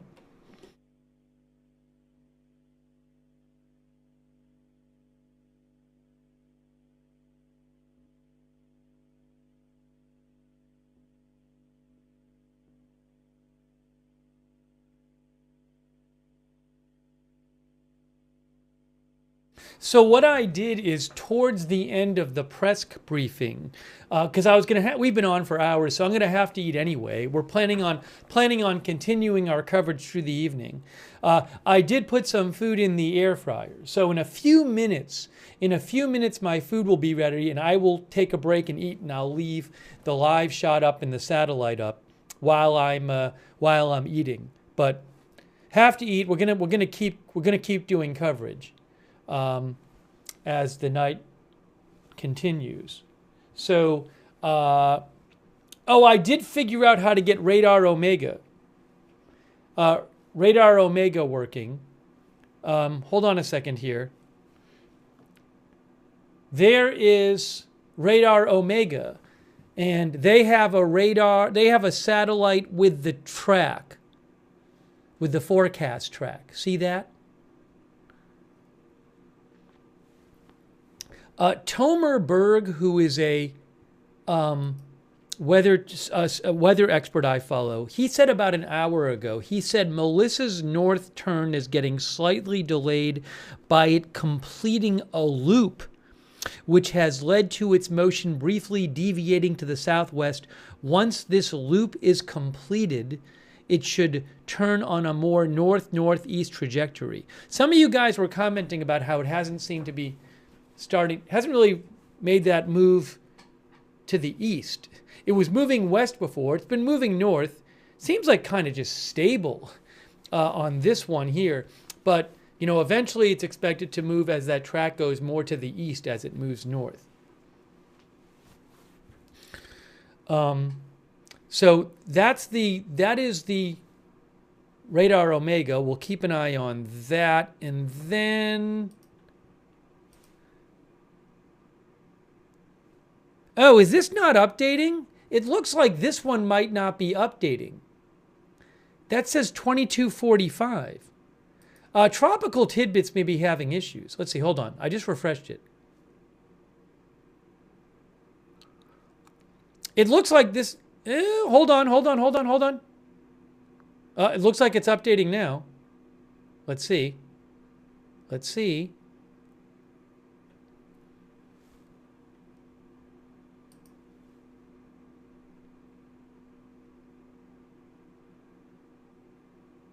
It's doing this thing again. All right, hold on. Let's see how far.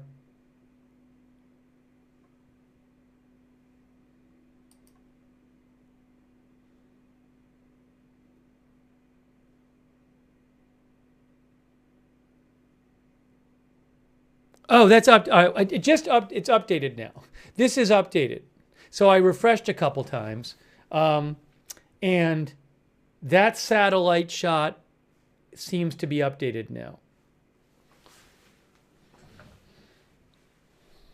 One of our viewers Chris N thinks it's doing a second wobble. Yeah, so it's kind of just looping around there. Look at that. It's very interesting. That's a, what is that, that's about a 4-hour loop. I mean, to be quite honest... And that really hasn't moved very much over that 4 hours, that eye there, right?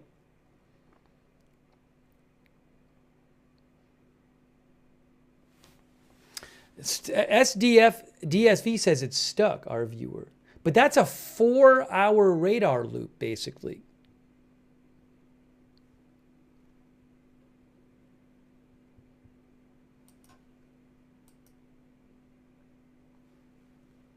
So people have been sending me stuff too, and I'm just trying to catch up on some of that as well. You know, Michael Lausen said, has NOAA ever lost a plane when flying into a hurricane? I had looked this up the other day, and I think there might have been one. In 1955, there was a Hurricane Hunter's plane that was lost, I believe. Where is it here?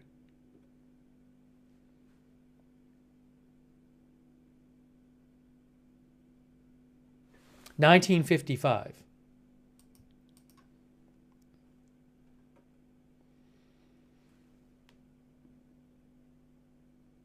Nine crewmen and 2 Canadian reporters were lost. That was in 1955, a Navy Hurricane Hunter plane lost contact with its base. I think that might be the only one.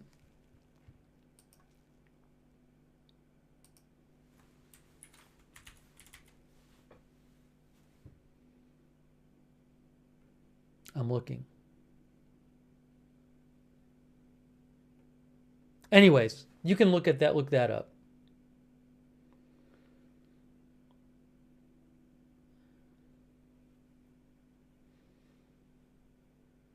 Oh, Wikipedia has a list of aircraft losses. Anyways, I don't want to get too sidetracked right now on that, but I do know that there was one lost in 1955.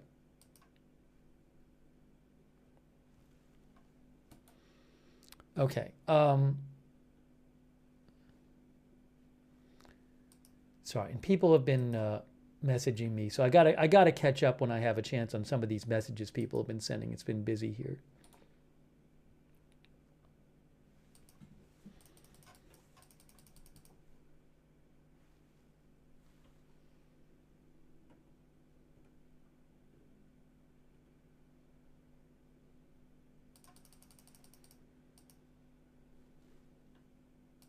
I'll also check and see what.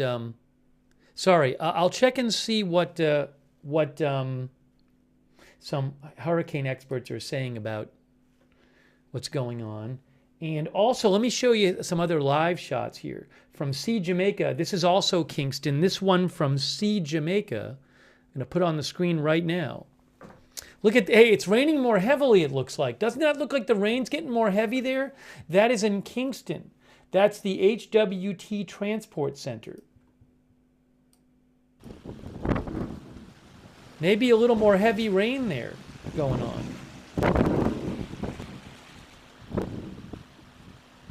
Zach Attack says, yeah. We are seeing some heavier rain in the Kingston camera there. I'm seeing it on the other camera too. Some more heavy rain on this camera. Where is it here? Look at that. Read that one.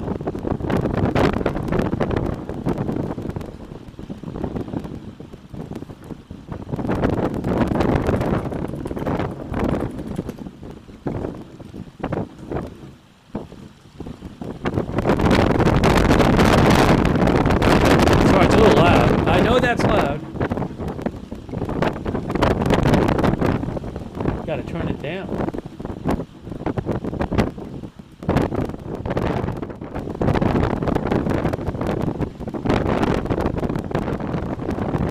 I might have to turn the audio off on this. Well, you get the idea. I'm checking some of the other cameras. We'll keep an eye on the Flatbridge camera too.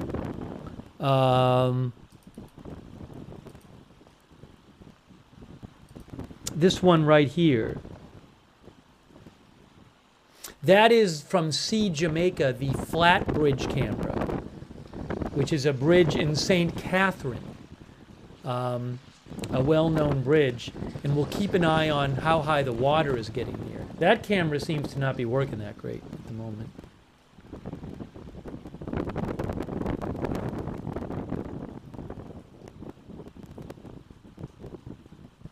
You know, the Tropical Tidbits radar is maybe stuck again. I'm going to refresh it.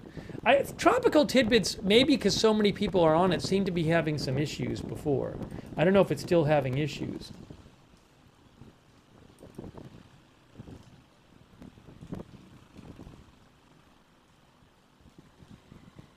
Yeah, because, well, let's see if the loop should update soon. I think the loop updates every 10 minutes.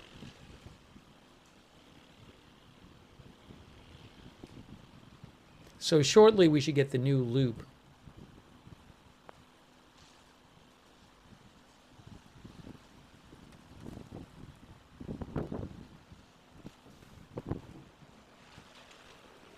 But definitely we're seeing more rain come down on these live shots than before.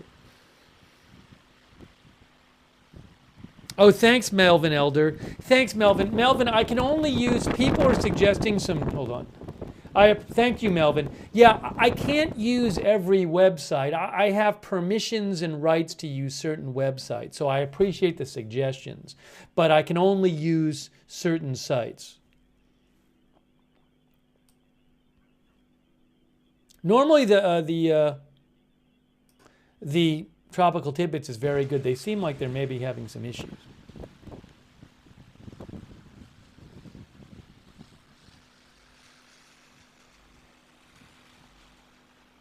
There's also one. Let me check a couple things here.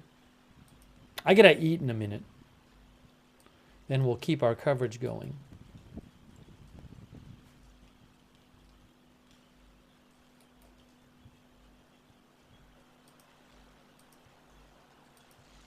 You know, the Jamaica radar page was not really working today either.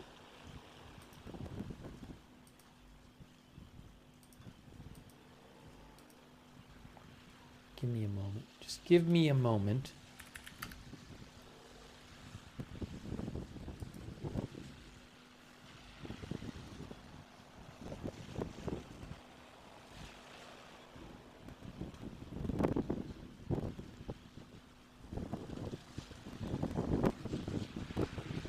What's the time on this one?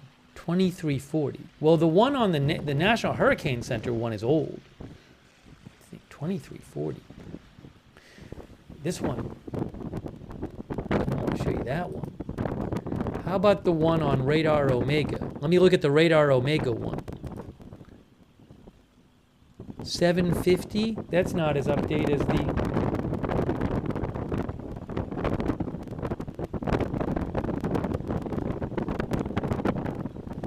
I'm turning the sound down for a second.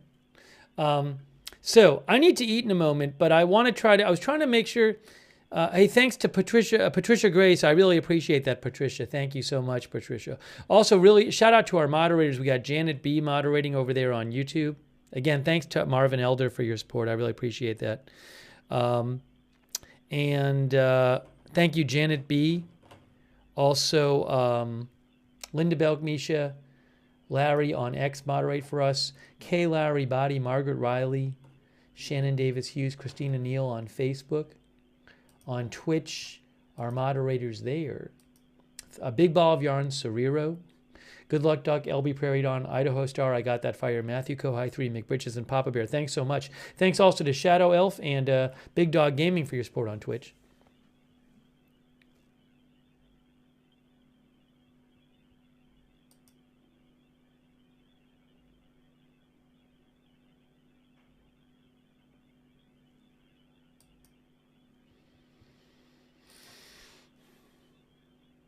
Oh, okay. I just confirmed the Tropical Tidbits radar satellite is updating.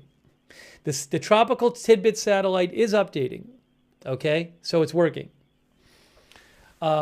So what I think I'm going to do is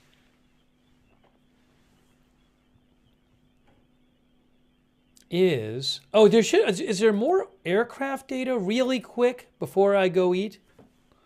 Aircraft data. All right, that was one pass. It's only done one pass, this one.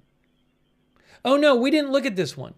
Okay, this one got a pressure of, it says 910. 910, which is the official pressure. But this plane got a 910 reading. It should do a couple more passes through the eye. This also got a now for whatever it's worth, SFMR is a technology which estimates the surface wind speed. And this is a 10-second wind speed. Sustained wind is defined as a minute for purpose of hurricanes. But they got a 10-second wind speed estimate of it looks like about 165 knots, which is about 190 miles an hour. But that's 10 seconds, and that's estimated from this SFMR technology on the plane. So I don't know how that'll translate.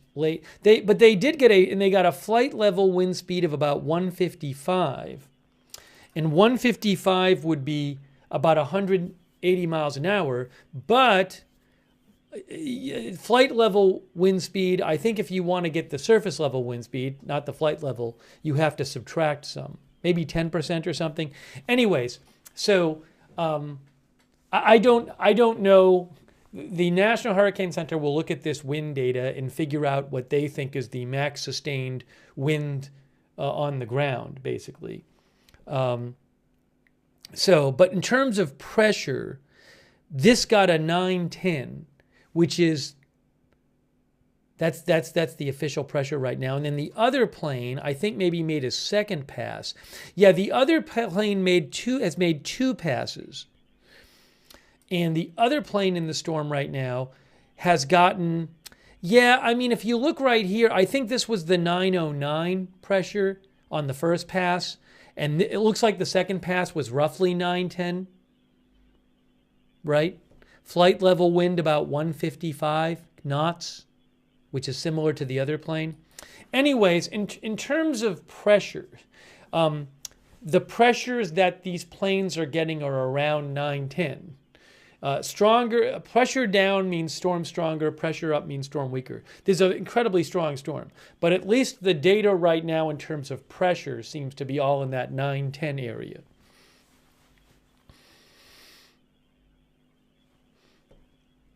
Okay. So I'm not an expert and I'm not a meteorologist, so I'm not going to say what they're going to say. When they did the update from a half an hour ago, the wind speed max sustained was 175. In 2.5 hours at 11, they will do a major update with a forecast update, and they'll explain their reasoning about, updates about the pressure and the wind speed and all that. So we're going to be here before. It was 906 actually 3 hours ago, the pressure. Then it went up to 909, but that's still super, super strong storm. So what I think I'm going to do is this. Why don't I leave on for you I got to go eat something so we can keep this stream going. Corey Falcon says, don't flood tidbits, it will crash. Thank you, Corey Falcon.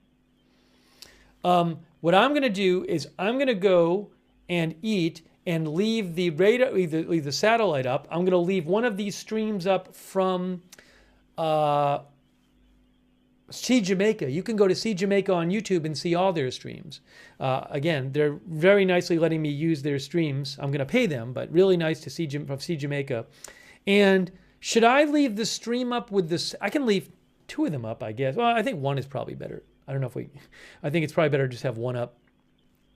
And I can always switch it while I'm eating. But the two I'm looking at right now, well, maybe we'll put two up. Hold on. So there's one of them, and that has sound on it. I don't know if it's worth putting a second one up. Yeah, this one has sound.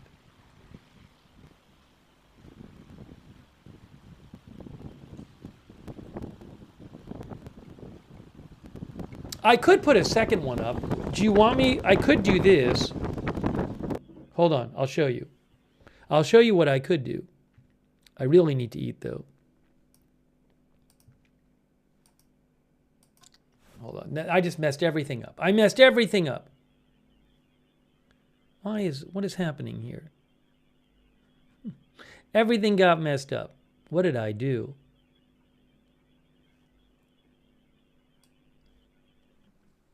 I got it. Everything is messed up. Let's take stock and see what I messed up. Oh, I see. I know what I did. Okay.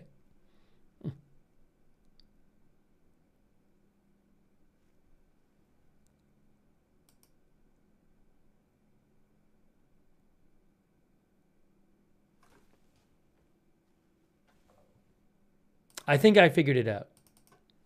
So there's that one too, but that doesn't have, that one doesn't have, that's looking pretty intense there too. That doesn't have sound. So my thought was I could put this one here, right? And then put the sound on for this one. What do you think about that? These are both from Kingston. Is that good? And then I'll put up on the screen that I'm taking a meal break.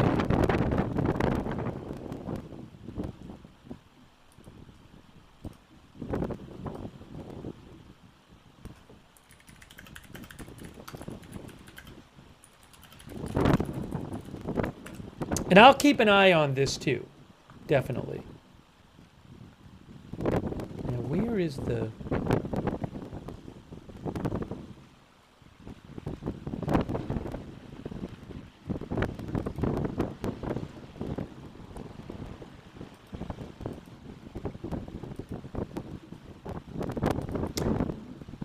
Steve will be back after his meal break.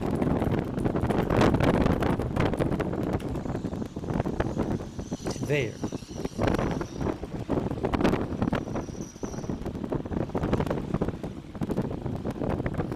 Okay, so hang on one moment. Thank you for your patience. Let me go eat now. I'm going to leave these feeds up from See Jamaica channel. You can go to their channel and check out all their feeds. I'm just going to get some food.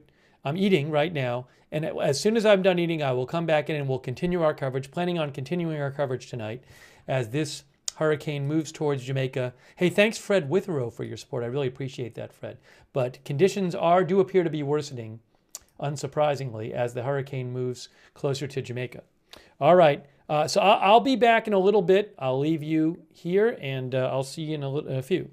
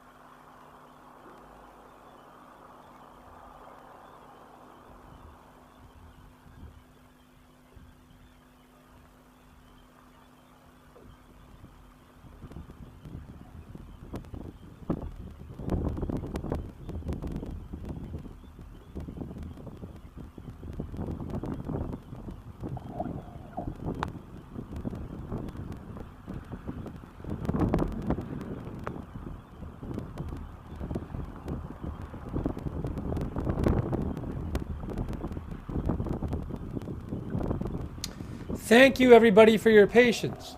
I have eaten. We are back. I am back. Let's talk more about the hurricane. An hour and 45 minutes till the new update. That radar is looking scary. Let's look at the radar for a second.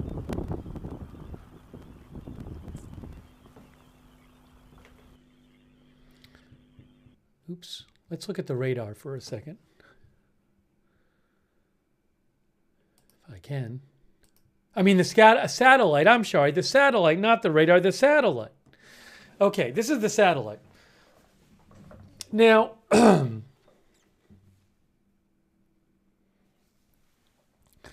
first of all, this is a 4-hour loop. This is a 4-hour loop, and it hasn't seemed to really move that much in 4 hours. That's the first thing. Yeah, Chris N says it's stuck. Ninu says, why is it so slow? Now, some of our viewers are saying the pressure readings aren't, there's some new pressure readings. So let's look here. This is the Hurricane Hunter aircraft.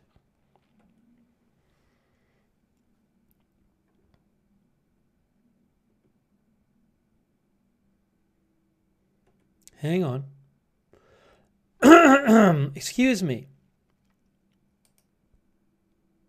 902.8. Wow. This aircraft just went through the storm and it got a pressure of 902.8. So this storm could be strengthening. You know, I was noticing, I'm no weather expert, but on the radar, see how this, look at how the hurricane has pink all around it. What you're seeing on, I keep saying radar, on the satellite, when you see the satellite is showing you the temperature of the cloud tops. The coldest temperature they have on the satellite is purple.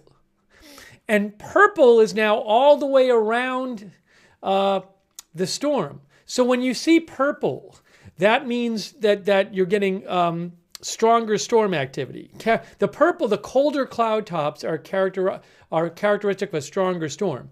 And so we have in that last frame of the satellite, it's purple all the way around, or pink, or whatever you call it.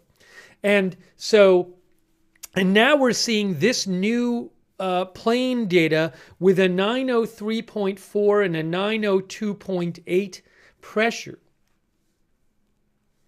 So seems like the pressure may be below 909, which is the official pressure. That's new data right there. Wow.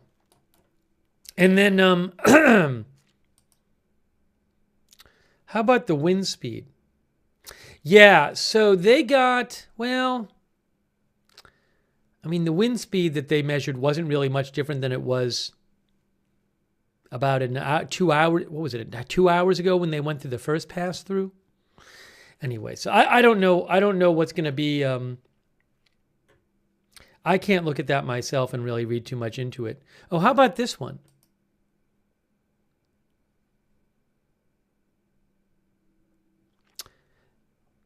This latest pass was, now this plane got a 910 and a 909. That plane just went through too. I think one of them might be above the other. I have to look. All right, so it does look like maybe it's strengthening because that one plane just got a pressure of 902.8. There, oh, look at this. Extrapolated sea level pressure, 905.7. See that?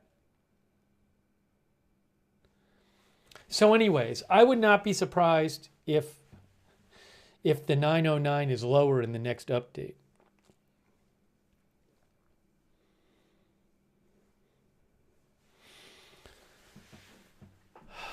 Yeah, this altitude is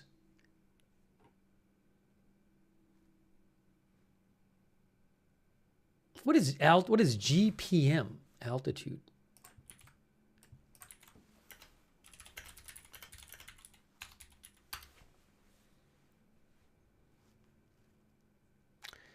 geopotential meters.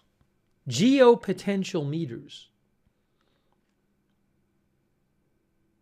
Anyways, it looks like one I was reading one is higher than the other. So, anyways, let me see if there are any weather experts discussing this new data, because I follow some weather experts. Hang on a moment. So, first of all, let's go back to the live shot for a second. Let's look at one of these live shots.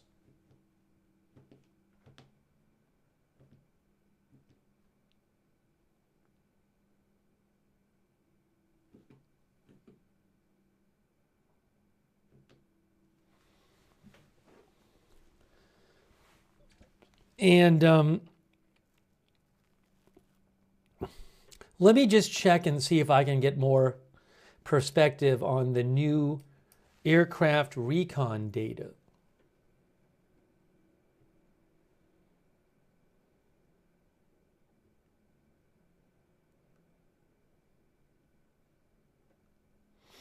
Tomer Berg, who I follow, at BergWX, B-U-R-G. Tomer said that we just had 2 aircraft recon flights near simultaneously cross Melissa's center. Both recorded slightly different pressure estimates. Those center drop-ons will yield more exact pressure values. So they drop these expendable weather detection devices.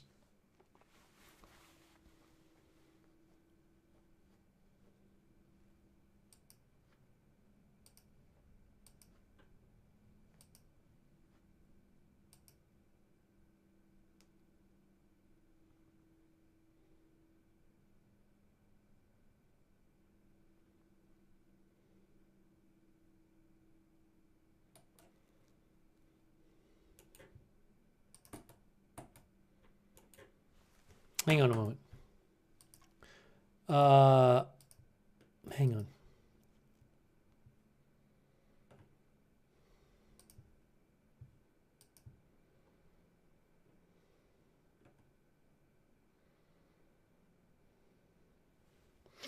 Eric Webb, who is a weather expert, government meteorologist, he posted basically a picture of the satellite you're looking at, where you have the cold cloud tops. In his, it's blue. On this one, it's pink all the way around the eye. And he just said, oh my. Eric Fisher, who's a meteorologist I follow in Boston area, he has that satellite shot of the storm with the pink, really, super cold cloud tops around the eye. And he says that ring of less than negative 80 degrees Celsius cloud tops is wow.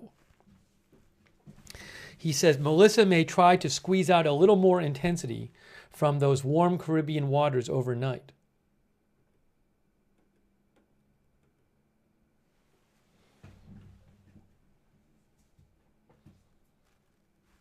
But a number of meteorologists talking about that satellite shot of the extremely cold cloud tops around the center.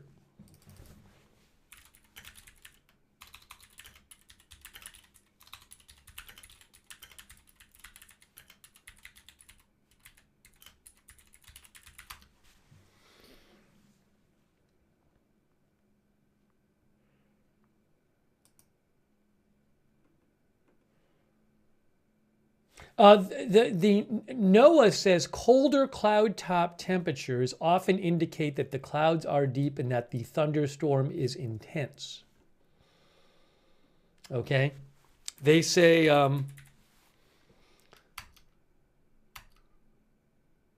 it's typical to see colder temperatures in the eye wall and warmer temperatures around the edge of the storm.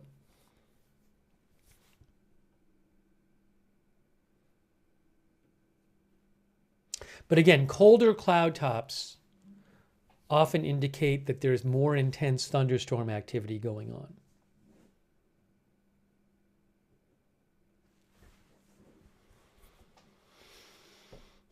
What it's the radar is. I haven't heard any kind of analysis from experts on what's going on with the storm. I mean, this is a 4-hour loop, and it seems like it's kind of gone in a little loop there. It really does not seem to have moved that much overall in the last 4 hours. It's kind of gone back to where it started. I mean, look at that. That's 4 hours, basically.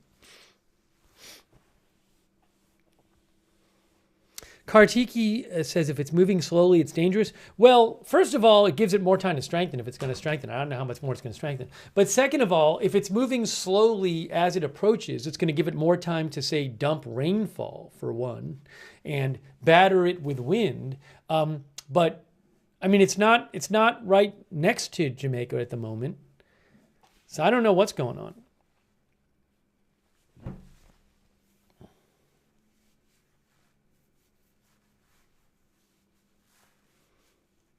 But it certainly does not seem to have moved very much. Certainly does not seem to have, it really doesn't seem to have moved closer to Jamaica in the last 4 hours, just eyeballing it.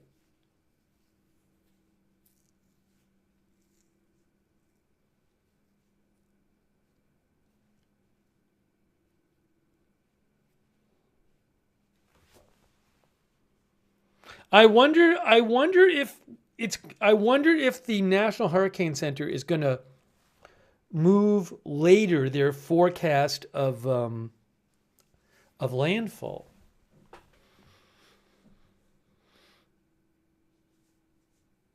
Sir Don thinks it's pretty much stationary.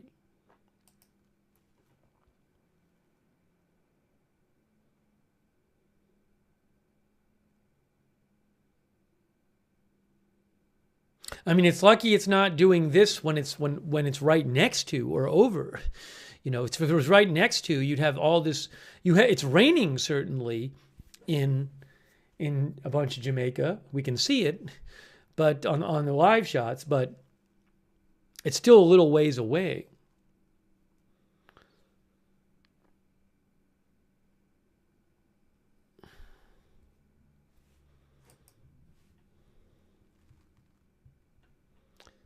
Is the radar working? I've been trying to get the radar today. Every time I go to the Jamaica radar site, it just doesn't work. Every time I've tried it today, it hasn't worked. I think every time I've tried it. Maybe right at the start of the stream I got it to work, but I can't get anything on the Jamaica radar site.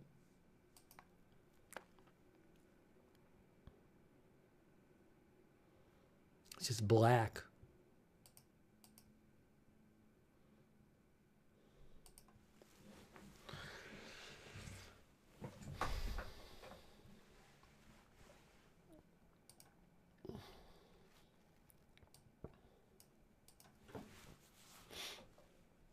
Yeah, as Mousing Greld says, there may be too many people using it.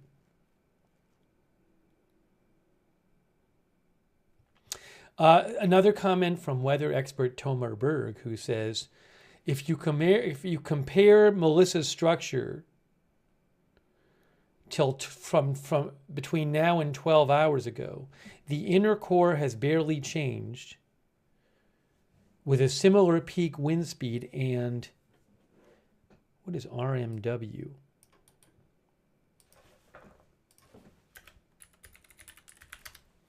And radius of maximum wind. He says, its hurricane force wind field has slightly expanded. This is not a good development as it approaches Jamaica.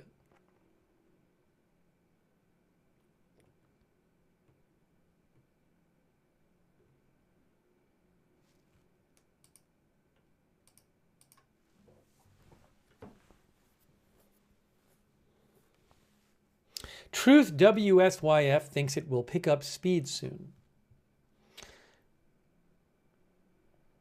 Carter Michelle Meyer says, pray for all of Jamaica. In Jamaica right now, it's 8:30 p.m.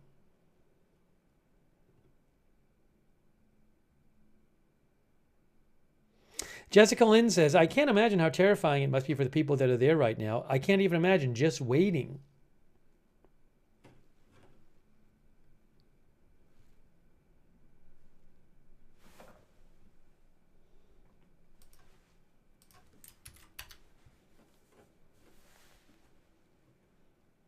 I wonder if there's one thing, if somebody suggested one thing. Let me try one thing here. Hold on.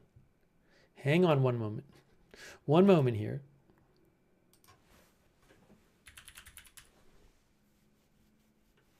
No, that's not it. Oh, hold on.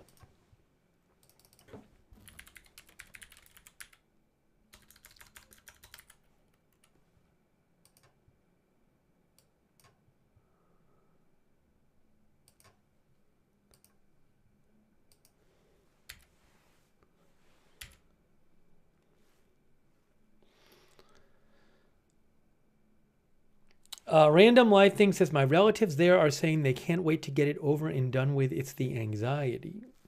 Well, it's going to be very bad. For what it's worth, here is the latest path. For what it's worth, I don't know if this is going to get adjusted in about an hour and a half. But here is the path there. I mean, that's what it's supposed to. Oh, hold on. You'll see in a second. You can't see what I'm looking at. That's what it's supposed to do. At the moment, it really doesn't seem to be moving much.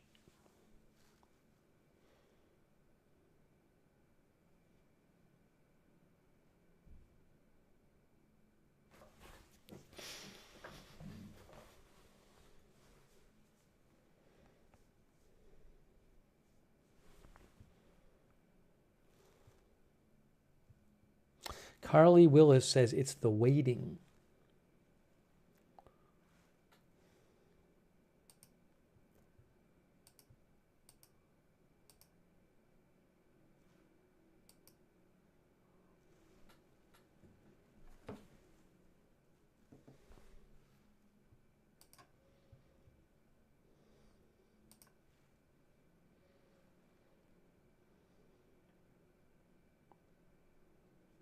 Noah Bergen, who is an Orlando meteorologist, says the Air Force, as we said, the Hurricane Hunter aircraft found a pressure close to 900. He thinks we may see lower than 900 pressure overnight. He thinks one final push of intensification is underway. The Atlantic record for lowest pressure is Wilma from 2005 with 882 millibars is the lowest pressure in the Atlantic.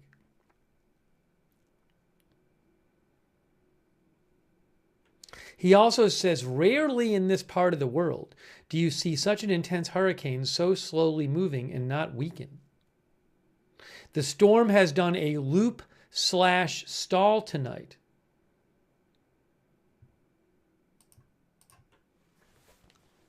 So that's from Noah Bergen, meteorologist. He says, as we've been looking at on the satellite and saying it doesn't seem to be going anywhere. He says the storm has done a loop stall tonight. The northeast turn is about to start.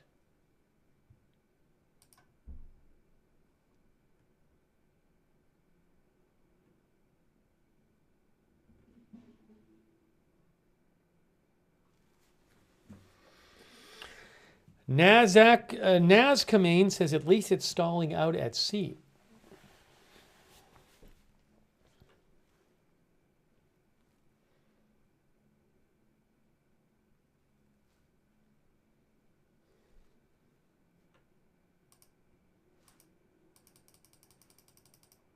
I see in a police vehicle, it looks like there, maybe.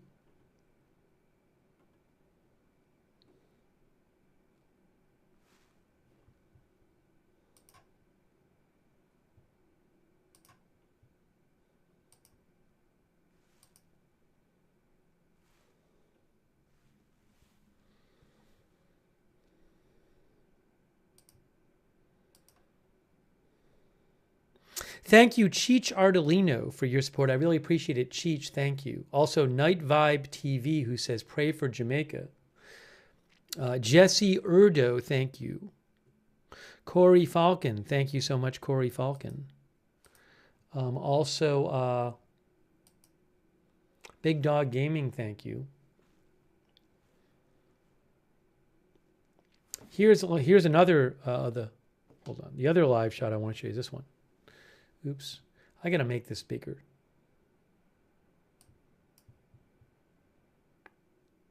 There's another live shot from Kingston. I mean, it's raining there. You can tell it's raining, right? That's Kingston.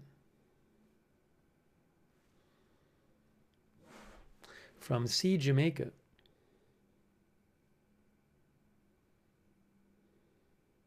By the Bar Talk thinks there's a lot of tourists stuck there. Is that true? There were a number of flights that left before the airports closed. I don't know how many tourists might be stuck there.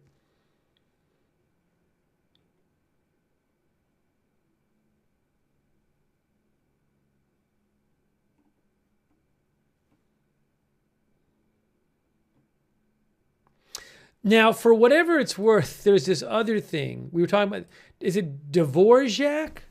The Dvorak. There's this Dvorak technique for estimating the intensity of a hurricane when you don't have direct observations, which we have direct. There's hurricane aircraft in there right now, but it is interesting to see. So we were looking at this last night. This is from the U of Wisconsin. But this Dvorak, I think it's called, technique, if I'm pronouncing it right, that estimates, and we were talking about this last night, where it was estimating pressure and wind above, lower, it was estimating a stronger storm than it actually was. The current Dvorak estimate is that the pressure is 882 and max velocity is 176 knots. Now, that's not the case. We just saw the pressure is around low 900s. But I guess what it shows you is that this is on the satellite presentation satellite data indicates it's a very strong storm.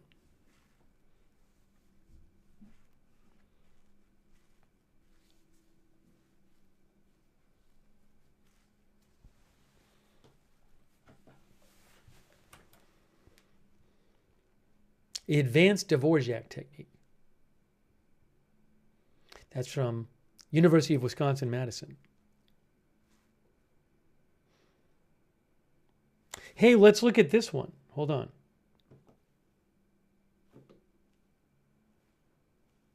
That is the well-known flat bridge in St. Catherine. That's in St. Catherine. Not Kingston, St. Catherine, Jamaica.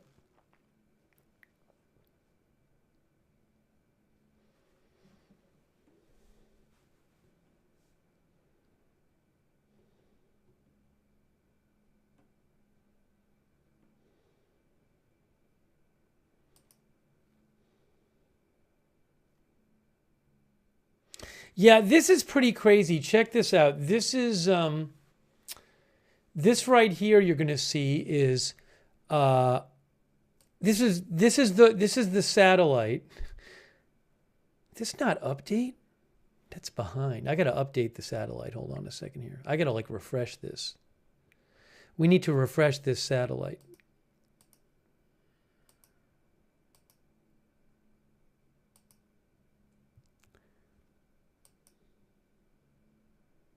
Yeah, I guess maybe it's kind of old data. Well, this loop is about a 3.5 hour loop, which ends an hour ago. But it does just show you this thing has not really been moving for hours. Look at that. That is from Radar Omega, but that's from about 5 p.m. to 8:40 p.m., about 4 hours. Doesn't really seem to move at all, does it?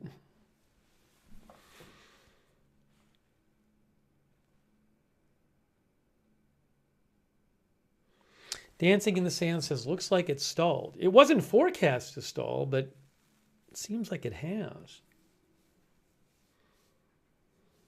Again, that doesn't have the last hour on it, but the one in the corner does.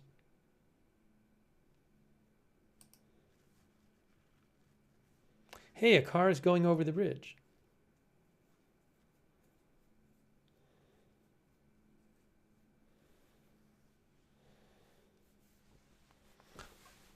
This is the flat bridge in St. Catherine.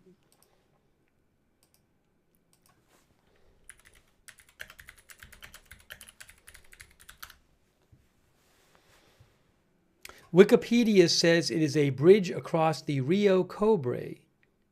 It connects Kingston with some other areas. It is in St. Catherine Parish.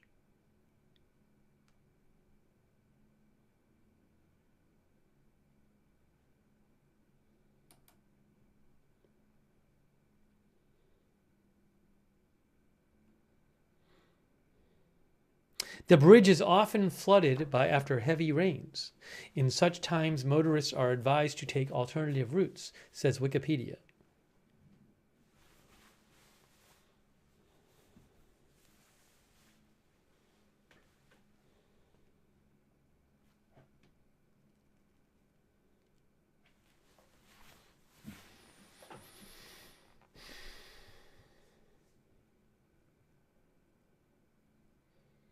Sea Turtle thinks it just moved slightly east. Hey, are we seeing a little east movement on the radar in the last little bit of radar? Not radar, on satellite. In the last little satellite, maybe seeing it move east a little bit right at the end there of that several hour loop? I don't know. Hoagie says, I think so.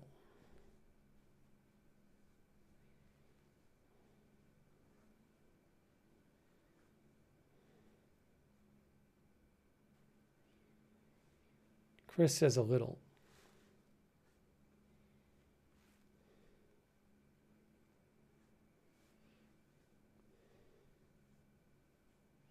Thank you, Stephanie Ann, for being a member. Thanks, Stephanie Ann. And yes, sir, Bud. Thanks for being a member. Yeah, I really wonder if they're going to change the estimated time of landfall, because this thing has been stalling.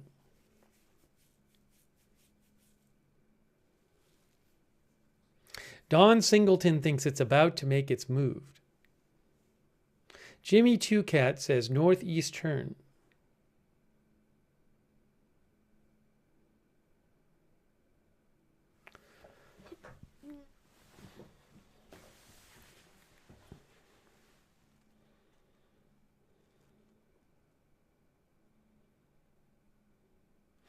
Grateful and blessed for you says, I've driven that flat bridge as a Canadian with my Jamaican friends in the back seat. Flat bridge has a ton of history and mystique, including the Arawak indigenous peoples and mermaids.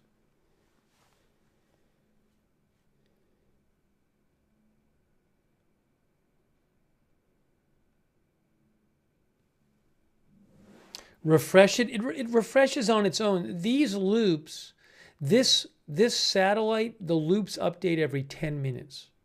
So there'll be another, you'll get another frame in 10 minutes. In like a minute, there'll be another one. But it does it on its own.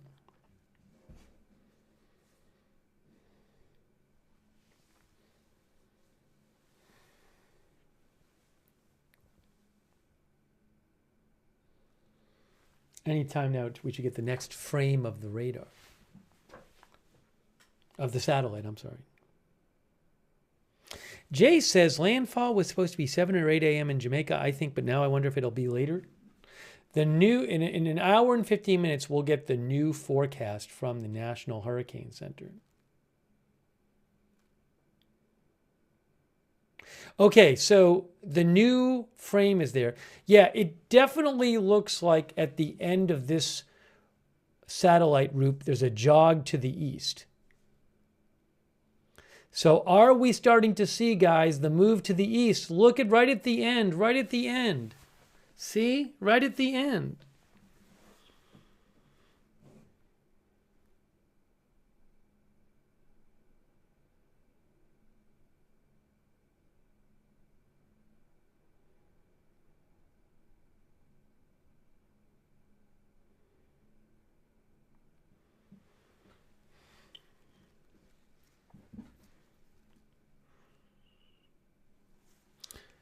we may be finally seeing it move northeast towards Jamaica. John 1948 thinks seems so. Goodwill says yes, definitely. I'd love to know how many miles away it is. Oh, maybe I can look this up on Radar Omega. So here's Radar Omega. I have a distance tool I can use on Radar Omega. Distance. Right? That's not what I want to do. I thought I had a distance tool.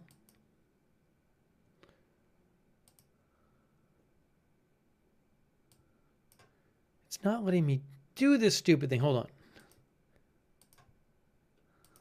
Starting point. Let's try there. Stop doing that. Oh, hold on. Let's try it one more time.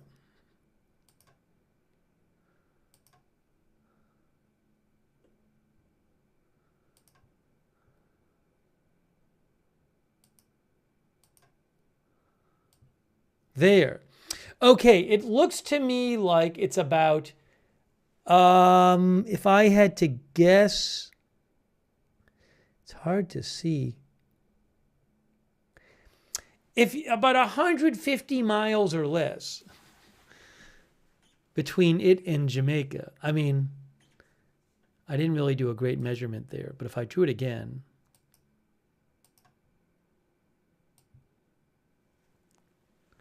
where'd it go? Can't even see it. What happened to Kingston? What happened to the map?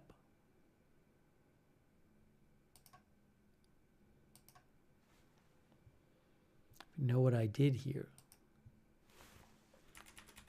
X. Where's the map? What happened?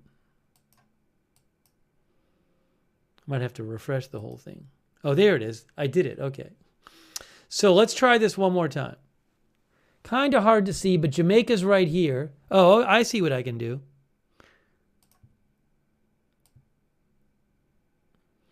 Yeah, maybe like 120 miles. Here's the thing. According to Radar Omega, it's 120 miles away from Jamaica. I don't see how it makes landfall in 12 hours. If it's moving at 3 miles an hour, that doesn't make any sense.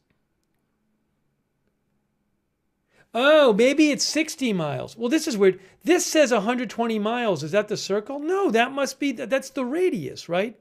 That's not the diameter. Yeah, it is supposed to speed up, but I mean, it's got to, I'm just saying, at this speed, it ain't going anywhere fast. Right, it is supposed to speed up. That's true.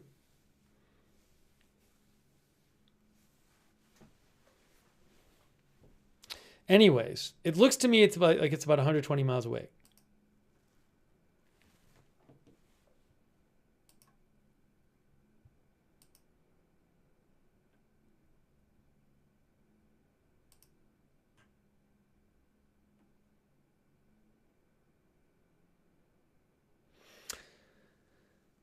You know, I will say in the last forecast discussion by the National Hurricane Center, it said after 18 hours or so, Melissa should turn northeastward with a slight increase in forward speed. Slight increase. Then they said an increase in forward speed is expected from 36 hours to the end of the forecast period. The forecast discussion says it's not supposed to speed up that much.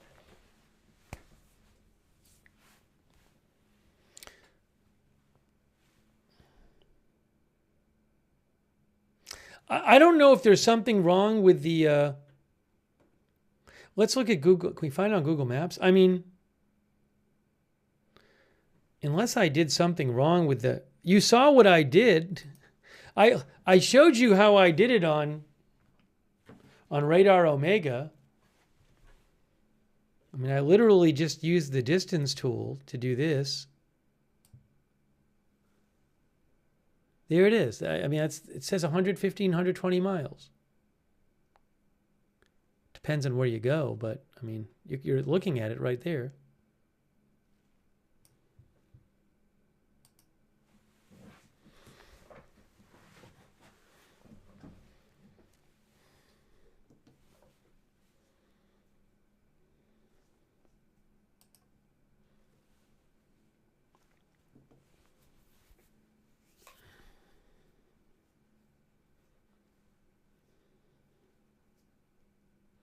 That's to the storm center, right? But landfall is when the center of the storm passes over land.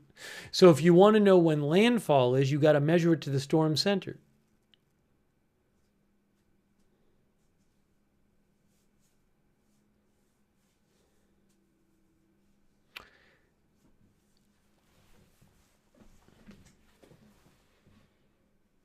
Hey, thanks, Yes Sir Bud, for the membership.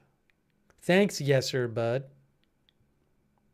Thanks also Gripplechew on Twitch. Thanks, Gripplechew, and CC143.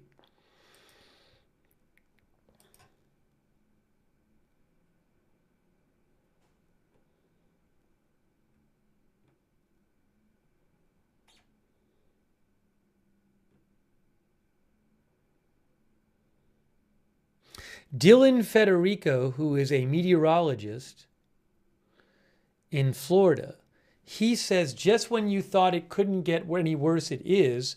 Unfortunately, Melissa is strengthening again.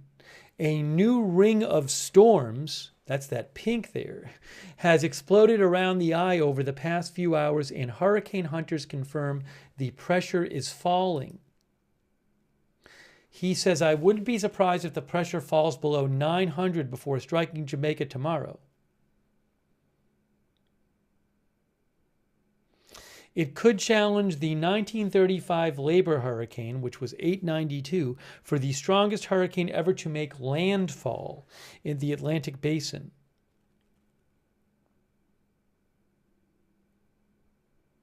He thinks winds in the mountains, because the mountains can speed up the wind, winds in the mountains will exceed 200 miles an hour.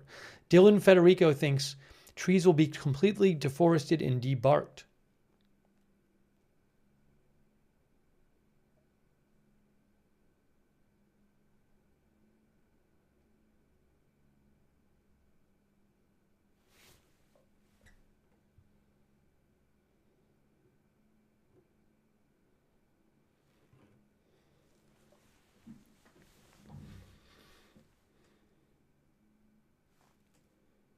In another minute, we'll get the next frame of the satellite.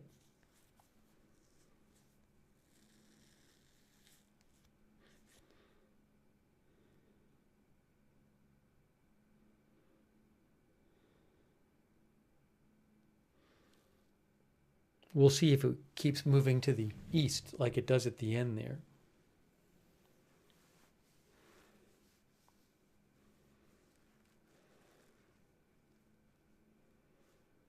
Oh, it just updated. It just updated. Okay. We just got the last frame of the satellite. It certainly looks like in the last few frames it is moving to the east.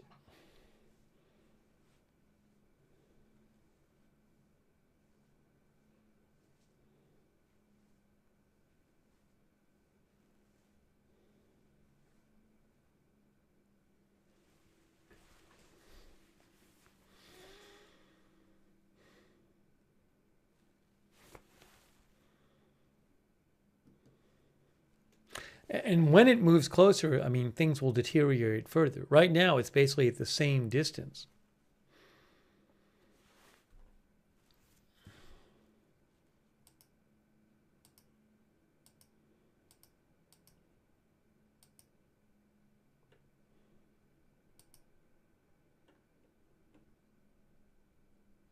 Did this plane make a third pass? Or no? One. So this plane, which has, I think, made 3 passes, this got a 907. The other one got a lower one. Status in storm.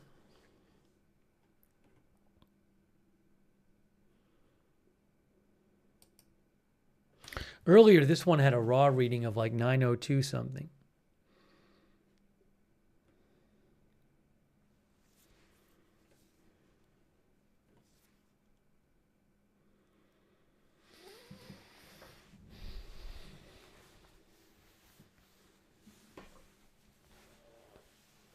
Lion says you can see the rain blowing horizontally on the camera.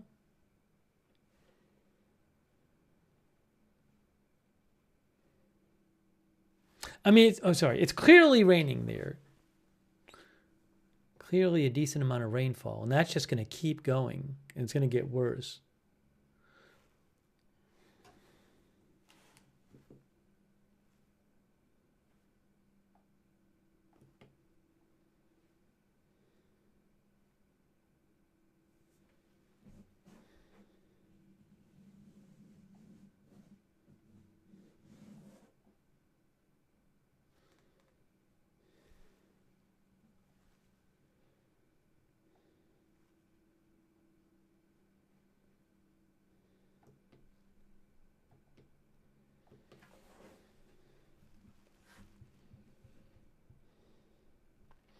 Thanks so much to Jennifer Johnson. Hey, thanks, Jennifer. I really appreciate that. Thank you.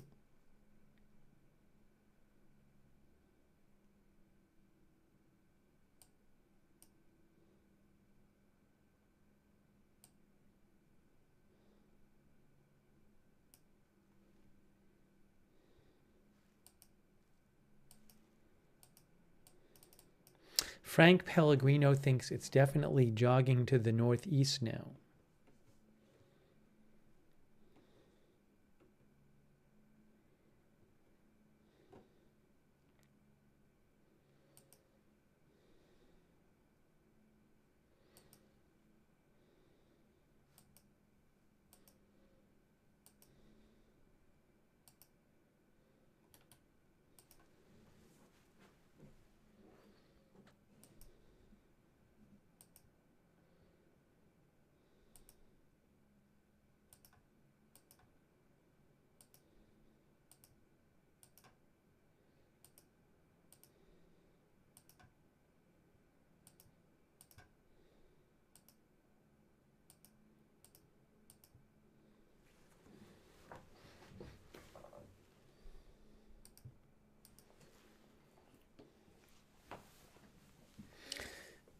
Well, this is where we're at.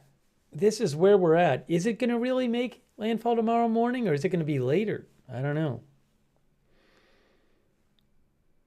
It does seem like it's moving a little more, though. Look at this. You know.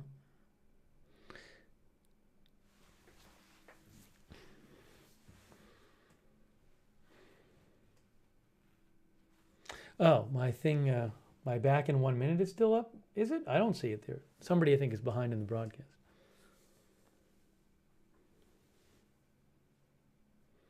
Dub thinks it's begun that stall and turned northeast.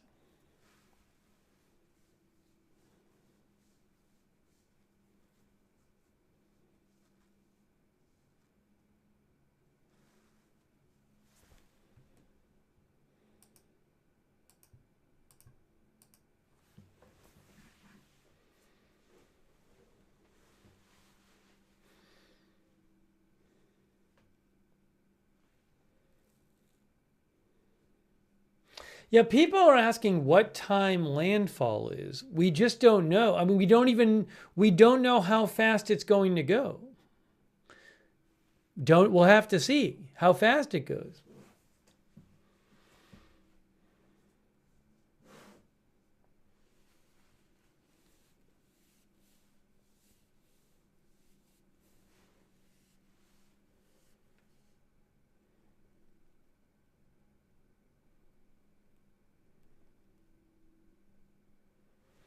V says maybe never.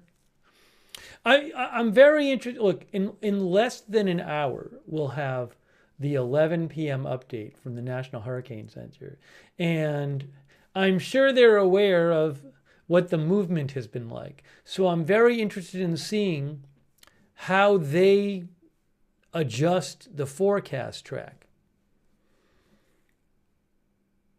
And we'll get that update less than an hour from now.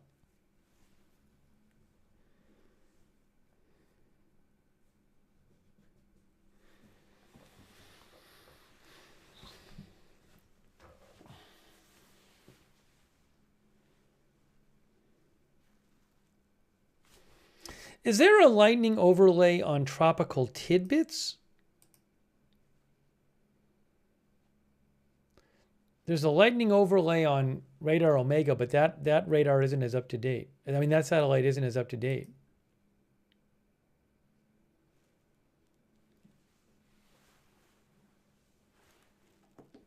Can also see about some of the other live shots over there on Sea Jamaica.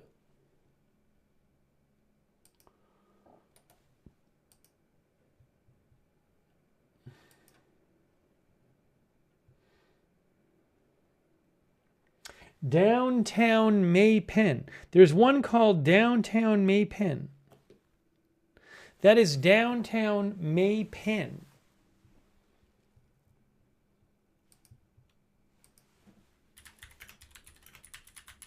Look at the rain coming down there. May Pen, Jamaica, guys. Now, May Pen is more west than Kingston is. This is very interesting. This is May Pen, not Kingston.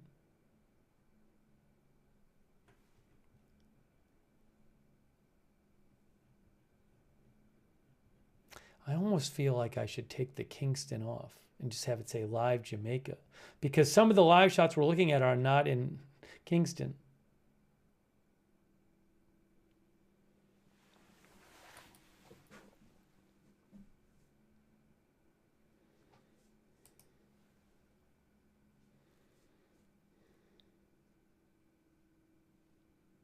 Oh, that banner is still, I see. I have that that break banner is still up. I see what people are saying. Yeah. Thanks. So this is May Pen, Jamaica. This is I'll show you on a map where this is. This is not Kingston, it's May Pen. But May Pen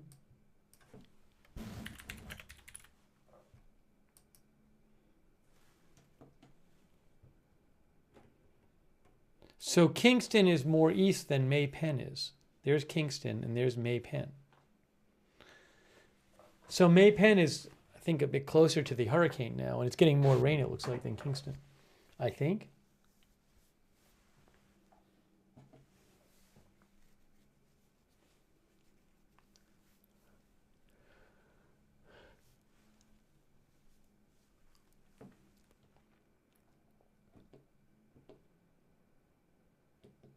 That's Kingston.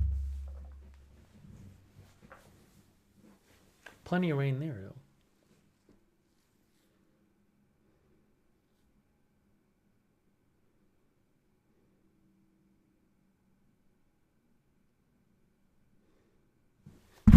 Oopsie.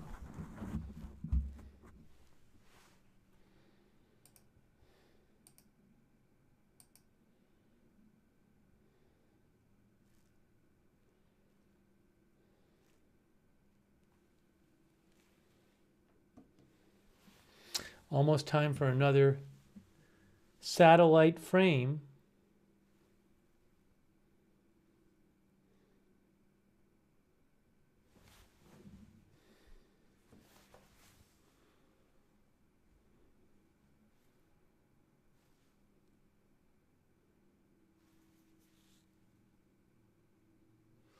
Okay, the new satellite frame just came in.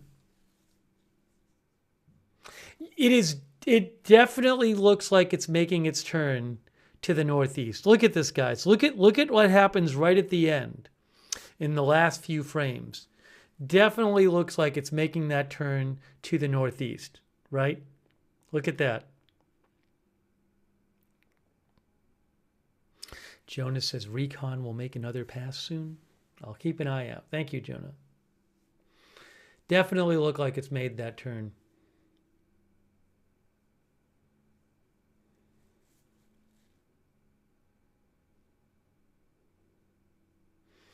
And things will just deteriorate in Jamaica as if it keeps on this path, because it's just going to get closer and closer.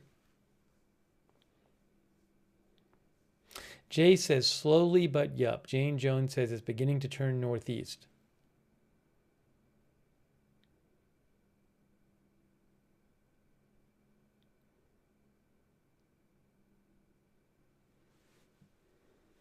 Thanks to John, our member. Thank you, John. Samantha J thinks it's officially turning northeast. Thank you, Janet B, for moderating.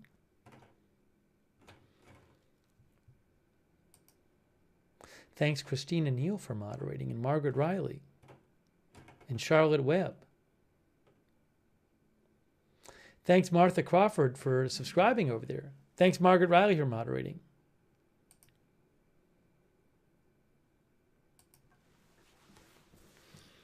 Thank you to 13 Alamo, Good Luck Duck, Idaho Star, I Got That Fire, and Papa Bear for moderating. Linda Belk, Larry, and Misha on X as well. Misfit says it looks like it's going northeast. Thanks, Lily Palmer, for your support. I appreciate it. Lily Palmer, thank you. When is the next update? It says right on the screen when the next update is.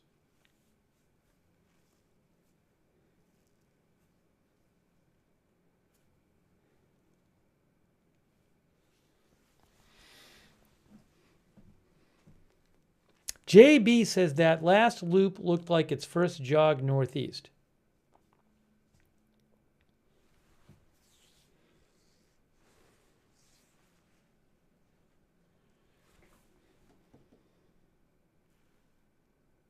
Oh, look at the rain coming down. I'm going to fix that. Hold on. Look at this. Look at this.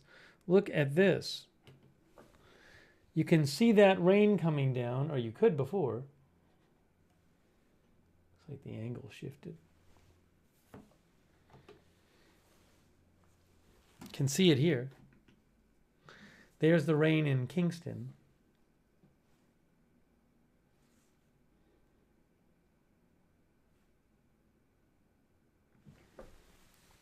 Going to check some of those other live shots.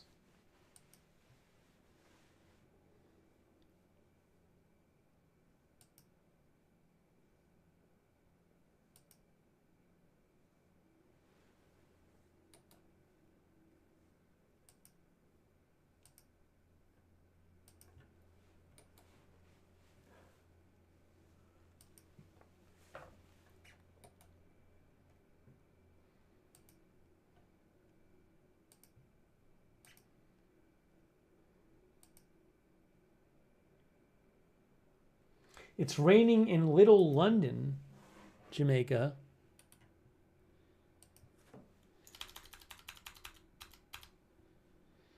Let me show you Little London, Jamaica. There it is. So let me take the graphics off, and you can see the rain coming down in Little London.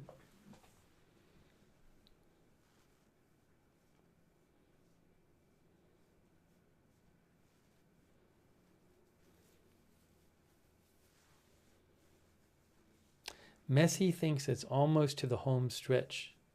It's going to take a little while. But again, the impacts are going to ramp up long before landfall.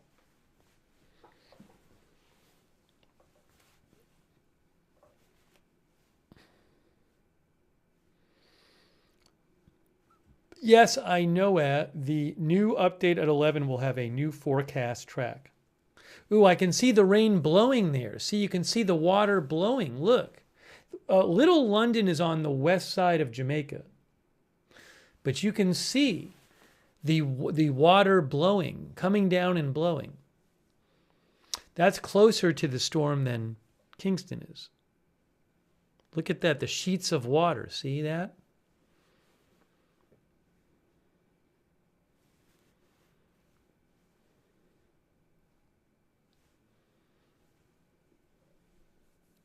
From See Jamaica on YouTube.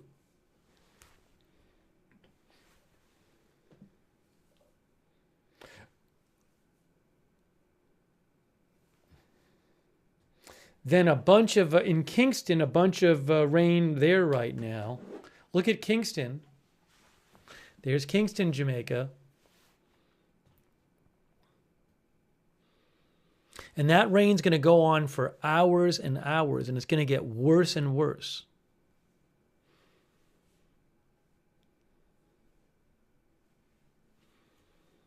Now the storm appears to be moving towards Jamaica.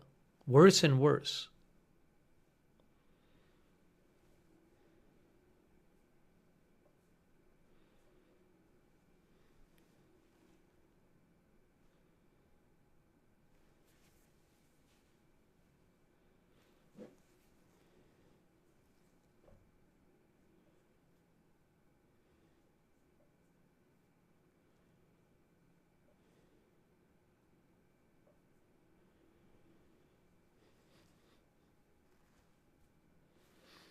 Let's go back here and see the blowing, the blowing water in Little London, Jamaica.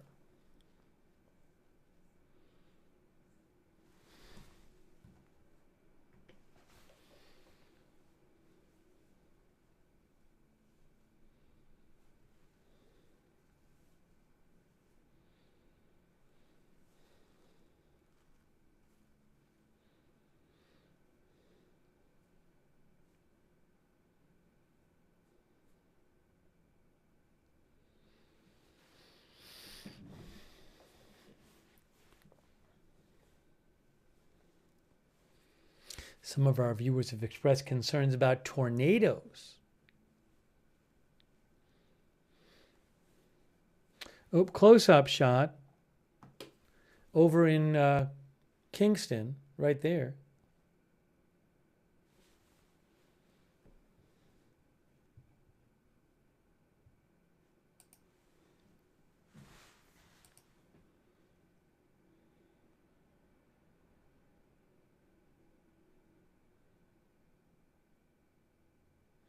A bunch of rain coming down in Halfway Tree, by the way.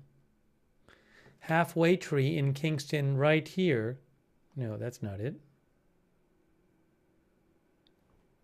There. There's Halfway Tree right there. Look at the rain coming down.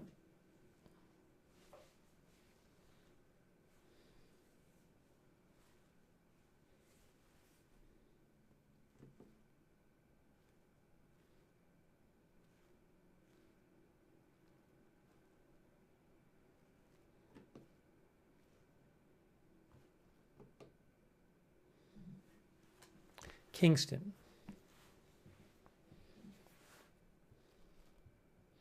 I think we're going to have another.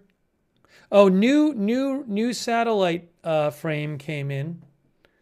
Let's look at it right now. Let's look at the satellite. What's it doing? We got a new frame at the end. It definitely does seem like it's moving northeast towards Jamaica.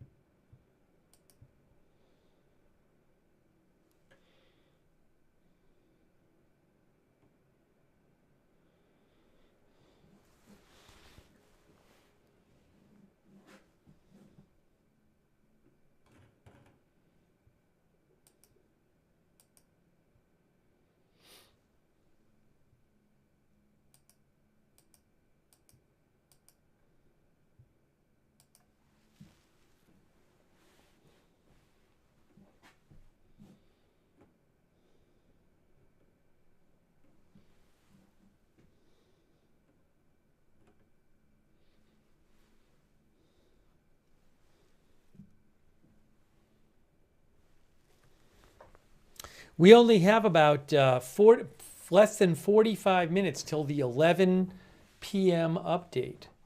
What's the latest aircraft recon? Do we get some more data from the aircraft?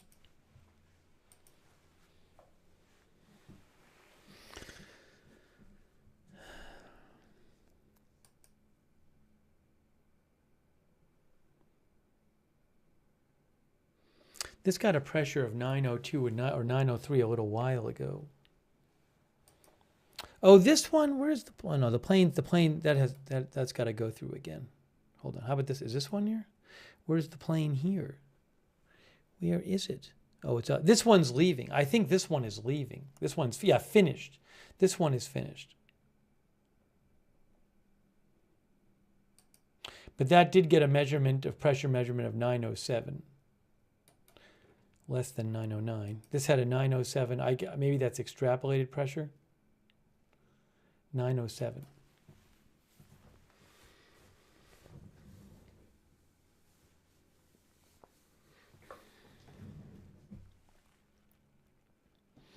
But yeah, it just seems like, I mean, it seems like it maybe has made its turn now, and it seems like now things are just going to keep deteriorating hour after hour. Hey, thanks, Susie Irish. Thank you so much, Susie Irish. I appreciate that. Oop, look at this.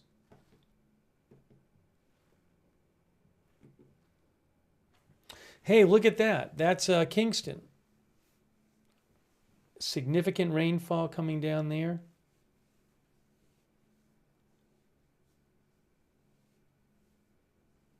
Yeah, we saw a reading of a 903 by high 902 by one of the planes, but I don't know that I don't know that that means that NHC will say the pressure of the storm is 903.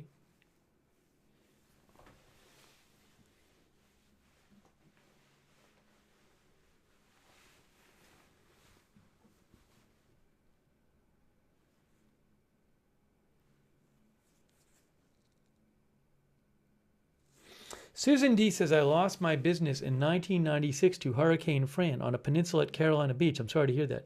She says it was a low-end Cat 3. I can't imagine this.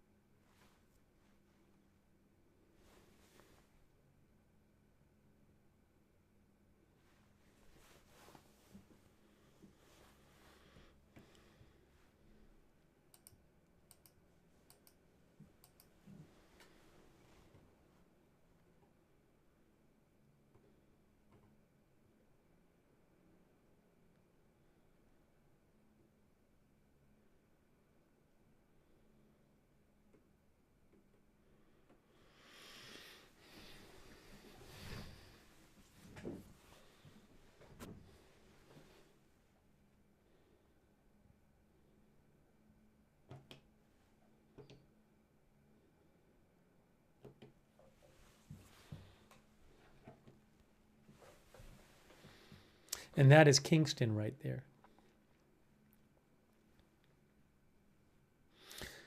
Only about 40 minutes or less. Look at that satellite. Look at the pink ring around that storm. Incredible. That's the coldest cloud tops, the pink cloud tops.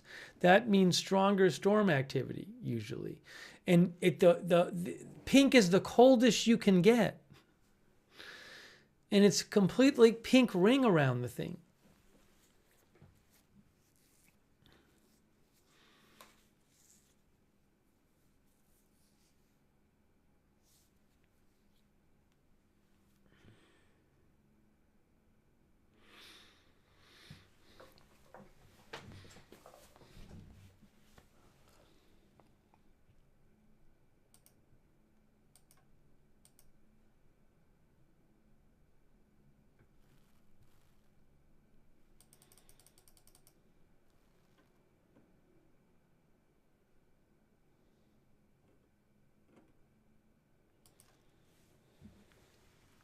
That's from tropicaltidbits.com.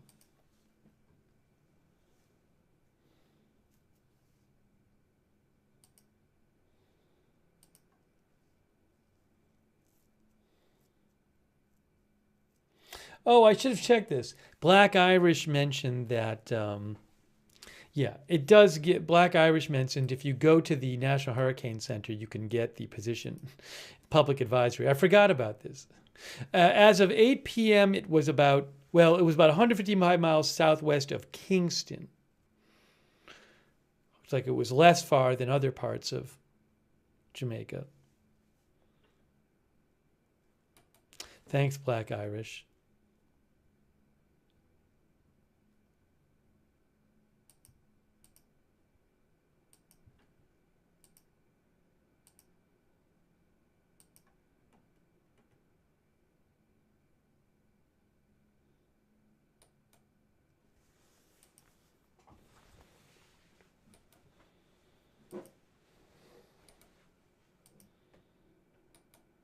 Yeah, I mentioned this before. There's there's videos and footage around today from Hurricane Hunter aircraft inside the eye, which is quite striking. But I can't steal their video. I've already mentioned it on the stream. I'll post, a number of viewers sent it in. I'll post the link again if you want to watch it, but I don't own the rights to it. But it's striking video. I just posted the link in the chat again.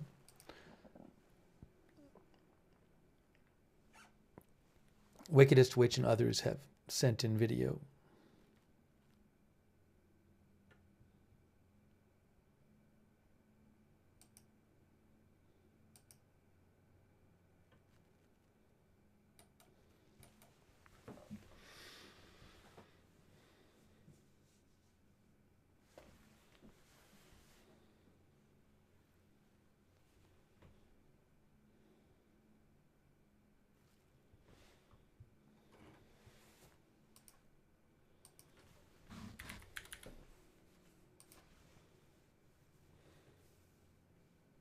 Oh, that's nice. Jeff reposted the stream. One of our viewers said, "Thanks for letting me know."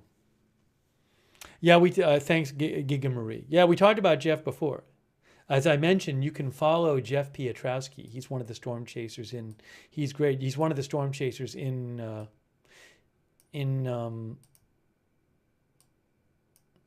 Jamaica. He does these lives sometimes on his channel, Twister Chasers. There's Jeff's X at Jeff_Piotrowski. So we might check in with him later. But he's doing periodic updates on Twister Chasers on YouTube.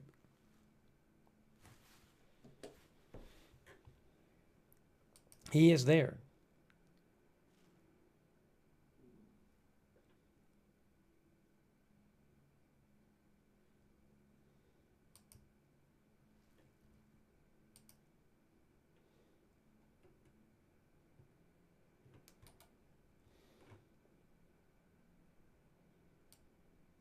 Oh, Levi Cowan posted an update. Let's see what Levi Cowan had to say. He's the person who runs Tropical Tidbits. Look what Levi says.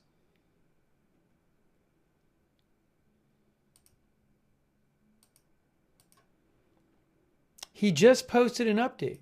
Levi Cowan says, well, you'll see it in 2 seconds. Hurricane Melissa is continuing its stall and turn sequence that will see it begin moving north-northeast towards western Jamaica overnight tonight. Unfortunately, Melissa remains a Cat 5 hurricane with no concrete signs of being disrupted in the short term and could potentially make landfall as Cat 5 intensity tomorrow, a horrifying event. Sadly, some portions of Jamaica will experience crippling devastation due to the catastrophic winds and storm surge associated with Melissa's inner core. Even away from the eye wall, voluminous amounts of torrential rainfall will cause flash flooding and landslides in many places. Our thoughts are with the residents of Jamaica tonight as they hunker down for this historic storm, says Levi. May all stay safe.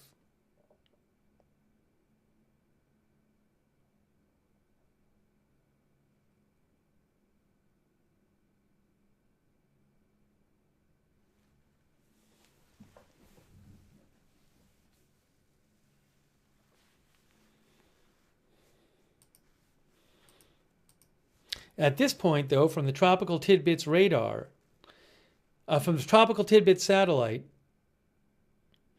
I think we can definitively say it is moving toward the northeast, guys. Look at this.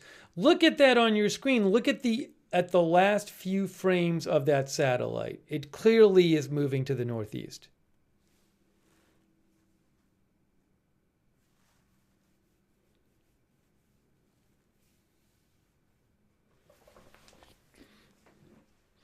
Girl with the pearl says she has turned.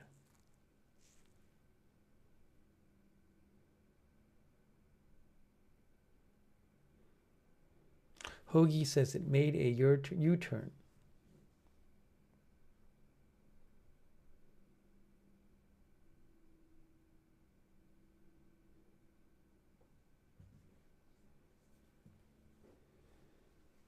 The one and only says it is moving now. Thank you so much to Carly Greenfield, who says, praying for the people of Jamaica. Thanks, Carly Greenfield.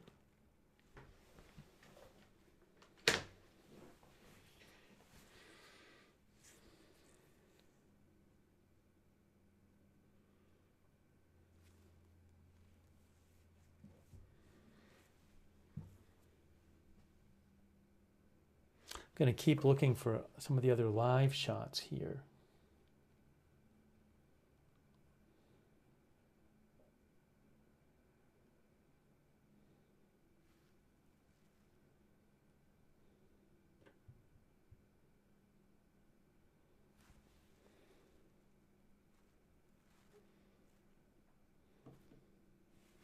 There is Kingston, Jamaica, right there.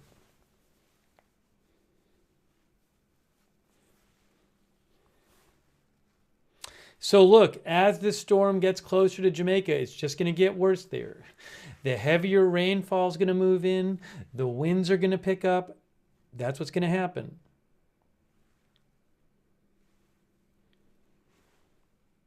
Unfortunately. Hey, seeing the wind, look at the wind blow the tarps.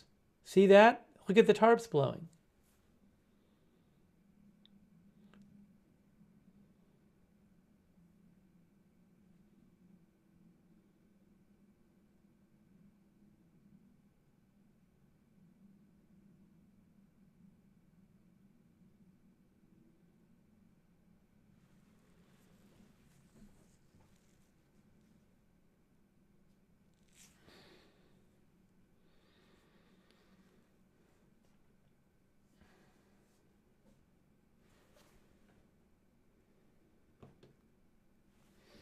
And that is Halfway Tree in Kingston.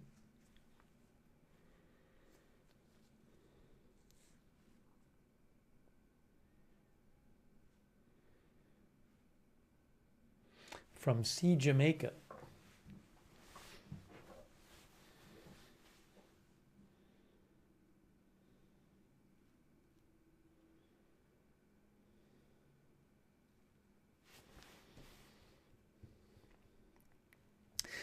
Only about a half an hour until the big 11 p.m. update with a new forecast track, new forecast discussion coming up soon.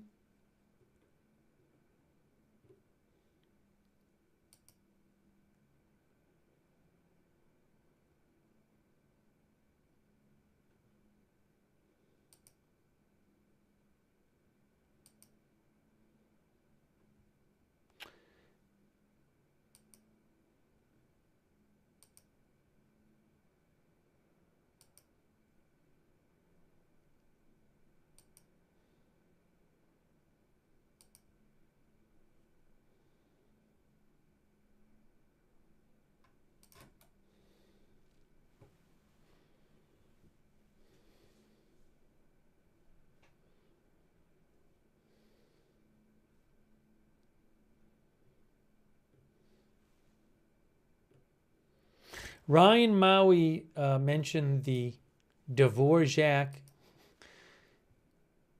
intensity score.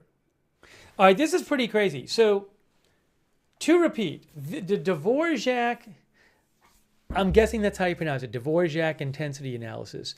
This is a technique that uses satellite data about a hurricane to infer to estimate the intensity of the hurricane. Now, this is something you'd more rely on if you didn't have planes in it. But there are planes in the hurricane. So that data is more reliable. But at the same time, this storm has been getting some historically large intensity scores. Right now, it has an 8.3 on this scale.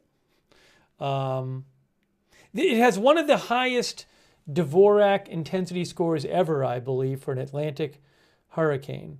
And based on that estimate, and it seems like it's overestimating the last couple of days, but that estimate would be a pressure of 878 and max sustained velocity of 179 knots, not miles an hour. But it just, the data, the satellite data is suggesting a super intense storm. That's why it's giving those intensity scores and intensity estimates.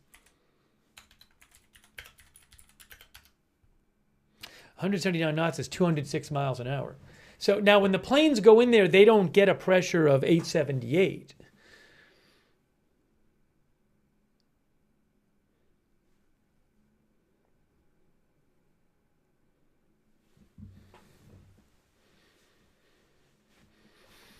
Ryan Maui, who's a meteorologist I follow, just posted about this.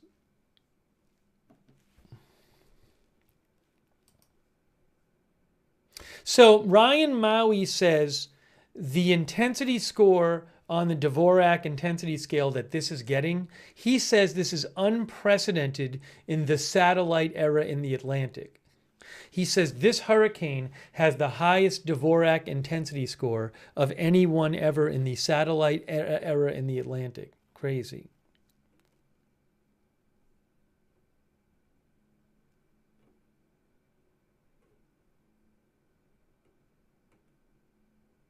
He says T numbers are off the charts for this. That's that intensity score.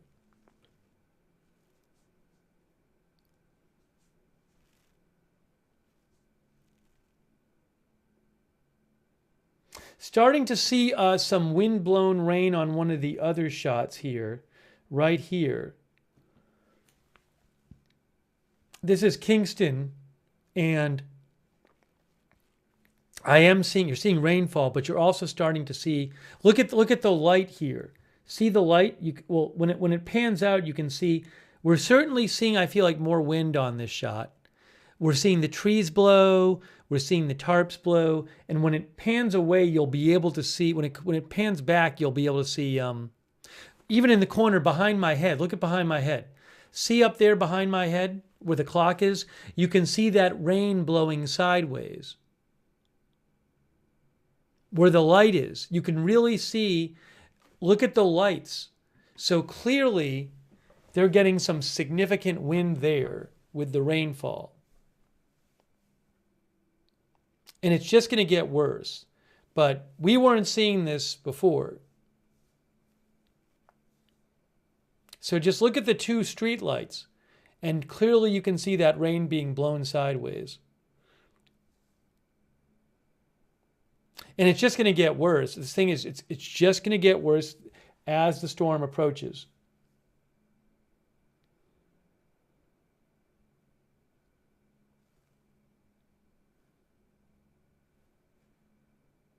You can also see on the sidewalk some of the water blowing. And up on the top there right now by the street light, you can see the rain moving kind of sideways.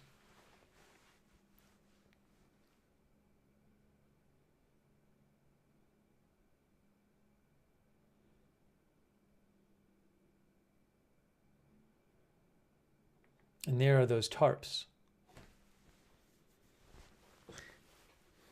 I don't think those are light tarps either.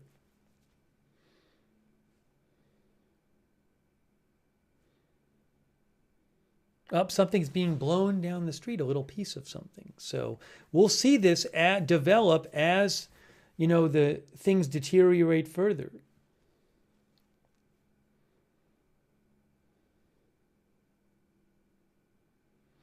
Robert thinks if it stays northeast, the capital is back in play. Well, we'll have to see how it moves as it moves towards Jamaica.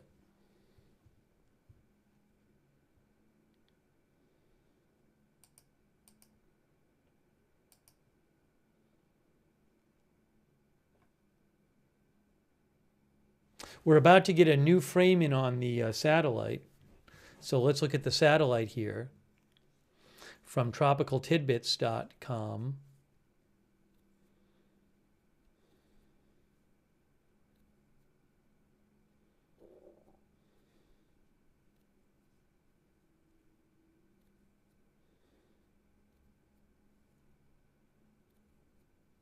Jonah said there's going to be more recon data too. I'll have to check that out. Thanks, Jonah.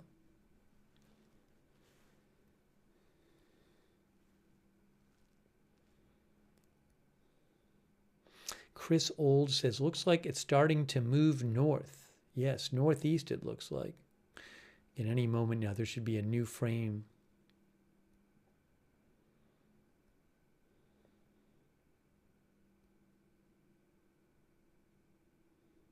Okay, we just got the new frame. That kind of makes it look more that last, it's certainly moving north.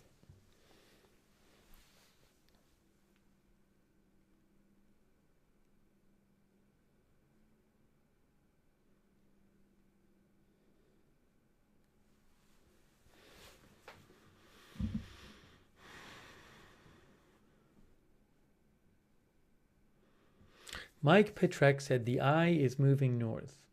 Evelyn thinks it's going faster. Yeah, look, I mean, that's a 4-hour loop, and it basically was just kind of sitting there for several hours, but it has started moving in the last hour or so.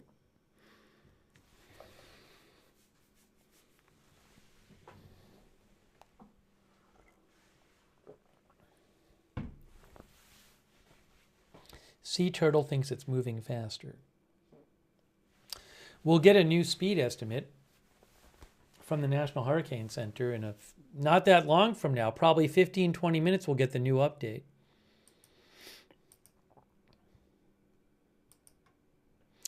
Tropical Tidbits has this is the one plane that's in the storm right now. And this plane, oh, did it just make another pass? Let's see. No, I don't see any numbers there. I think it did. Well, no. I'm not seeing. We'll have to wait for a little more detail. I think we had to wait for the next update, but we should get another reading. Some more detail, more data in.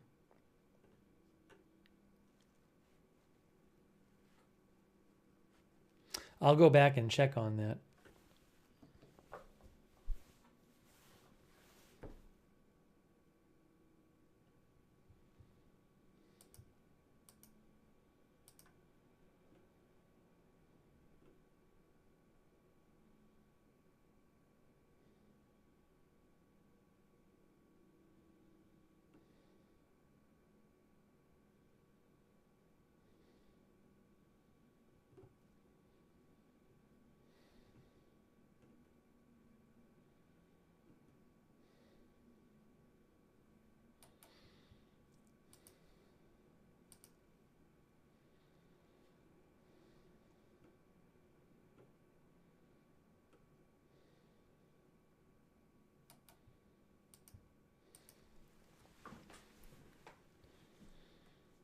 We're seeing some things blow around the ground. There's a car coming through.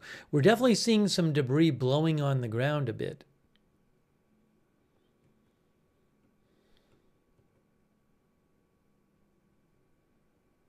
Brad Panovich, who is a meteorologist in North Carolina for WCNC, he just posted that the eye has tightened up again and pressure is falling. He thinks the next advisory might be 185 miles an hour. That's what Brad Panovich, meteorologist in WNCNC, said. He just posted that a few minutes ago.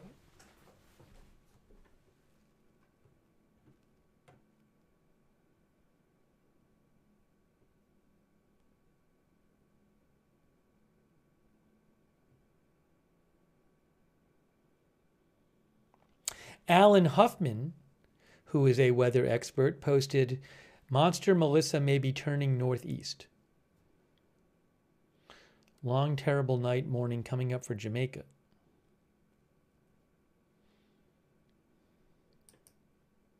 You can now look at the street light. You can really see that rain blowing, guys. Look at that street light now. Look at both the street lights. Now this is in Kingston, but you're really seeing it now. It is really starting to pick up there with the rain, the amount of rain and the wind, definitely.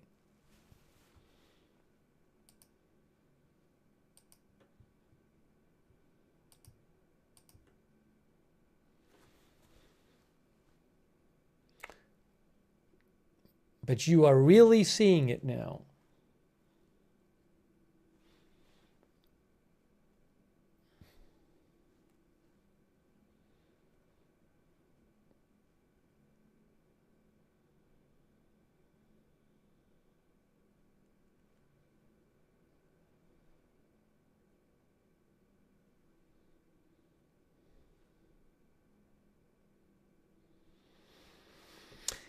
Sometime in the coming 18 minutes, we're going to get the brand new update from the National Hurricane Center in the next 18 minutes. Are they going to have, I think the pressure might be lower because previously it was 909 and it looked like the planes got a 907. I don't know. So we'll see. We'll see what they say about the wind speed. See if they adjust the forecast track.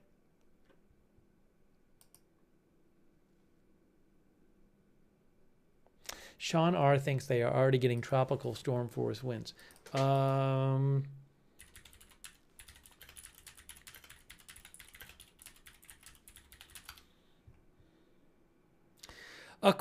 Google says they're getting 19 miles an hour sustained winds.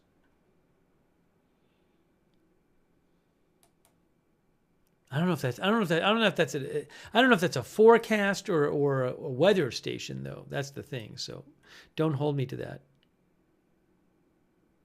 Might be a forecast. I'm not sure. Look at all the pink, says Asian Serenader. Yeah, it is crazy. Again, the eye is surrounded by pink cloud tops, which means pink is the color which is the coldest cloud tops come up pink on that satellite. Coldest suggests stronger storm activity, and that's pink. Pink all the way around is the strongest you're going to get, basically. Yes, I spoke to the person who runs Sea Jamaica, who's in Kingston. Very nice person, and I got permission to show the different streams. I'm going to pay him, but so I really appreciate that. So we have access to their streams, so which is incredibly helpful in showing what's going on.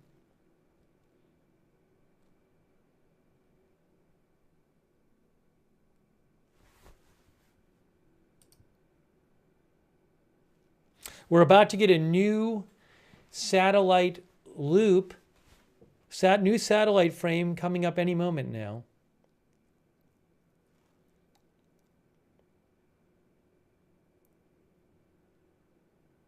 Not yet.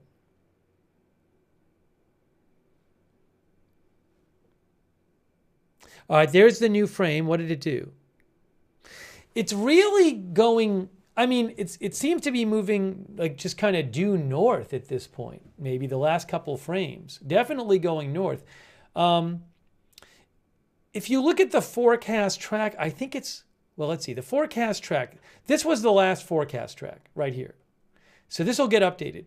But the forecast track this was the 8 p.m. one, right? At 8 p.m. had it going, northeast basically, or northeast. So we'll see what it does.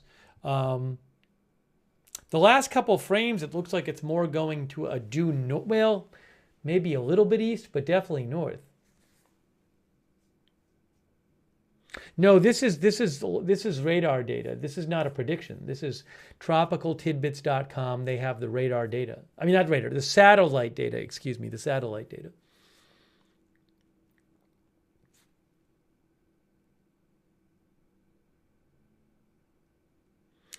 Knox thinks it's wobbling again.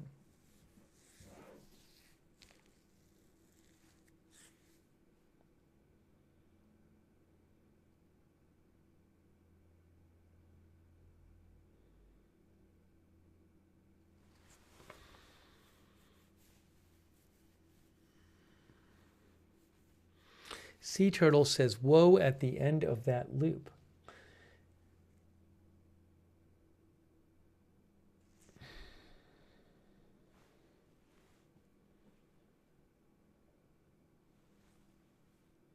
It's 10:47. Any time now, any moment now, we're going to be getting the new update from the National Hurricane Center.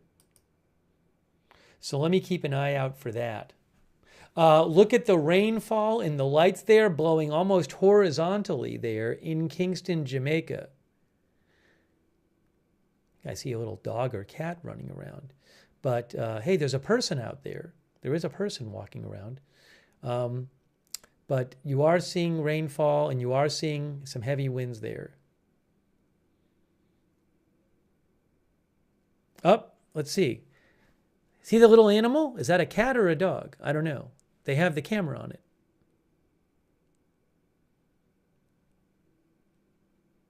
Just ran away.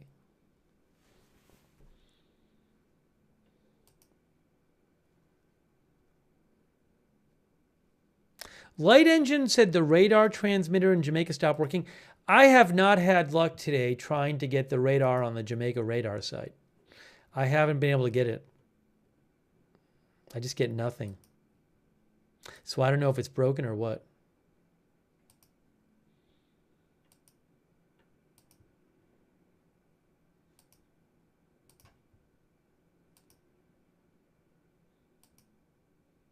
I'm just refreshing on the National Hurricane Center to get the latest update there. As soon as I see it, I'll show it to you.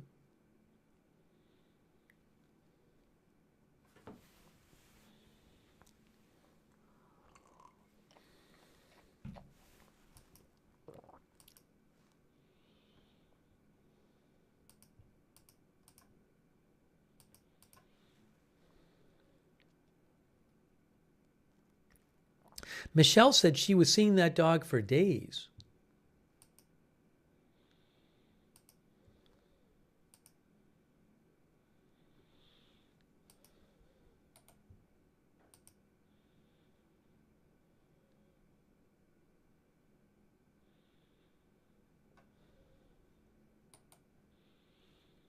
You know, there's some new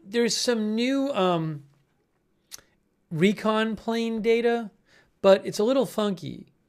This plane just went through the eye, I think, but I'm not seeing the pressure numbers here like I normally would. And then also, if you look here, so when it went through about a couple hours ago, you could see the red marking for the pressure reading. But you actually don't see it here. So I don't know if there's an issue with the way they're measuring pressure or something. I'm not sure. This passed through the winds. Looks like maybe they got a bit higher flight level wind reading than they did a couple hours ago or an hour and a half ago. Anyways, we're going to get an update really soon from the National Hurricane Center, and they'll tell us what the new statistics for the hurricane are.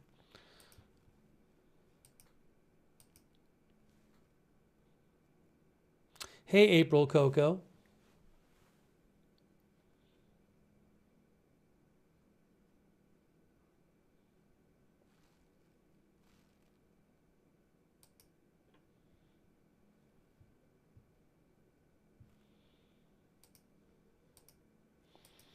So sometime in the next 10 minutes, new update from the National Hurricane Center. The Jamaica Observer says some communities are calm while others face torrential rain, strong winds, and downed trees and power lines.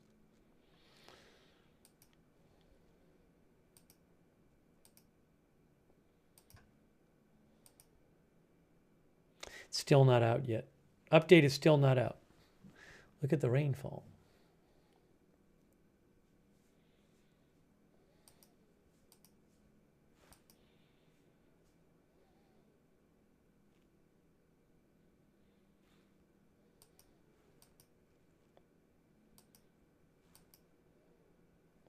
Oh, a bunch of rain on the other camera now, too. Hold on. A lot of rain on this. This is Halfway Tree in Kingston. I think we might have some volume on that. No, I don't think we do, actually. Or do we? I don't think so. Do we? Oh, yeah. Hold on. Listen.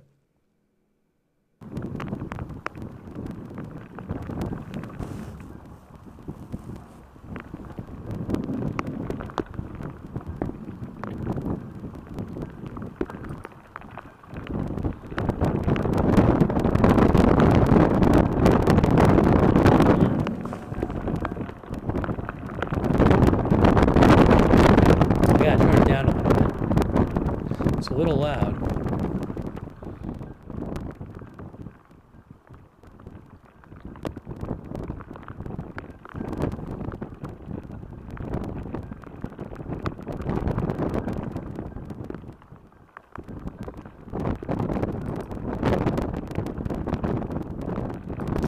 Any moment now, we'll be getting the new update from the National Hurricane Center.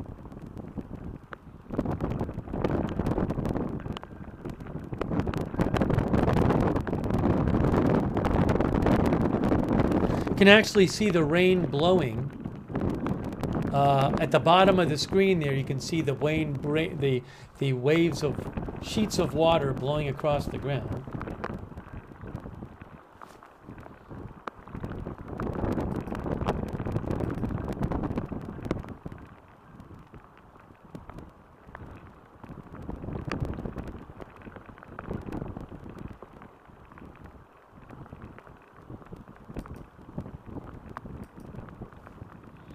Still waiting for the new National Hurricane Center update. Coming out any moment now.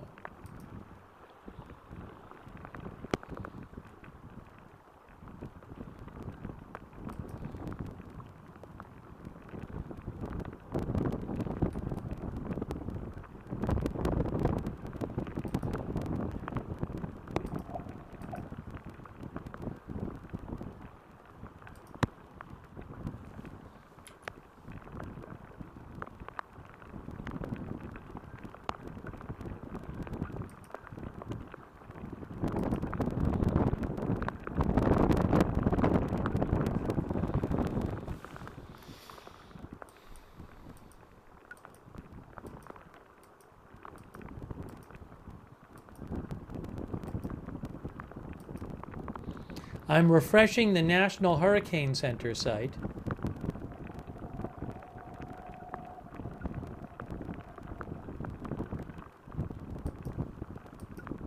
Waiting for the new update. Brittany says it appears to be turning.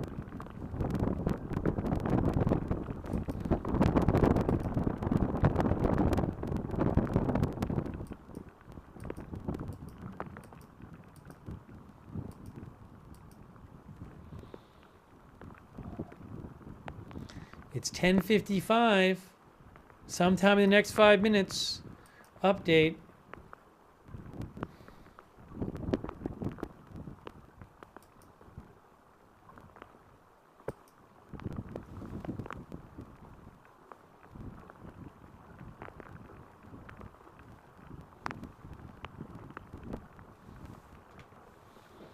There is Kingston.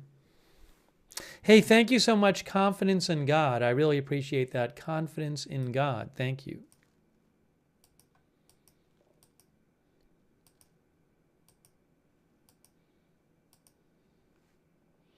It has not updated yet, guys. What can I say? Any moment now.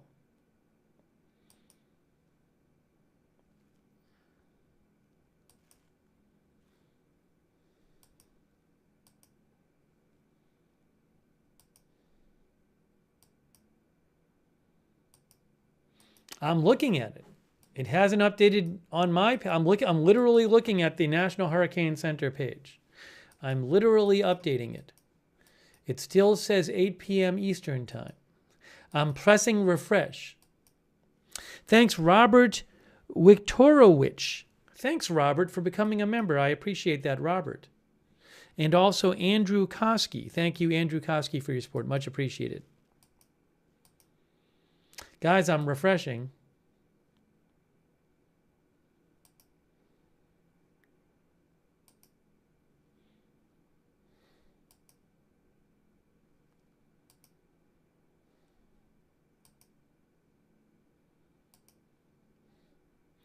I'm still refreshing.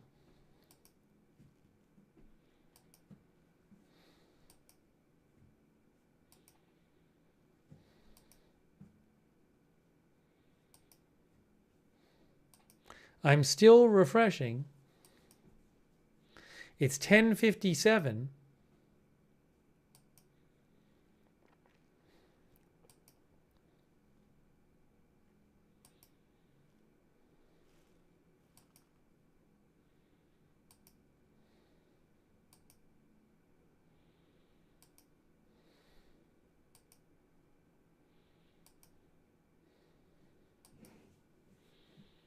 Thank you, Mom of 4, 57 rows. I appreciate it.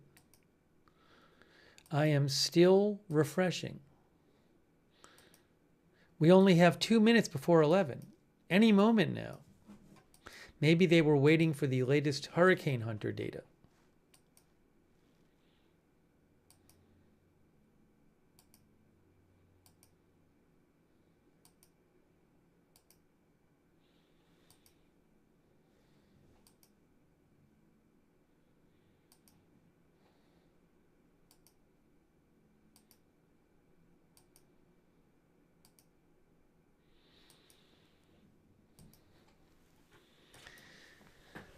Really, it should be any moment now. It should be any second now.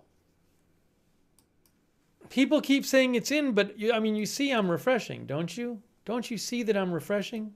There it is. Pressure down to 903, wind is the same. So that pressure is basically what we saw the aircraft get, 903. So that's what's happened. Pressure is down 903, which means it's strengthened. Wind is still 175.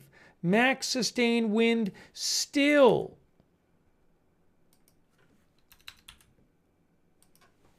Wow. Flexberger and Bell Italian say not good. So the pressure down to 903.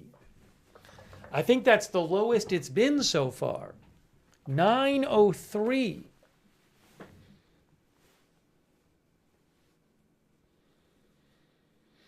Now, we need to look at the different... First of all, let me just show you the latest satellite here. Real quick. Latest up-to-date satellite from tropicaltidbits.com. Clearly seems to be moving to the north at the end of the loop. Now,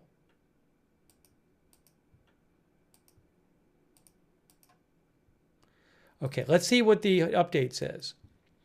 It is moving north-northeast at 2 miles an hour. 2 miles an hour. It ain't getting there very fast if it's moving at 2 miles an hour. North-northeast at 2 miles an hour.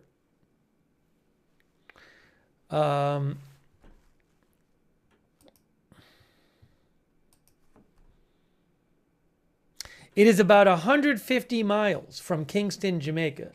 So if it's gonna make landfall by morning, it's gonna obviously need to speed up. It's not making landfall in the morning if it's moving at 2 miles an hour.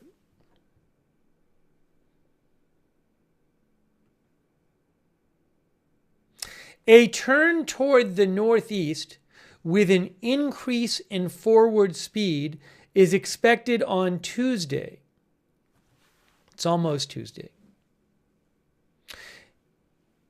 The core of Melissa is expected to move near or over Jamaica on Tuesday, across southeastern Cuba Wednesday morning, and across the southeastern or central Bahamas later on Wednesday. Some fluctuations in intensity are likely to be expected before it makes landfall. However, Melissa is expected to reach Jamaica and southeastern Cuba as an extremely powerful major hurricane.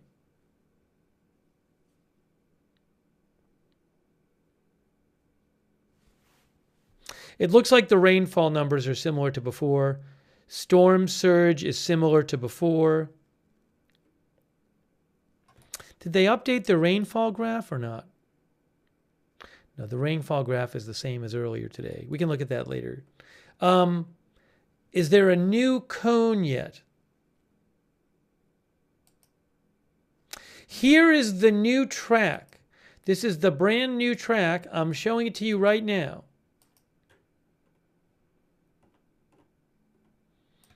That is the new track. I don't know that it's that much different than the previous track. Did they nudge it a little west? I'll have to see if they did. But that's the current track right there.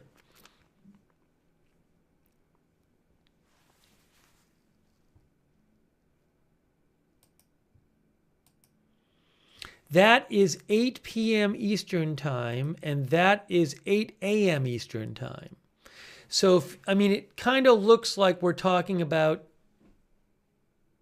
oh, see, it's a little later in the day now. Look at this. Look at this. That's 8 a.m. Eastern Time. That's 7 a.m. local time. They don't have it making landfall by then. That's 7 a.m. local time. That's 7 p.m. local time. So it looks like we're talking now about what? Noon local time or something? Right? So I think they did slow it down. I think that, yeah, that's more rain, says Steve-O. But it looks, I will confirm it by looking at the discussion, but it certainly looks to me like they have slowed down the track. Because there you go. That is 8 a.m. tomorrow, and it's not making landfall by then. It's not even close. It's not that close. And that's 8 p.m. So just eyeballing it, I'm just thinking that kind of looks like maybe noonish Eastern time, 11 a.m. noon local time. Right? Bella says it will dump a lot of rain at 2 miles an hour.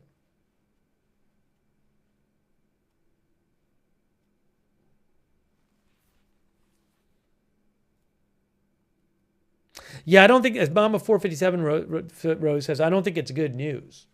It's not good news if it's moving slowly. And as a number of you said, it'll have more time to bring rainfall.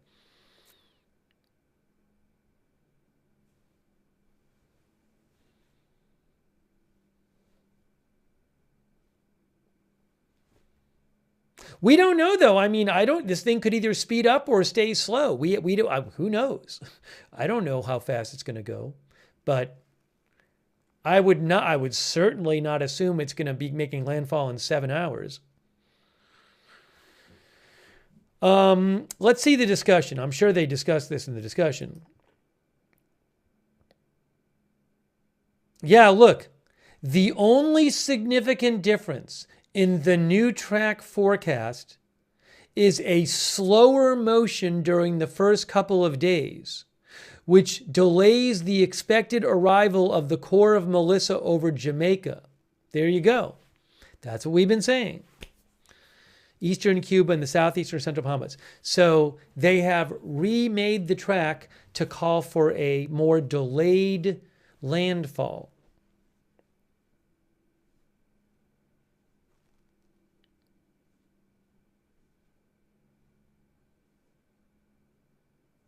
After remaining nearly stationary for several hours, Melissa now appears to be moving slowly north-northeastward with an initial motion estimate of 20 degrees. I think it's 20 degrees, that it is, and 2 knots. During the next few days, blah, blah, blah, blah, blah, blah, blah, blah, blah, blah, blah, blah, blah.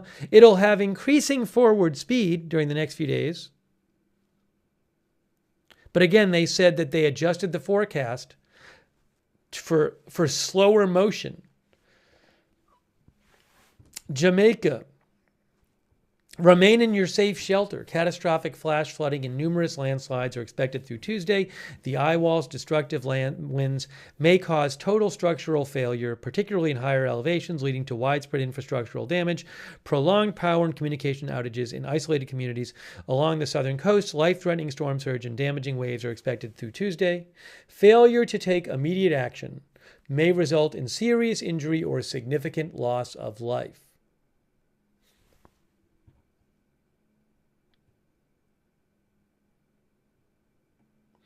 The hurricane continues to exhibit a well-defined eye about 10 nautical miles in diameter, embedded within extremely cold cloud tops. That's the pink surrounding the eye on the satellite there.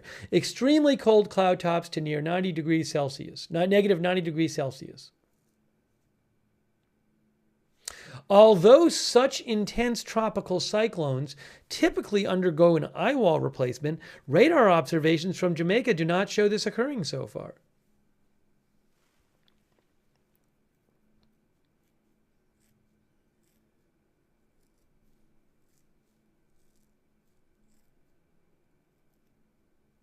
So again, the new announcement has slowed down the path.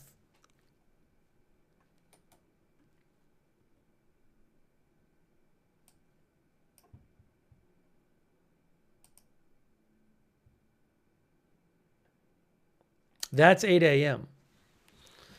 Sylvia says so slow. Now, who knows? Maybe it'll speed up. I don't know. But right now, it's looking from the map that they're talking about landfall around, I mean, my best guess is 10, 11 noon local time, just looking at that map. 11, 12, 1 Eastern time, just roughly speaking. But, of course, things will get very bad there before landfall. But it's, you do not, I mean, slow is really bad because it's just, as it gets closer and you have all this really bad stuff happening, it's just going to be more time for it all to happen. I mean, it's raining a bunch there right now, but it's going to keep getting worse.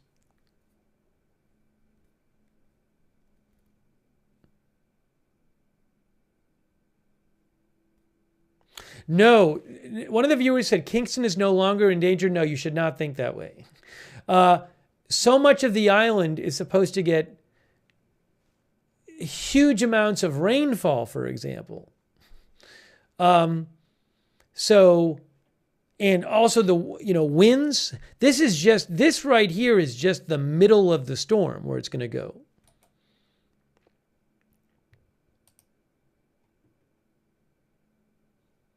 This is rainfall potential, and this might get updated because it's slowed down now.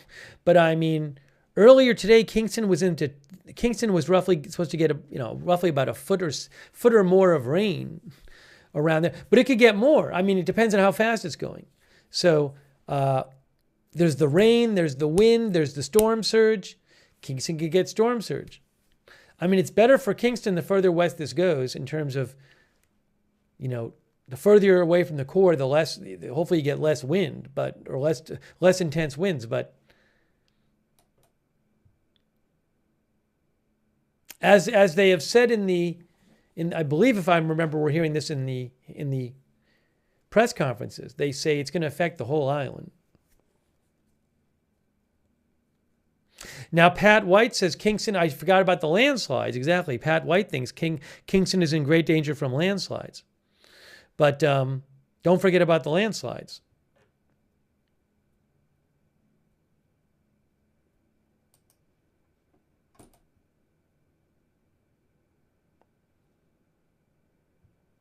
Where is the... somehow I've ended up in Spanish. Forecast discussion, okay.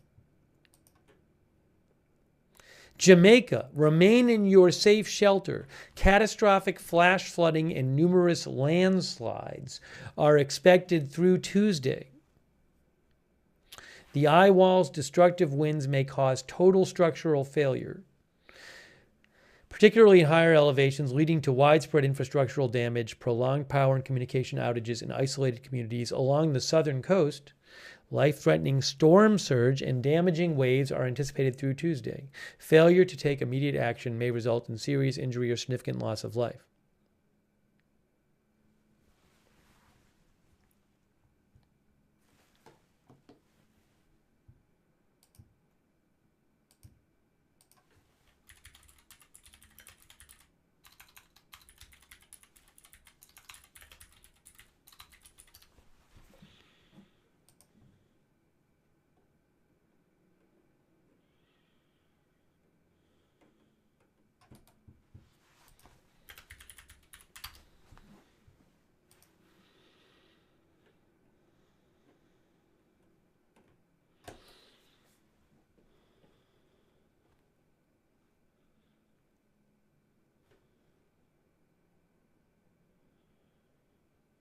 Christine says, I have never seen such a pink radar for a hurricane. Not good. Yeah, this is pretty rare when you see the pink donut thing. And it's been like that for a while.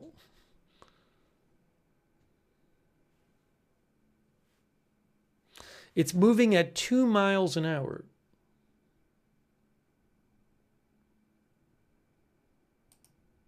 I should put that on the screen there. Movement north-northeast at 2 miles an hour.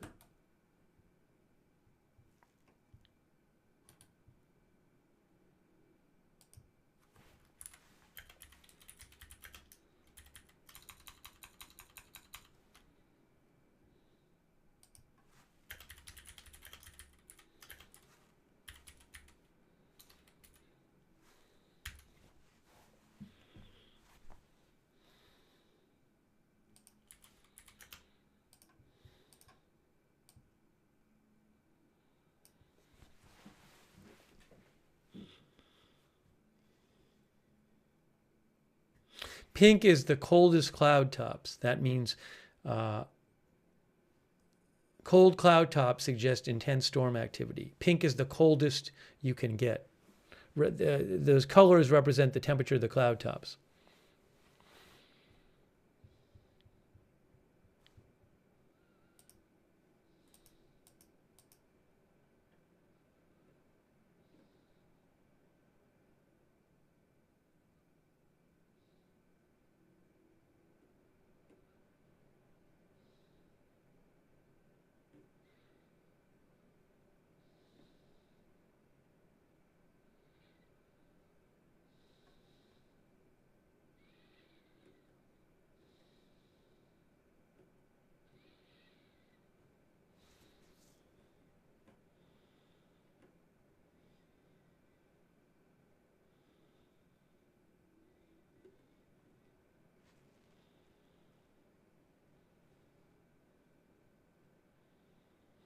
RWD channel says, when will the power go out?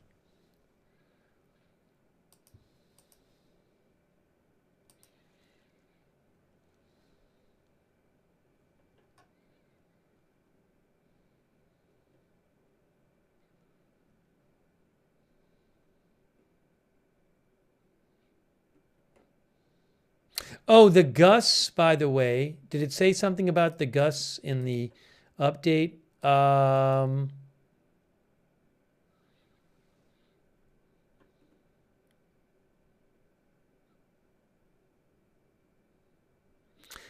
By the way, hurricane force winds extend outward up to 30 miles from the center. Tropical storm force winds extend outward up to 195 miles from the center. Jeff Baradelli, who is a meteorologist, says that the gusts are now up to 215.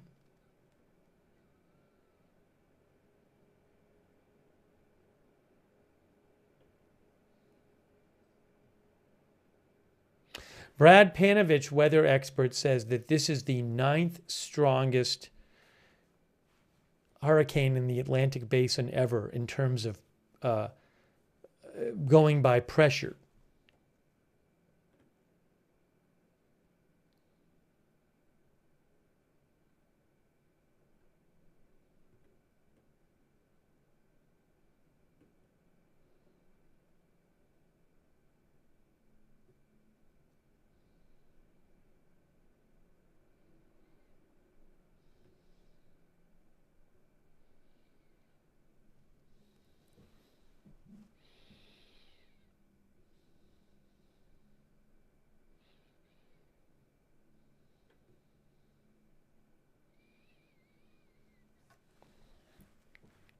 You know what I meant to do? I meant to pull up a map and just look at this is a Google Maps coming up, you'll see in a second.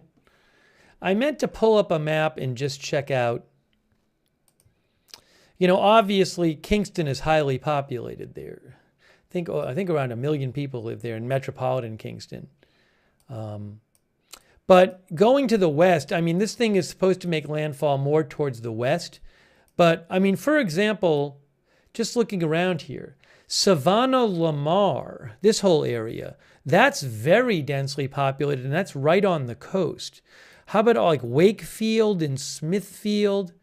It's not like no one lives on the west part of the island. Little London, we have a camera from there. Over here, Grange Hill. Then there's some smaller towns. There's a lot of people who live down here. White House, New Hope, Sand Beach.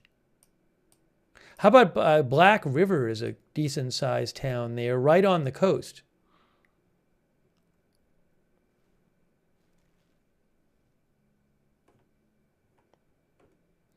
Then down here, Treasure Beach. There's a lot of people who live on the west side island towards the coast. Then this is quite populated too, all over here. Flagaman, look at all in here.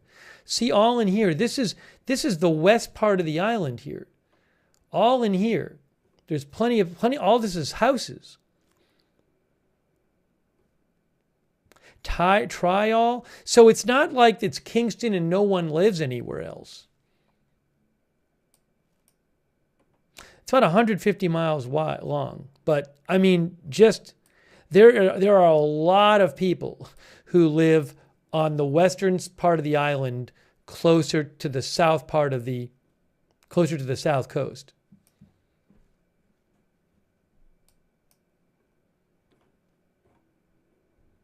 You can find areas where it's like more forested and stuff like that. There's mountains a lot of mountains, mountainous area, mountains over here. Mountains which in theory could increase flooding.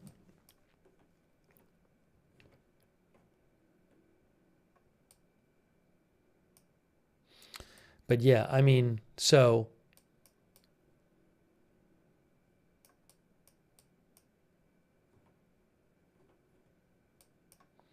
it's very concerning. The Dog Father says the storm is a third of the size of Jamaica. Everyone is going to feel something from this storm there. Young B says mountains in the middle of the island. People live on the coast.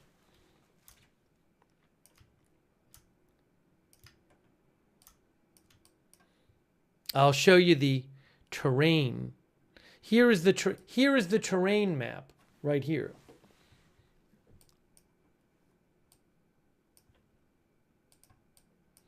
So you can see those mountains on the east side, but there are mountains, as our viewer said, running through. And people who live in the mountains are going to have higher winds. It actually says that in the National Hurricane Service update. National Hurricane Center update. It says, if I can find it here.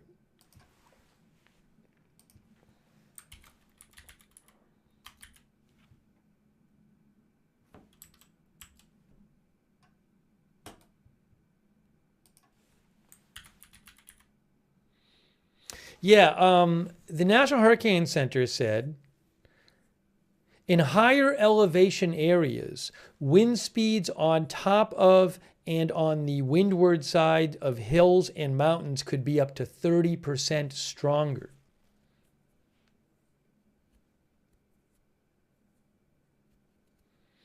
Art Deco says, I would worry about landslides.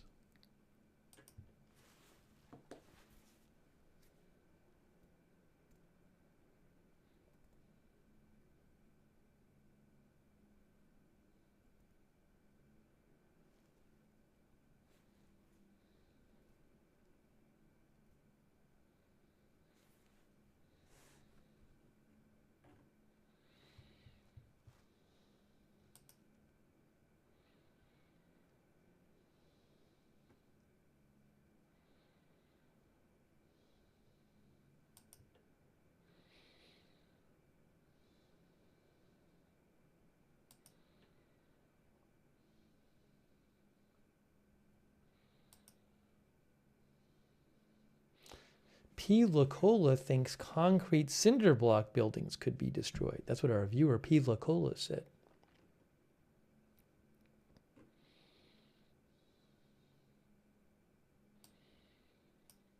Allison Hargrove says, I feel so bad for everyone in Jamaica.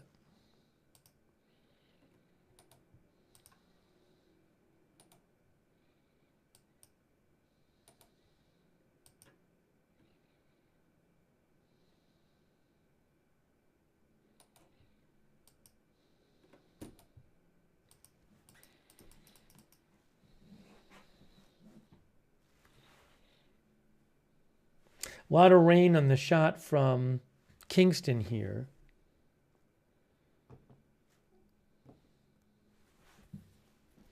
Things are just going to keep deteriorating as this hurricane moves slowly towards Jamaica.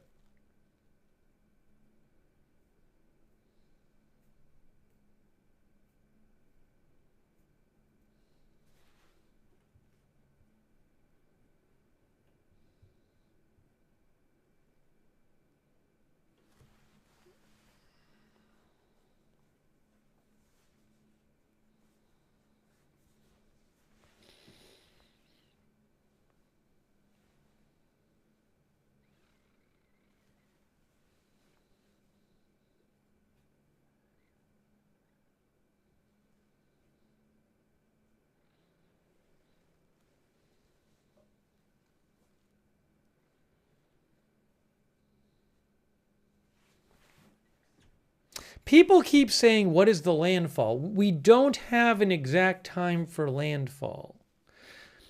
The track makes it seem like roughly 11 or noonish local time, maybe, but we don't know. But remember, landfall is when the middle of the storm passes over land. So things get really, really bad long before landfall.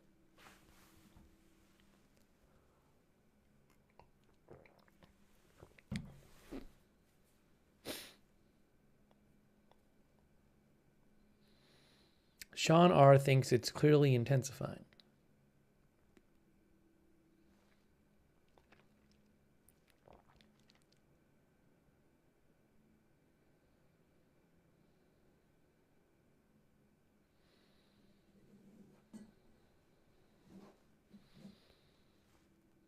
We should be getting another frame in the satellite in a moment.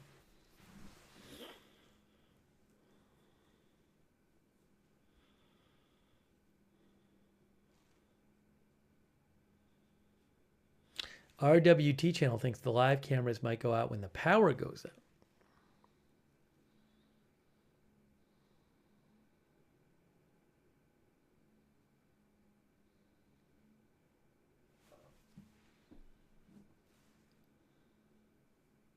You can see all the different live cameras that we've been checking out on See Jamaica on YouTube.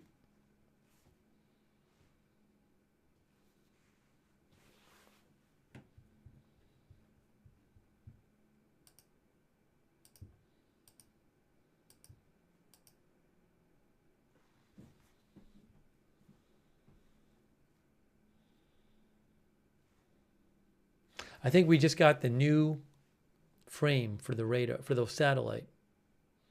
Really looks like it's moving almost due north.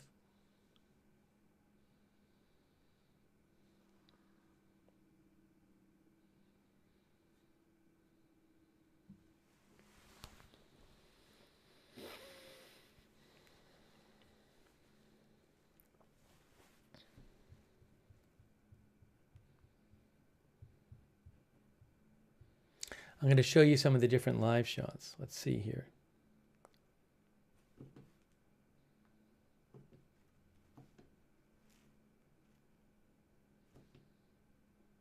That live shot is from Little London in western Jamaica.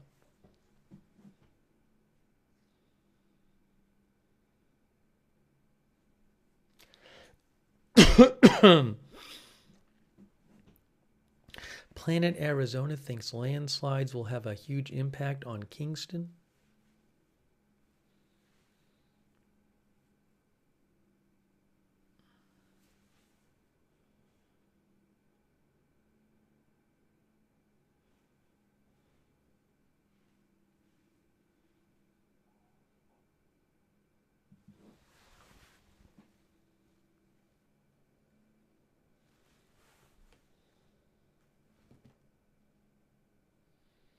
That is Kingston right there.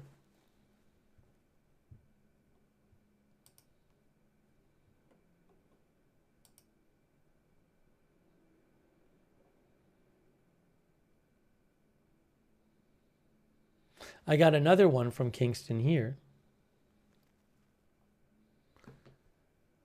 That is also Kingston from See Jamaica, Devon House.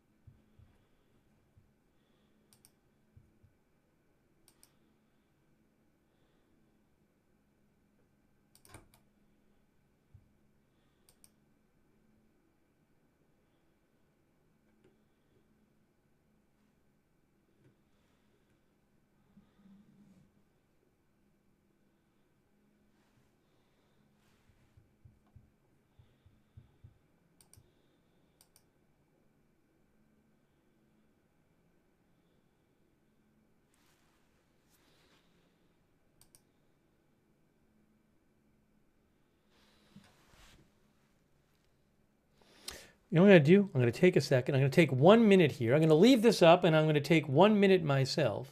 I'm going to disappear for 1 minute. Hang on a moment. Let me do that. Just for a minute, and I'm going to come back.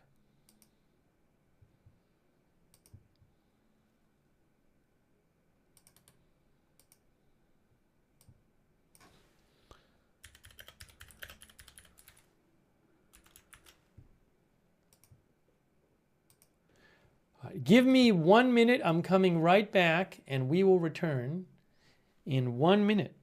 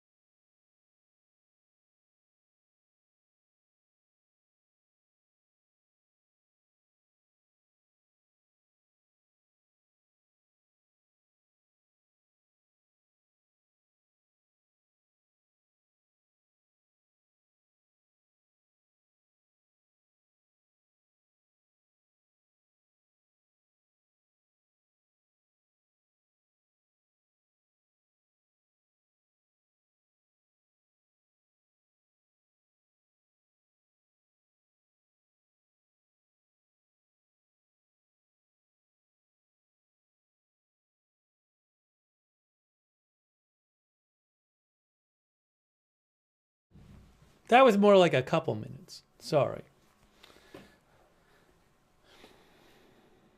Now, where is that one? Okay, let's see. Here is... Ooh, look at that. Heavier rain, it looks like, coming down now in Kingston.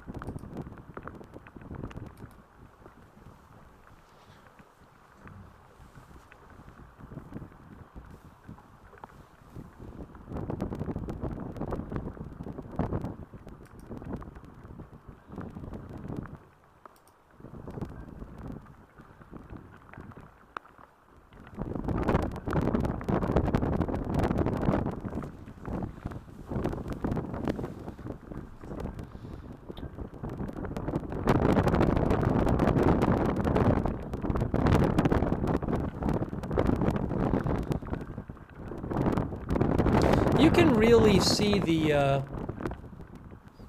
I'll turn that down for a second. You can really see, I think, on this satellite now from Tropical Tidbits, the difference between when it was not really going anywhere in the last hour or so, where it's really started to move north.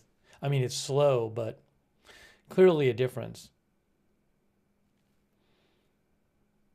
We just got the new frame in.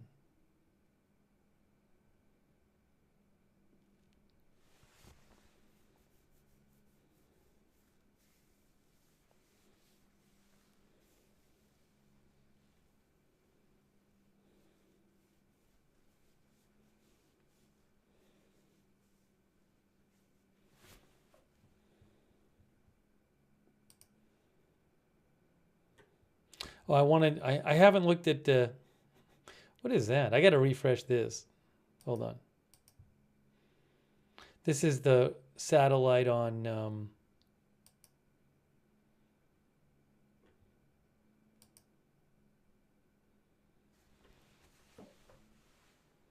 I don't know why it's all jumpy like that. This is the one on Radar Omega. This isn't as up to date as, oh, it is up to date, actually. It is up to date. That's interesting. I don't know why it jumps in the middle, though.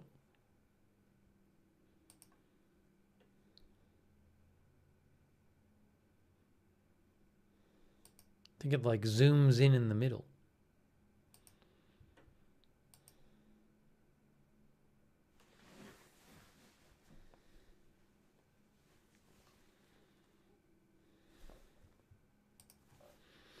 I got to figure out how I'm planning on doing this, because it doesn't look like we're going to have landfall.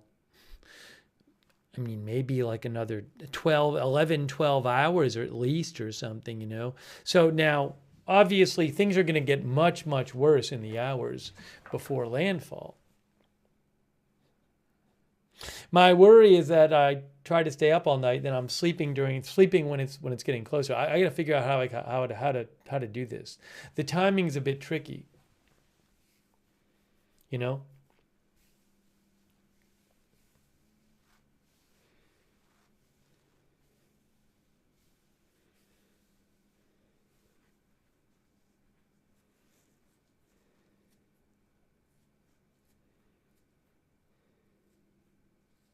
You know, Core Puncher says, well, Core Puncher makes the point about the, at a certain point it'll be sunrise and you'll be able to see more in the visible satellite. Well, the sunrise is at, what is it? 6:05 a.m. is sunrise in Kingston. Well, I'm still going to stay on for a little while tonight, but I got to think about how to figure that out.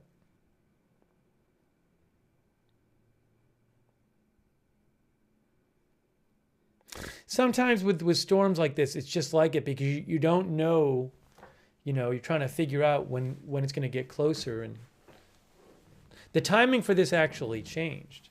Because initially I thought, okay, well, we'll just stay up all night and by 7 or 8 it'll make landfall, but that's not going to happen anymore according to the National Hurricane Center. But you never know. Who knows? Maybe it'll speed up all of a sudden.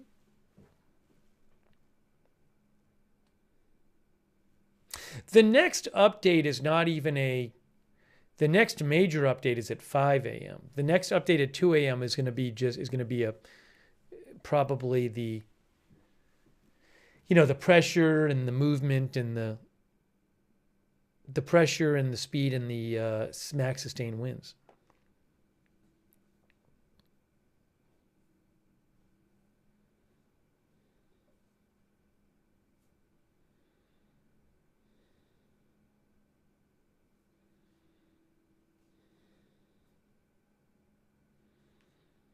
And let me just show you guys again. If you look at the forecast track here, that's the forecast track, right? That's the latest forecast track. No.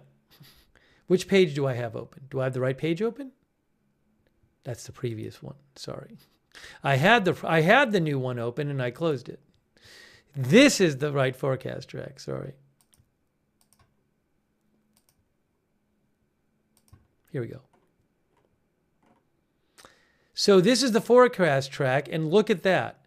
That is 8 a.m. Eastern, 7 a.m. local. That is 8 p.m. Eastern, 7 p.m. local. So at 8 a.m. Eastern, 7 a.m. local, it's not making landfall yet. It's still a bit away. Actually, if you look at the scale here, it looks like at 8 a.m. Eastern, 7 a.m. local, it's still about, 50 miles away.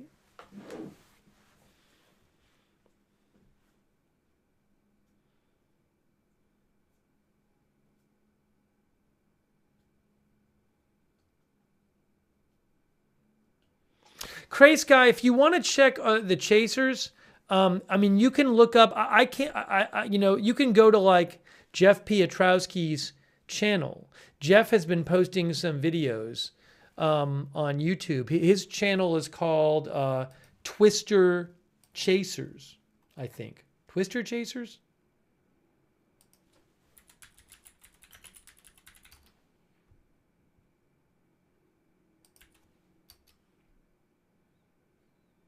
Yeah, so if you go to Twister Chasers, you can watch Jeff's videos. He's posted... Did he post? He posted stuff today.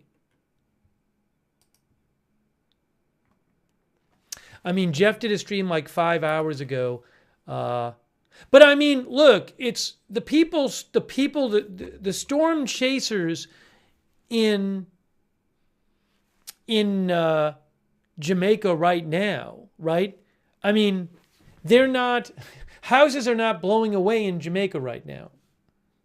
Because it hasn't gotten close enough to do this, to get the real severe impacts yet. We have a number of cameras we've been looking at showing what's going on there.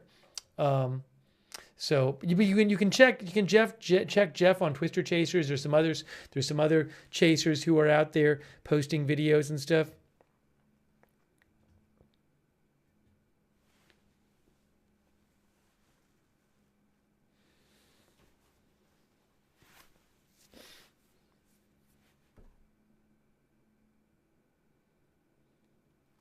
But I don't have a good...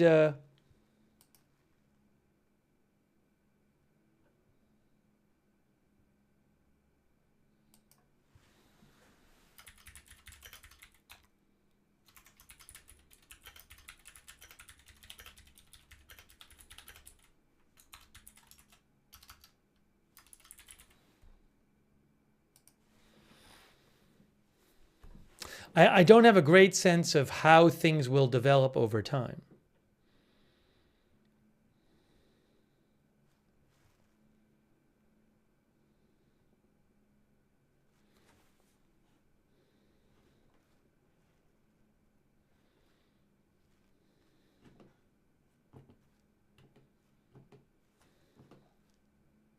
Where is that's Kingston right there.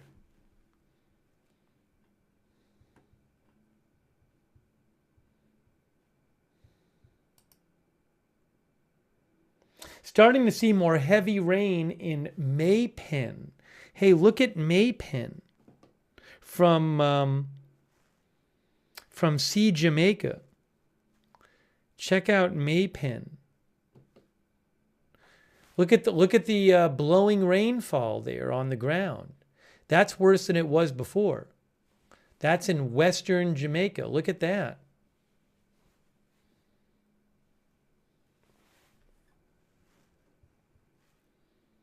RB says Maypen is my favorite live cam. That's from, again, Sea Jamaica.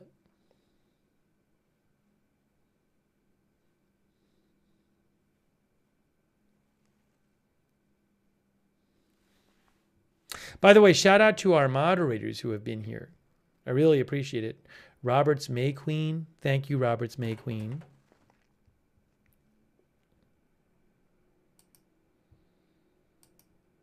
De Bears, Good Luck Duck, Idaho Star. I Got That Fire, Matthew Kohai 3, and Papa Bear on Twitch. Thanks also on Twitch to Dweezil for subscribing. I got behind on Twitch and thanking people. Barker J. Roar, thanks for subscribing. And Congler, thanks for subscribing. Thanks Big Dog Gaming for your support. Linda Belk, Larry, Misha, moderate on X. Margaret Riley, Paul Anderson on Facebook. Shannon Davis Hughes, Charlotte Webb, thanks. Thanks Sharon Klaas and Gosselin for subscribing. Also, shout out to our Twitch subscribers like Wall Street and Shaggy and Jazzy Renee and LV Beezy, CC, De Bears, Dweezil, Stashed Glass, Anatolian Alt.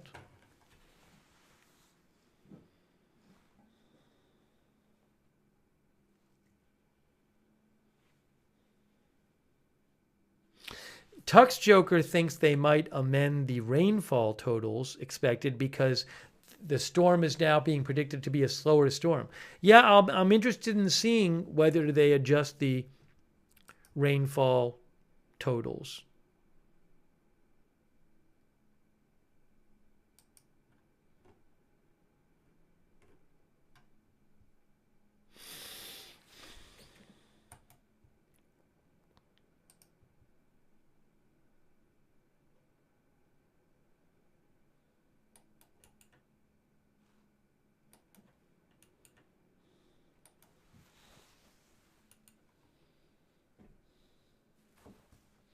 This rainfall map came out earlier today. It was for 3 additional days of rain after the day that already happened, but I mean, they might adjust it more because, again, the storm is moving more slowly now.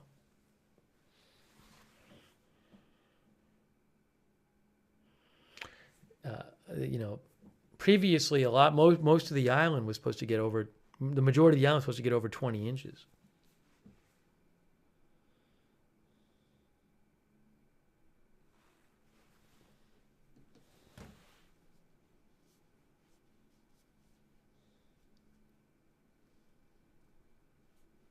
It's interesting because I feel like when Jamaica did their press conference tonight, it was basically like, well, this is the last press conference before landfall. I think they might end up doing a press briefing tomorrow before landfall. I don't know, but they might do one in the morning.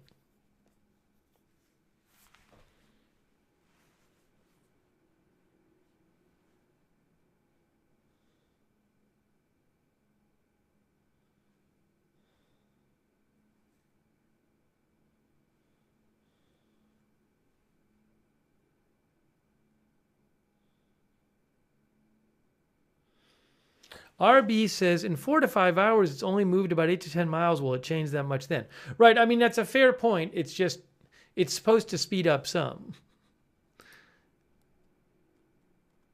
I mean, it is interesting looking at this radar loop now that you do see it kind of pick up speed. It goes from not really moving to moving. Just look at it. It's a 4-hour loop, basically.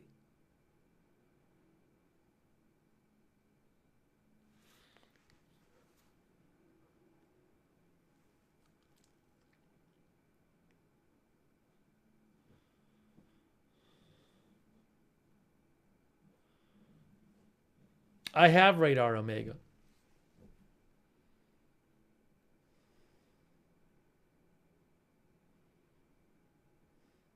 Teodra says things will only go downhill from now.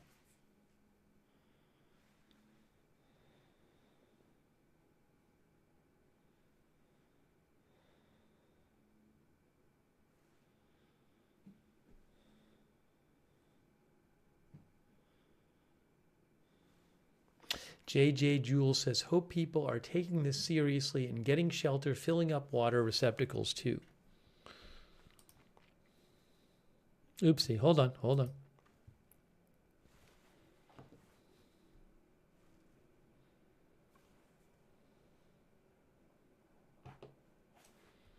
A lot of rain on the Kingston cam here, halfway tree.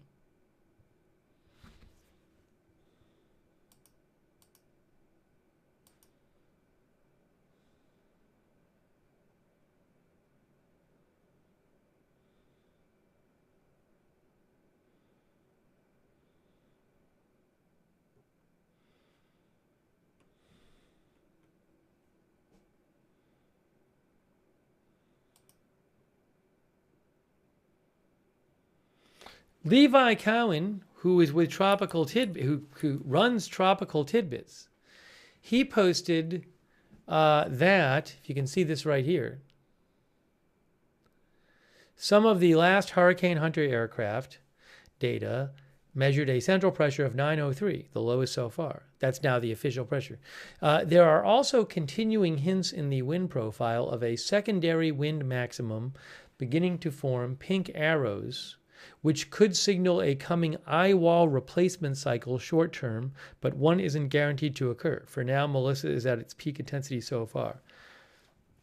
If there is an eye wall replacement cycle, that could lead to a temporary drop in the intensity, but what it ends up, it results in a larger eye wall, which makes a larger part of the land susceptible to the strongest impacts.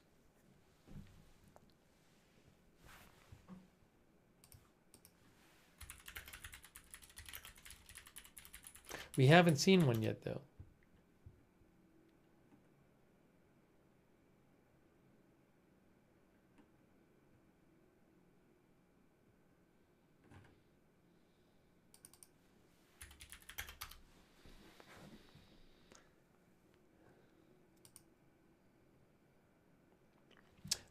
Noah says, when hurricanes become strong, they sometimes form a second eye wall around the main eye wall. This second ring of strong winds and heavy rain means that strong damaging winds could cover a larger area than before. However, it also means the storm might temporarily weaken. That's from Noah.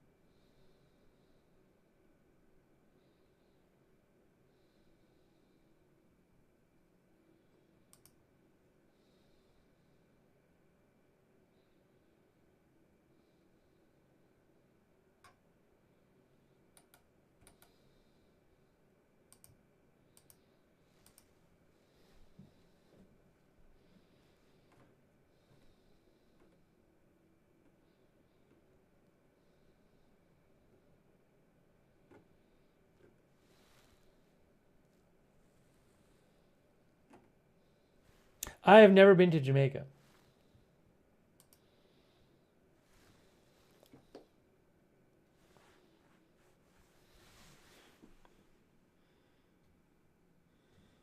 Steve Miga says it's like a perfect donut. It really is crazy.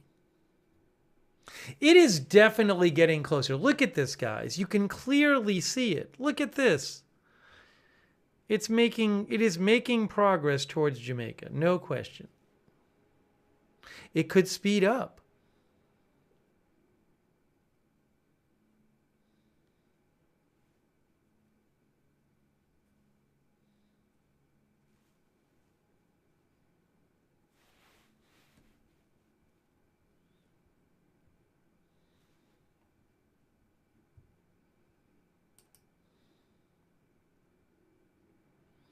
Hey, look at the Maypen camera again. A lot of rain coming. Oh, it's actually, Maypen camera is having some issues at the moment.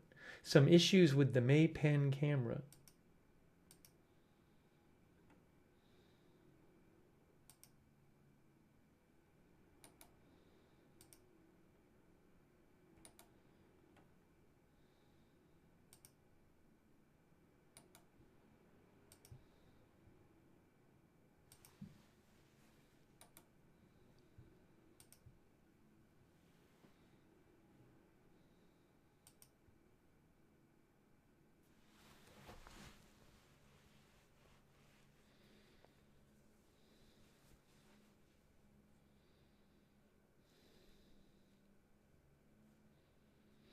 ABC News is saying 5 a.m. landfall. Well, if you're reading a report from ABC News saying 5 a.m. landfall, that's an old report. Because the new hurricane track does not have it. It has it well after 8 a.m. But that just might be an old report by them. Thanks, Jess Mike. It says the speed right on the screen. 2 miles an hour north-northeast.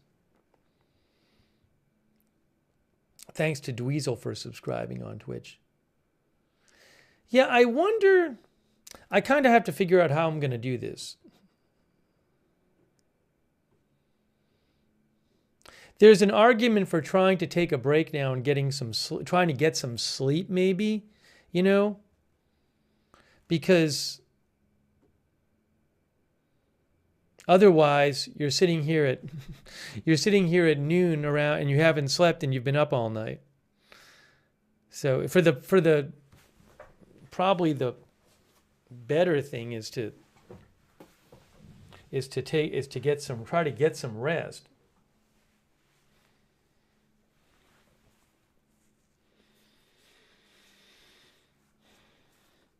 I think that's probably the better call, I think.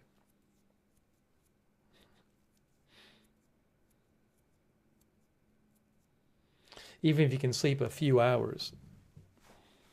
I think, unfortunately, I think that's probably the thing to do. No, I'm not going to leave the cameras up. You can go to See Jamaica on YouTube. See Jamaica on YouTube is the channel. You can go there and look at the cameras there. They've been letting me, I'm paying them they've been letting me use their cameras, which is super nice of them. But you can go to See Jamaica on YouTube. I'll literally post the link to the channel on YouTube. So you can go and see when I'm not on the air. See Jamaica. So there's nothing I've been showing that you can't see. Yeah, it probably is the right call. I think it's the right call. Even a few hours, you know. Even a few hours, I think it's probably the right call.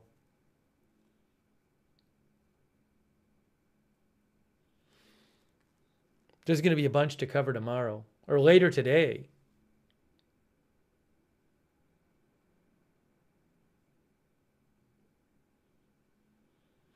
It's just because the later I stay now, I'd rather be able to get on the air earlier than get on the air later.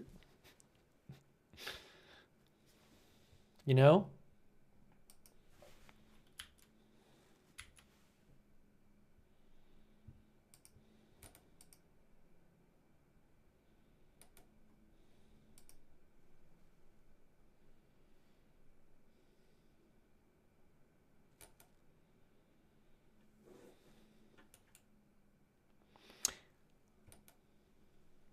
Yeah, the plane just got some new data in. I'm actually not seeing new pressure readings from the plane.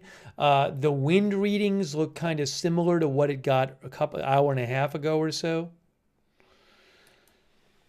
Yeah, so let me do that. I'm gonna do that. I just think that's the smart thing to do. I'm gonna try to just get some sleep, and that way we can be on the air, because it won't be, if I'm trying to stay up all night, I won't be any help to you when it's actually getting close to shore. Thank you, Erin McCune. I appreciate that.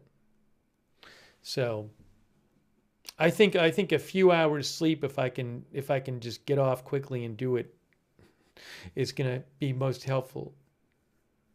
Thanks, by the way, to Jess Mike and Jasper Axelrod and Cray Sky. Again, thanks, Cray Sky. Also, Julie Stone and Marvin Elder and Adam. Oh, I've missed a couple people. I didn't thank Mike Side. Oh, no.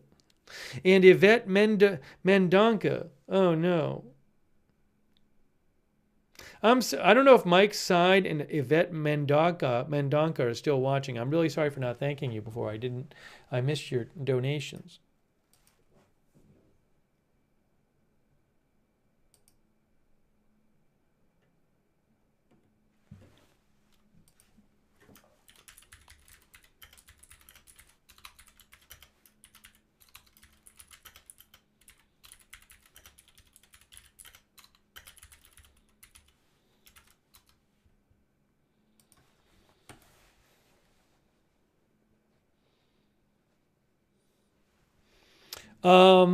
Okay, so also you can go to Tropical Tidbits, and you can at Tropical Tidbits get the radar, get the satellite.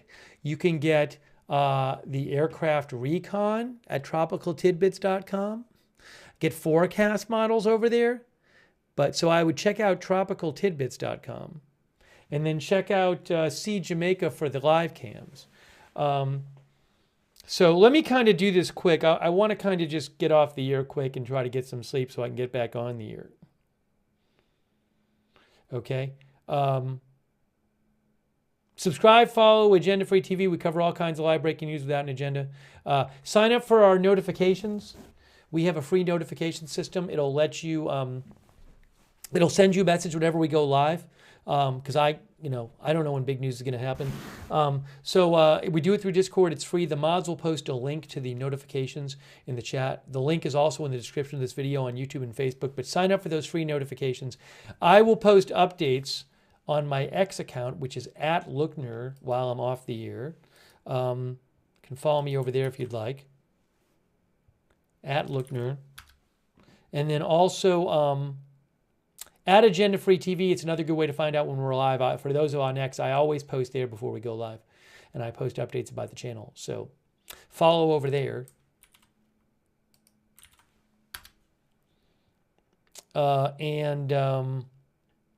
Yeah, huge thanks to our moderators. You guys are awesome. Moderators are always here, keeping the chat civil and respectful. Robert's May Queen has been there. Thank you so much. Janet B. and others. Paul Anderson, Shannon Davis Hughes, Kay Lowry Body, Charlotte Webb, Christina Neal, Margaret Riley, thank you. On Facebook, Linda Belk, Larry, Misha on X, thanks so much. DeBears, Good Luck Duck, Idaho Star, I Got That Fire, Matthew Co, High 3, and Papa Bear, thank you so much. Bolt Upright, thanks for subscribing on Twitch. I appreciate all you guys tuning in. So much, and thanks for sharing, sending me updates and sending me links and letting me read your comments and asking questions in the chat. We'll have more coverage of this. Again, I'm given that the landfall is not supposed to be to, I don't know, 10, 11, 12 or something like that, a.m., noon, whatever. I just think the best call now is to try to get a little bit of sleep. Otherwise, I'll just not even be able to stay up for it. So that's, maybe we'll come on again in a few hours. Let me just try to get take a little break. If I'm here and if I'm awake in an hour and things are going crazy, I can always come back on the air. Put it that way. Hey, thanks to our Discord moderators. We do have a Discord chat. You can chat with other viewers when we're not live. Our Discord chat. It's the same link as the free notifications. So check out the Discord chat. Thanks to everybody who donated. That is super nice of you guys. That is what allows the channel to be on the air. Allows me to buy news footage and stuff. So I really appreciate your support of the channel. It's really nice of you. Thank you so much. I think I thanked everybody. Although I got to a couple people late, unfortunately. Hopefully I thanked everybody. Yeah, so the plan is to keep covering this more, but trying to do this in a strategically best way. Let's see. Hey, shout out to our Twitch subscribers like DeBears, Qbat. Yeah, it really looks like from the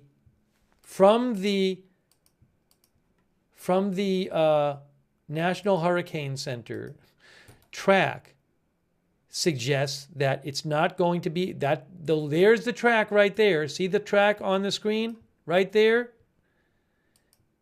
That dot is at 8 a.m. Eastern Time. At 8 a.m. Eastern Time, it's forecast to be 50 miles away around from the shore. So it's not making landfall at 8 a.m. Eastern Time. That's 8 p.m. Eastern Time. So you can do the math. Now, things can change, but that's the forecast right now.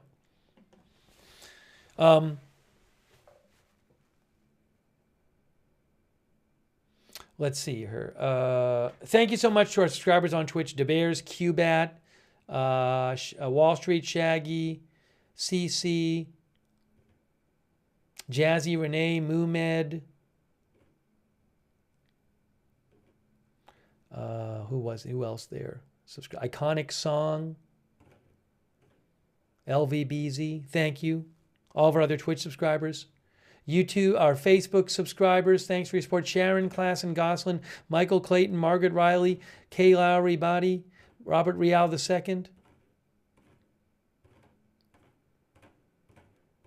Diane Allworth and all the others. Our YouTube members like Neeby, I Need Some Skooma, Quentin from Astoria, Sevenfold, Bella, JJ Jules, Doug Cahill, Jay Hitchcock, Jewish Pickle, Lisa Seckler, I Need Some Skooma, Confidence in God, Chris N., Aaron McCune, JJ Jules, I think I repeated somebody, Amanda Mosher, Thomas Darwin, Chaz Martin, Jay, Bella, Jewish Pickle, Phoenix Rising, Meg Swede B, thanks for being members. You Are My Sunshine, Sparky Pilot, thanks. Jewish Pickle, Kiwi NZ, Neeby, Bella. Thanks again. Again, check out See Jamaica for their live streams on YouTube. Check out Tropical Tidbits for the satellite and for the aircraft recon and other stuff. Speaking of, there's a satellite right there. Certainly looks like it's moving towards Jamaica. All right, I'm going to try to get a little bit of sleep right now. Maybe I can do that and then come back after I get a little bit of sleep.